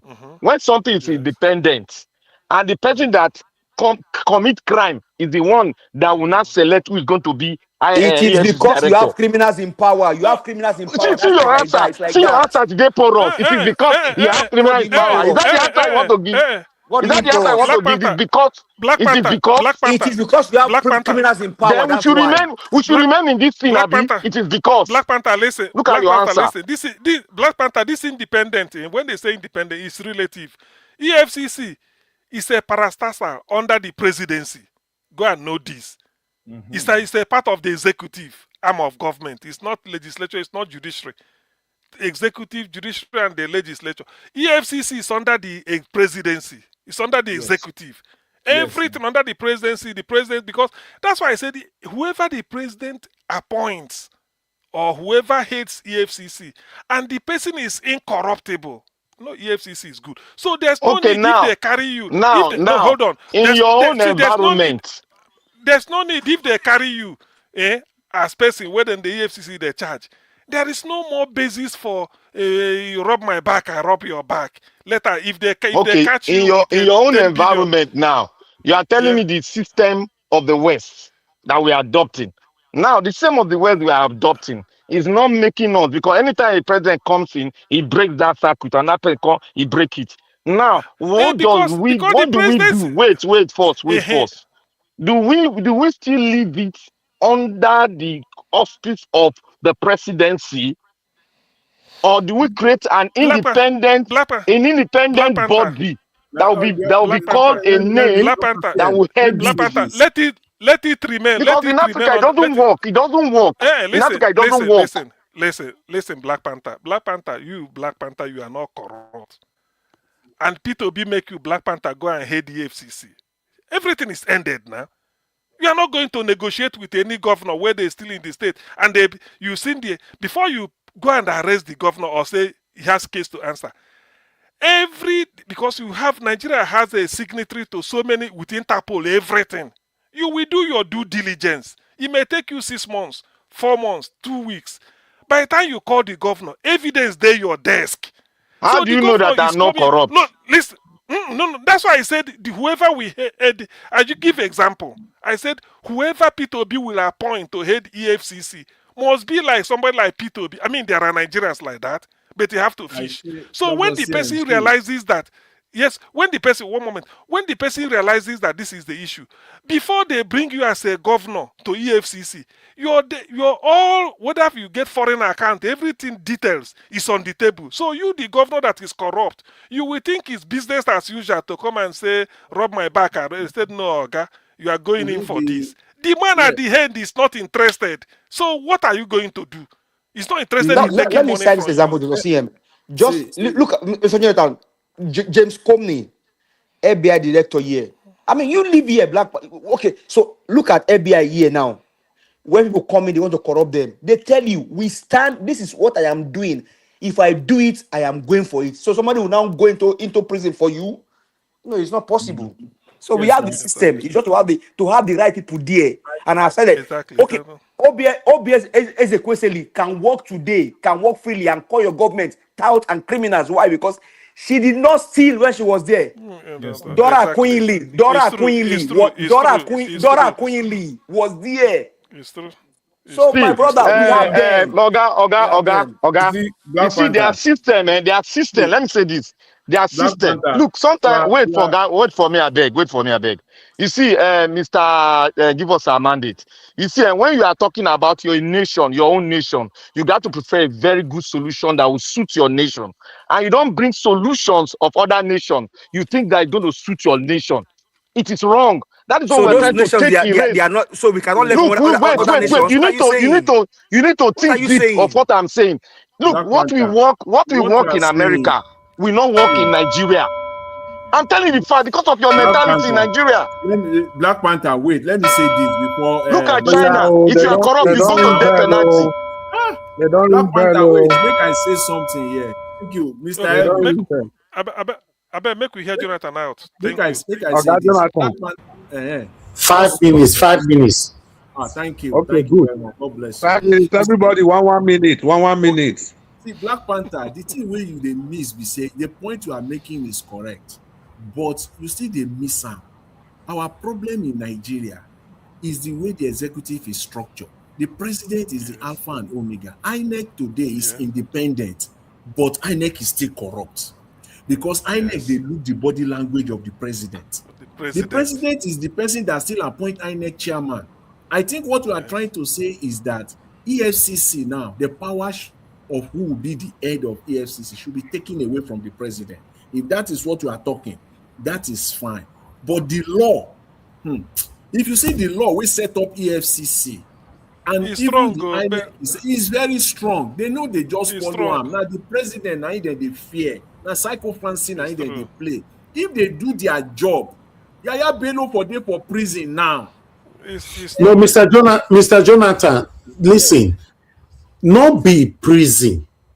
Normally, let me tell you, the only way for Nigeria to be better, because I saw somebody that Michael Abba just stated my continuous statement on this platform. Not be prison. The kind of money where these people they thief and you they mention affiliate prison with them. No, not be prison. As long as they already find guilty, you carry them to a public square and you will fix a date and time. So date, August 10 by 2 p.m. on so place. Nigerians will Igoshele. come and watch. So man that was a minister before, a governor before, a president before will face firing squad. Now what do we need be that? And I bet you, Thank you, Niger Watch, for a solution. You see I now, it's moving I bet forward. you guys, if you do unto ordinary four, out of all of them that have impoverished us today, ordinary four in a public eyes, the rest go to find the one use like enter Ghana, enter Yugoslavia. I'm telling No, you, no, no, it's true. That is when you've caught the person. But in terms of deterring them, if they know that the head of the AFCC doesn't accept all these things, so that is deter. They won't even attempt to do it. Because if they caught But you, have the we have firing we squad. talked about No, now wait. power Black share Panther, wait, power? Black Panther. One minute. Okay. Dr. CM, your 1 minute. Okay, so that is, I think that is basically what I'm saying. Yes, but what Nigeria was said is if you are caught and it's proven you stole, you go in for firing squad. But part of deterring them is that they know that the head of the person way there on top is not interested in give me part of what you loot, I set you free. You will be forced to because there's no point. You will be forced to don't even do a it. In the country, UK, in the a UK, they country said where the law want to deter you, not just you committing the crime. They want to make it that you don't, when you remember the law, what you are going to face, you stop. That is see, I deterring. mean, When, a country where you see a president spokesperson will come on air and be saying that someone that earns 60,000 naira is much better than someone that earn in the UK. What caused what do you know what lead to things like that? Now see finish. That's it finished now. That see finish start from a see finish Niger to Watch. law. Niger Watch. Hold on, sir. Hold on. Nigerians are signing you people are not signing the petition. You people should help us put the petition. Hold on. So that they can ban Hold on. Boala from UK. Yes, a see finish to the law, to the Constitution of the Federal Republic of Nigeria. A see finish to the citizens of the Federal Republic of Nigeria. A see finish to the government that they even belongs to. And a see finish to everything to do with Nigeria. That's why you can see somebody will go on a podcast to talk anyhow. We need, listen, It's not because Nigeria is too religious. Religionism has set us backwards. Normally, that's true. Normally, there should be any spokesperson will go talk like this. Bring him out. As they come out for his side there, your fair go lock him off first. Make them go plan what you want to one. Or make The them only just way. make them just like voila now. Make them just say his salary now don't come everything, emolument to everything. He don't come to 70,000 naira. Yes. So let me tell you, because we take almost everything that is affecting us in Nigeria as a cruise. That's why you see there's a video that I listened to today. In that video, the person was saying that Nigerians take everything for a content now. That's why politicians will continue to do what they are doing. And it's the truth. Go and check it. Everybody making content. 60,000. Which platform can you actually see that is speaking truth to power? Bitter truth like this as we be. Can 60,000 buy you egg, milk, and the bread in Nigeria? 60,000. Dr. Shem, your 30 finish your 30 seconds. Your 30 seconds. Okay, can Daniel Boala start 60,000? Can 60,000 buy you egg, bread, and milk? Not to talk of Milo. He can't now. And he say you are. Anyway, that guy said some of all these people, maybe not be from Borno State, he come from all this illiteracy ravaged area. Sometimes when he opens his mouth, he thought he's talking to his village people. That guy is so useless. That is so useless. 60,000. You know, 1 million self is rubbish. Thank you. But do you know that Boala? Yeah, can you hear me? But do you know that Boala should be grateful that he's even educated to the level at which he is, and should stand out among his own people to liberate his own people, because he's fortunate to be that educated to that level. Give us a submission. I know they like him. You know, hold on now. No, it's better I correct it before you continue. I can't hold on. If I hold on, you continue to say it doesn't. The submission already show it doesn't make no sense. Let me put it like this, my brother. You people should stop advising these people. Boala is too educated to know that I suppose. Thank you, my brother. What are you talking about? You are talking to a Satan.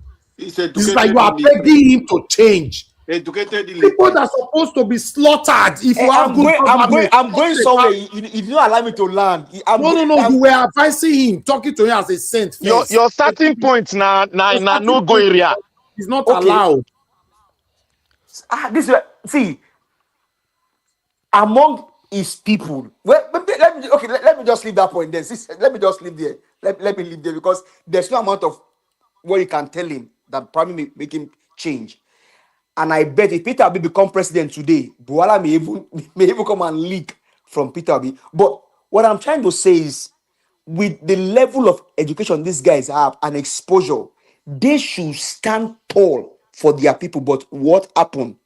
Beg, what they will eat and drink has destroyed them. Now, on the issue of laws and EFCC, if Peter Obi becomes the president, the very first day is announced as the president, things just begin to take shape. See, some things will change. A lot of things will change.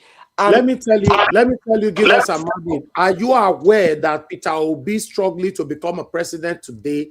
The hindrances behind it is not just Tinubu. Every single satanic individualism. I know. Enjoy from satanic Tinubu's wealth or administration, and making sure that the administration is not taken away from them. All of them. Yes. That's true. I don't know where will they go. We're in trouble. I just pray we succeed in 2027. So all these people who are going to talk to now, see they put Mr. He should have a hat. Nigeria, they talk every day. Yeah, when I go shout, they'll say you go reach your turn. Maybe 1 minute go round. Okay, Black Panther, take your 1 minute. Please, okay, you see, the way they share this minute, I don't know why they always forget me. You go reach your turn now. You no go leave you. No, you go reach your turn. Ain't do round everybody. No give me. Nah, you don't come to second 1 minute again. I never speak. You go reach your turn now, guy. Not be saying they teach you. Not teach you now. Now 1 minute. I not teach you. Alabo, he go there for bank, he go yield interest. No worry, I dey here. Everybody. That's what the other time. No, I love Maduka. They appeal for me. Make them give me my time. You always take away my time. People speak for second submission. Mr. Chris, You I don't think it's give me ideal. second submission. Make I go wake baby. If I wake baby, Alaba he go duty. Make we wake that baby. Mr. Labo talk. Mr. okay, Labo talk. okay. Thank you, Black Panther, for yielding the mic for Mr. Lavo. Mr. Lavo, sorry, it could have been an oversight. Talk 1 minute. Now they give me 1 minute. No Okay, problem. two, Black two Panther. minutes. Quickly, oh, I now just 5 minutes of that Nigeria was give us. I just want to appeal to everyone to please let us continue. If you have not gotten your PVC, go and get your PVC and get ready. We are going to match them come 2027. Eh?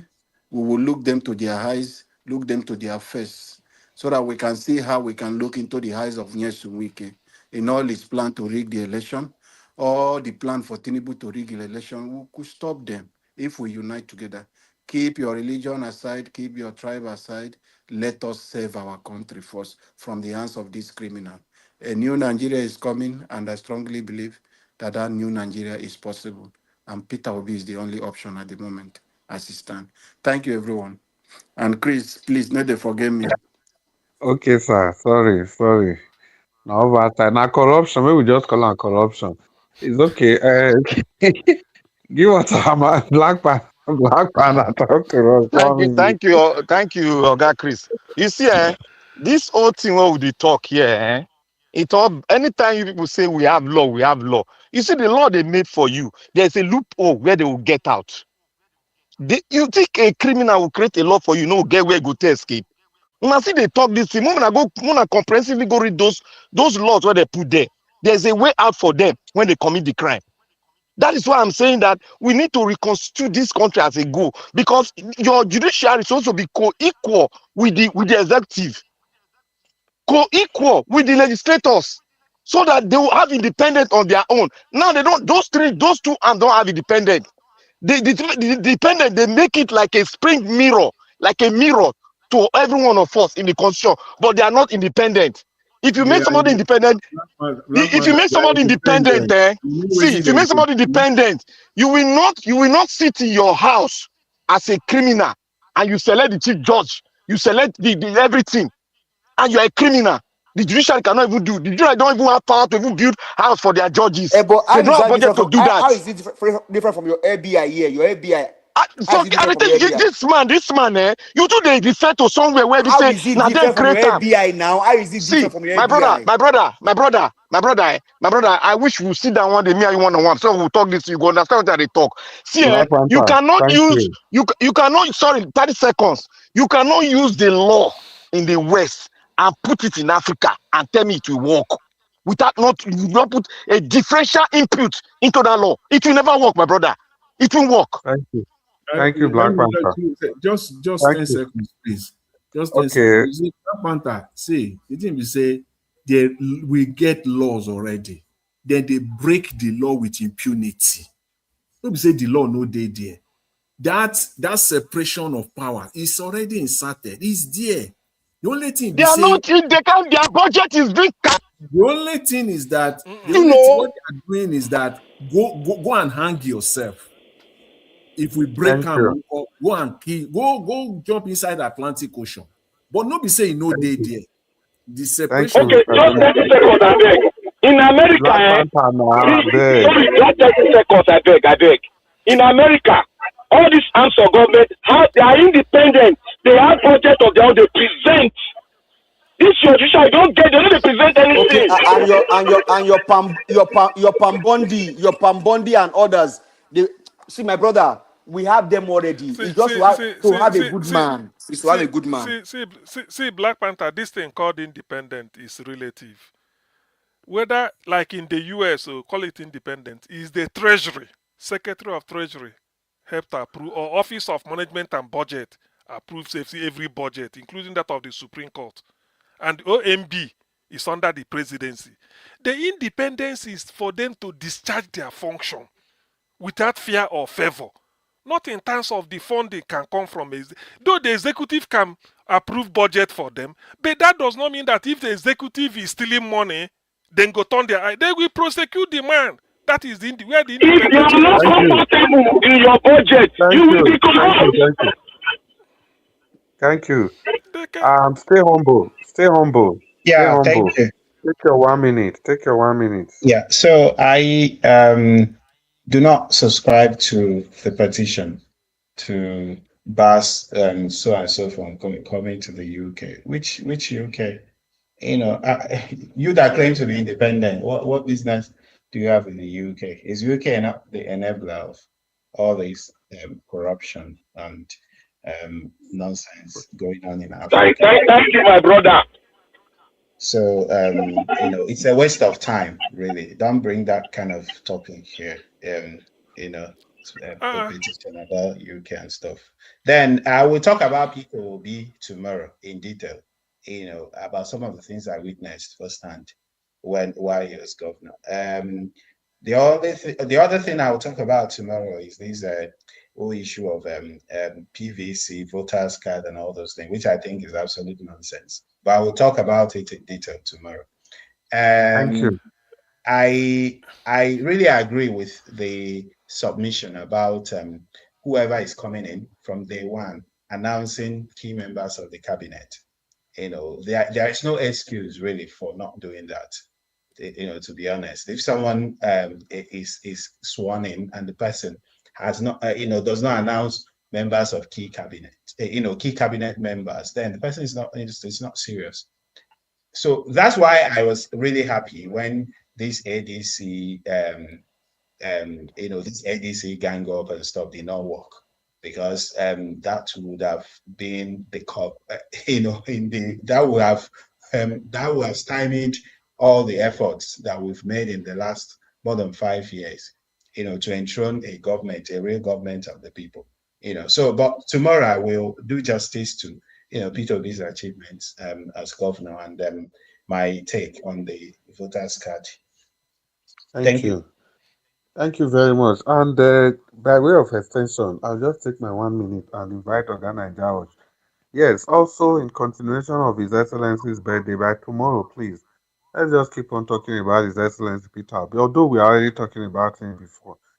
As for the argument on ground, I was just waiting for everybody to finish before I bring in my voice. See, Black Panther, there is a French leader, is it Louis the 14th?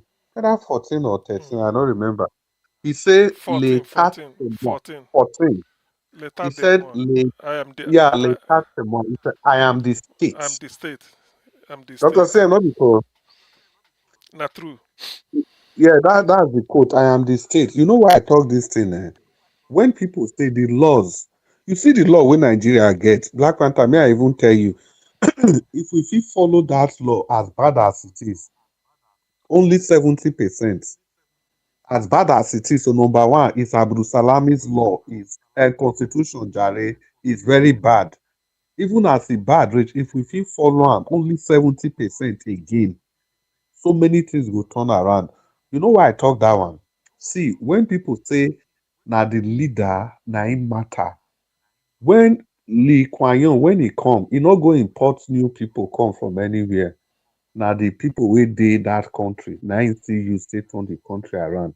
If His Excellency Peter Obi come, as long as say he no put on that toga of I am the state, l'état c'est moi, if he allow every institution to function on their own, things go work. Na part of the thing wey Ebele Jonathan do now. Why you change the laws? Oh, sure you know. You change the laws. You say? Sure you know. Look, why you change most of the laws? No, wait now. You know, just wait. Black Panther, wait. You know, wake up, just say as he enter, begin to change the law. You see, I made a premise. The premise we say the constitution is handed over. I called it Abdul Salami's constitution. I say as bad as that constitution is, if we even obey that constitution 70%, things will turn around. And all you need is a leader that has no power, excuse me, power drunk. See, a leader that will not come and tell everybody that he's the state, even if they are not saying it, but their actions and even inactions is proving that they are the state. Look at Tinubu, for example. Anything Tinubu wants, he gets. Is that not a late taxement? Is that not the state? To the extent, see, a budget, that coastal road, not even the coastal road is my problem.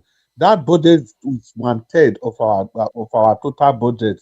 You just give am to somebody, you no pass due process, you no pass anything. You know, say for Nigeria now, they get due process before you pass any budget. It gets structures where it's supposed to pass through. Public bidding and all those things. We get all those law in place. Even this one where Buhari come appoint everybody from the village.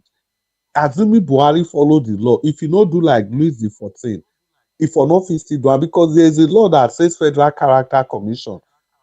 Before you appoint any ministry for that matter, you must share the position so that it will represent the whole Nigeria.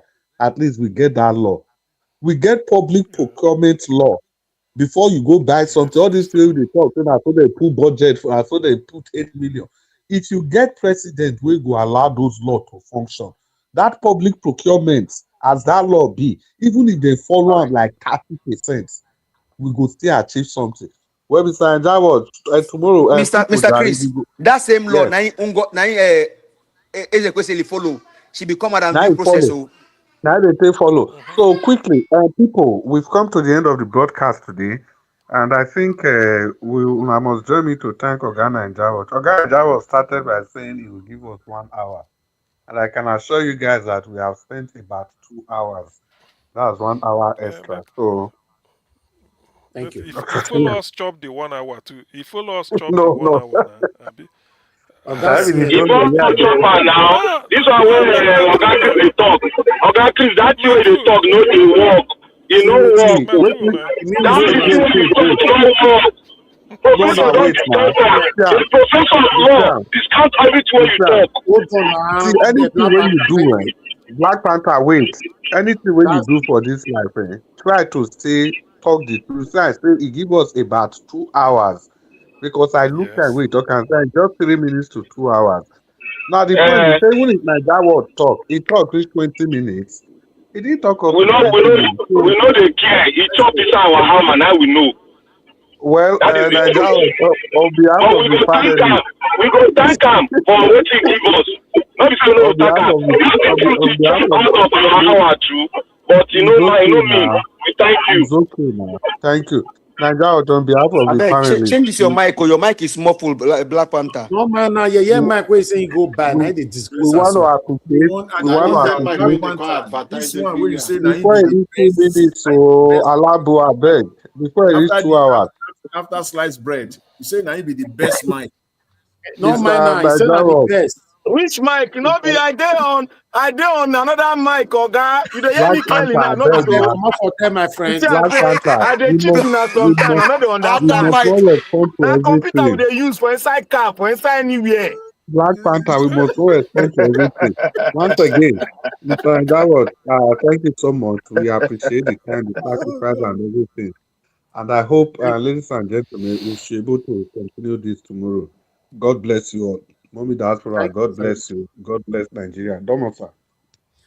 Yes, Oga Chris, thank you. You did a wonderful job. Although all of us was here listening, you know, I enjoyed listening to everybody.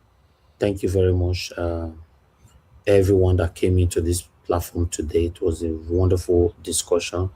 Thank you, Mr. Jonathan. You paved way for everyone to come in. Thank you, Oga Chris, Mr. Alabo.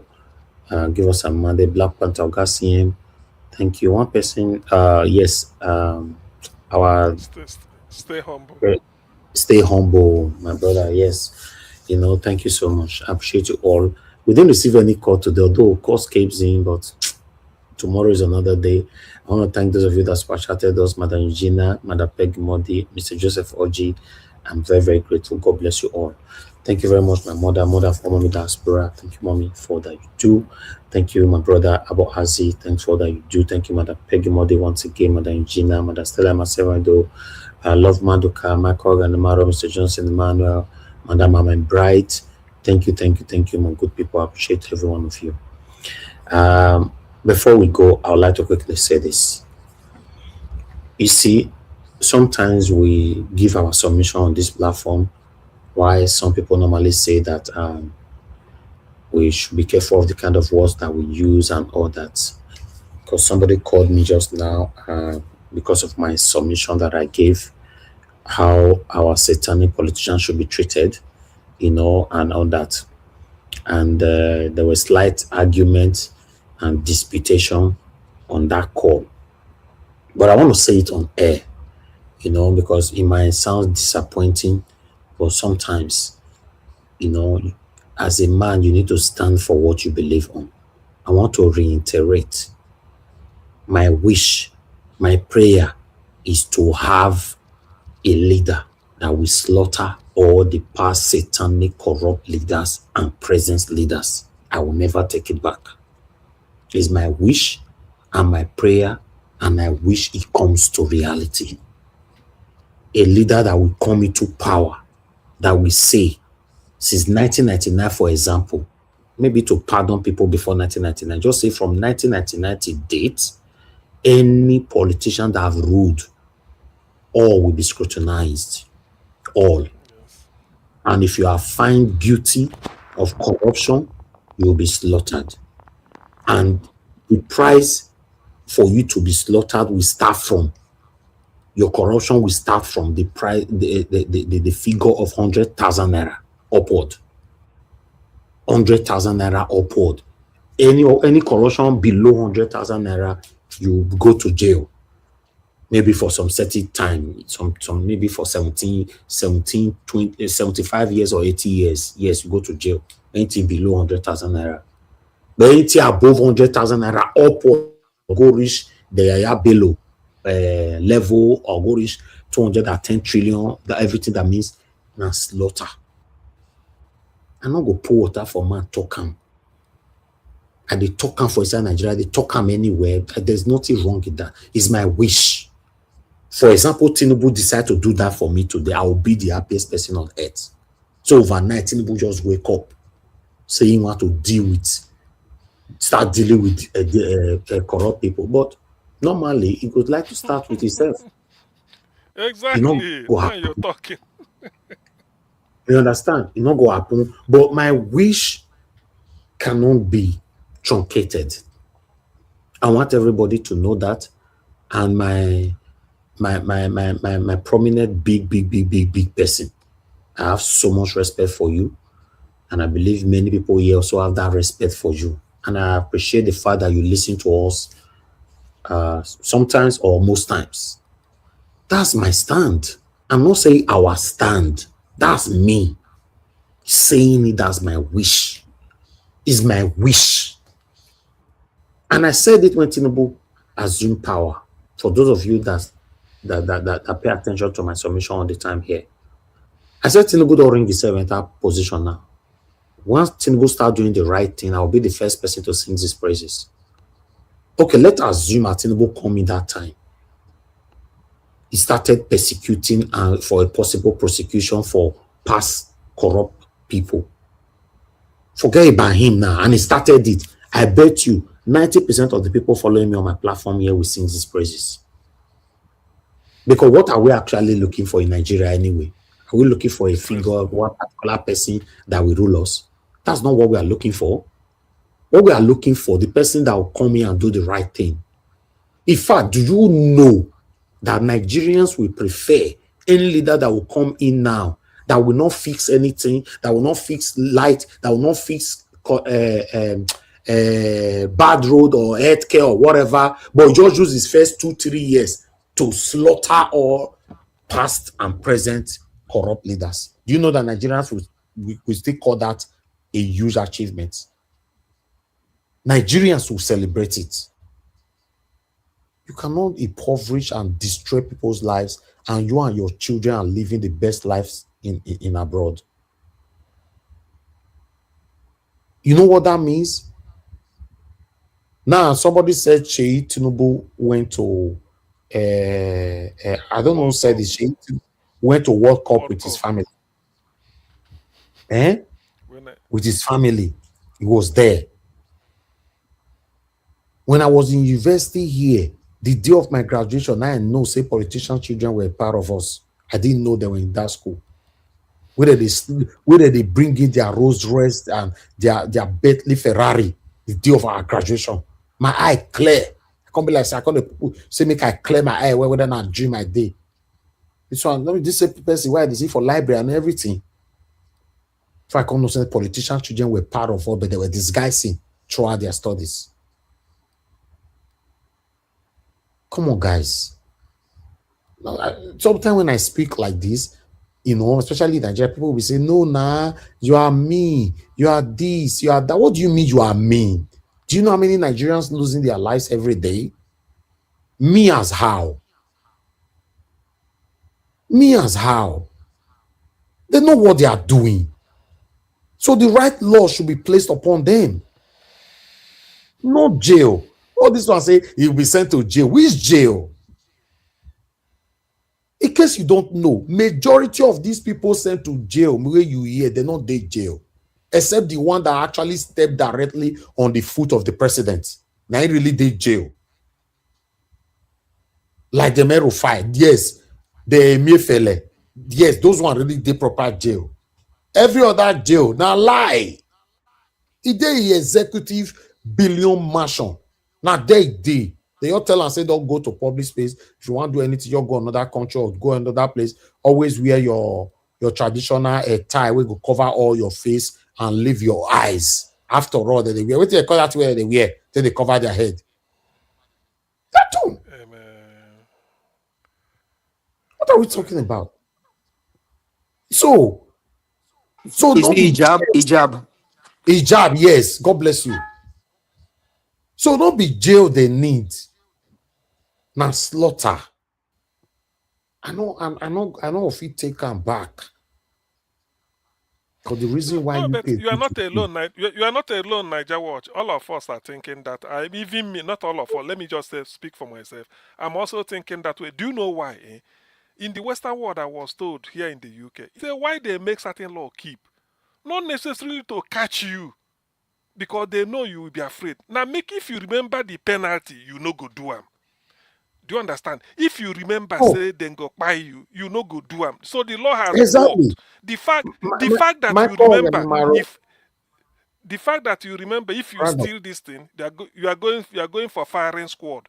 That alone go make you not to do it. And because you didn't exactly. do it, that law has worked. To scare you, Okay. law is sort Well, of to scare CM, you, to No, deter you. not the submission. I mean, they give submission. All of my don't talk. just allow me, sir. If that kind of thing work for China, work for other places, why are we exception to that kind of law? Singapore did it. That's why their country become the best today. Mr. Elvis, the Japanese, when they came to the US for this World Cup, after every game in every stadium they played, they will stay back and clean up the stadium where all the Japanese, they will stay back and clean up their section where they sit down. It's what they do every competition. See, this the way people they talk, say, they follow talk this way, follow. You know, say till today for China, everybody will corrupt for China. They are past politicians. It get where they mold them put. They mold them. Then they go beat them for there, Mr. Chris. Thank you very much. They go there, go they slap them till today. Like all these Atiku, Obasanjo, all of them we don't die. Ebele Jonathan, the one way they are alive. Ebele Jonathan, you mold all of them for one place. Then everybody generation where they call don't go they slap them. Don't go they slap them. Which humiliation pass that one? But our corrupt that now we they name everything after. Listen. Let me quickly take this here. I have two things to quickly take here. One from Michael Oganemaro. Michael Oganemaro said, they have to return all the money before they buy them. Of course, all their properties will be confiscated. The same thing that is happening to Abacha today, even though there's sentimentalism on that approach. That's why we are saying we need a proper leader that will do it well for us. Then, let me quickly take you guys to how Singapore did it. And we can do it. Before we end this show, I have a few minutes to do this. As you can see right there, Singapore transformed from a highly corrupt society into one of the world's least corrupt nations through strong political will. strict enforcement, and systemic reform. This success was driven by empire. Oh, phone with the ring, please. Don't give me copyright, please. Who be that? Mute yourself, please. Empowering and independent anti-corruption. Success was driven by the empowering and independent anti-corruption agency, paying highly competitive salaries to civil servants to remove the temptation of bribes and enforcing uncompromising severe penalties. Una hear that one? Uncompromising severe penalties. Then, if you continue to read here, you will know who did it, how they did it. The first thing they introduced was capital punishment. I don't have the time to take you through it. I think there should be a time when we'll go through this all here. Today, they slaughter them. Till tomorrow, they are still slaughtering. They never rest. If you thief 1 naira, they go slaughter you. So why is it that in our own country, we now be saying, no, now to forgive is human, to err is rubbish? Because they read Bible, turn Bible upside down, they deceive us. You hear what they talk for there just now. He said, there's a word he used just now. He said the country survived through strong political will, strict enforcement, and systemic reform. Strict enforcement.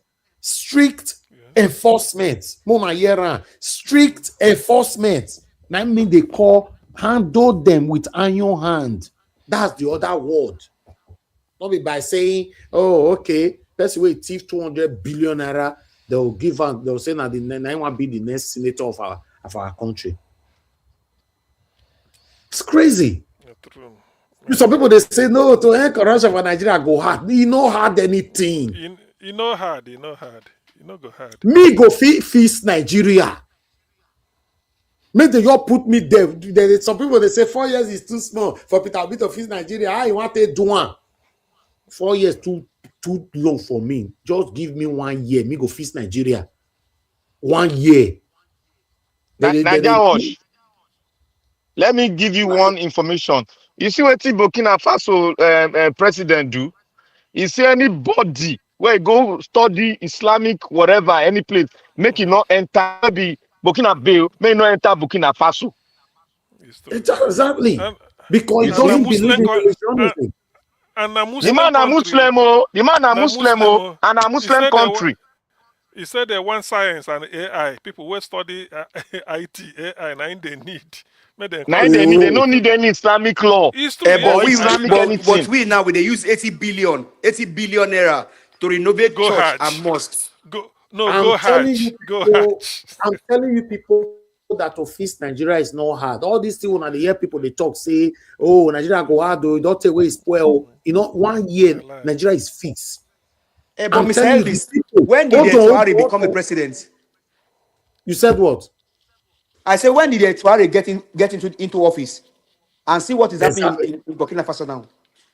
Exactly. It's true. One thing you people must understand is that these citizens that are behaving like lunatics are criminal, have a criminal mindset left to right. Everybody beating the law, not respecting the law. Because the same way I blame the government, I blame the people. 50% blame. The citizen will be stabilized within 2 months, ordinary 2 months. 2 months. All the citizens will be restructured. What do they tell me? 2 months. Everybody go get sense by fire, by force. If kidnapper they come UK now, if you reach Heathrow Airport, no, you don't need any advice to know say when he enter, so say he go use his head. He know. Which one be he go hard though to face Nigeria. He no hard nothing. All the cabals, failure bring all of the out, slaughter all of them. That's all. All of them. There's nothing like that man, that state man. Now destroy Nigeria. So best way don't do bad. Hold on, sir. Hold on. Best way don't do bad. You will come old. Then will come the respect him. Somebody that has so much blood in his hand. Because he don't old now, elderly man. If you talk to him, you can't see 1 year youth. We don't still suffer through the satanic decision of that old man who go say, regardless of what now, an elderly man, regardless of what, respect time. Now, elderly man was supposed to start these decisions. If we are lucky enough to have a leader like Traore, if you are lucky enough to have a leader of like the leader that stabilized Singapore, bring them all out, slaughter them. I know put water for man talk am. I don't talk am for you every time. We all have one life to live, but you will be remembered by what you say, what you stand for today, with your footprints. Which one be? What is that? Say Nigeria go hard to feast. Who tell you? Say go hard. Ban all the churches first for the first 4 years of my office. First 4 years, every churches and mosque all ban. Anybody that oppose it, 100 years imprisonment. If you oppose it at all, if you person way did the way you oppose them, 50 years imprisonment. Oh, now no say government has so much power. Now this say after God, now government. They have the power. They don't just want to utilize it. They don't want to use it. Ban churches. Every single church for Nigeria banned for first 4 years. After 4 years, a proper strict measure will be put into place before we can start bringing churches in. They will not have a slot. Each state will not have only five churches. If you know you will not visit in a different area that it will be okay for people. If you don't want to go to church, go home, my friend, and sleep. Go to work. Stop deceiving people with pray. They will deceive you with prayer. You yourself, when they serve God, will come feel like say, you yourself, you're not holy for God's eyes anymore. They will turn you to unholy human being in the presence of God. But thank God, say God not be man. All traditional rulers, all of them will be dethroned. All. Dethrone them. And let's start all over again. Dethrone all of them. All traditional ruler. Now I talk. I don't say one. Dethrone all of them. Good night, everybody. Whichever way, by all means necessary, you must have electricity. And you will not pay for estimated bill anymore. A promise made will be a promise kept. If I don't whichever way, and I come back, by all means necessary, don't vote for me. You must have electricity. That's the truth. And you will not pay for estimated bill anymore. A promise will be a promise. But he said, if I don't keep the promise, by all means, and I come back for second time, don't vote for me. You will not pay for estimated bill anymore. Now now GBT, now Ojoro, now deceit, now mago, now lie, truth, no day, their mouth. Listen again. If I don't keep the promise and I come back for second time, waiting, he say, make we do. Don't vote for me again. Don't vote for me again. Don't vote for me, good. That is the truth. By all means necessary, you must have electricity. If I don't keep the promise and I come back for second time, don't vote for me. If I don't keep the promise and I come back for second time, don't vote for me. That is the truth. Don't vote for me. Don't vote for me. That is the truth. Don't vote for me. Don't vote for me. That is the truth. If I don't keep the promise and I come back for second time, don't vote for me.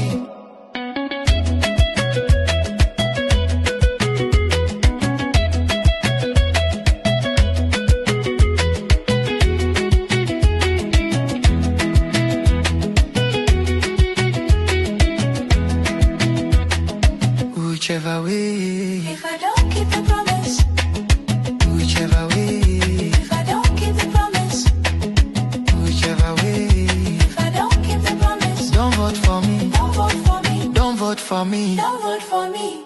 That is the truth.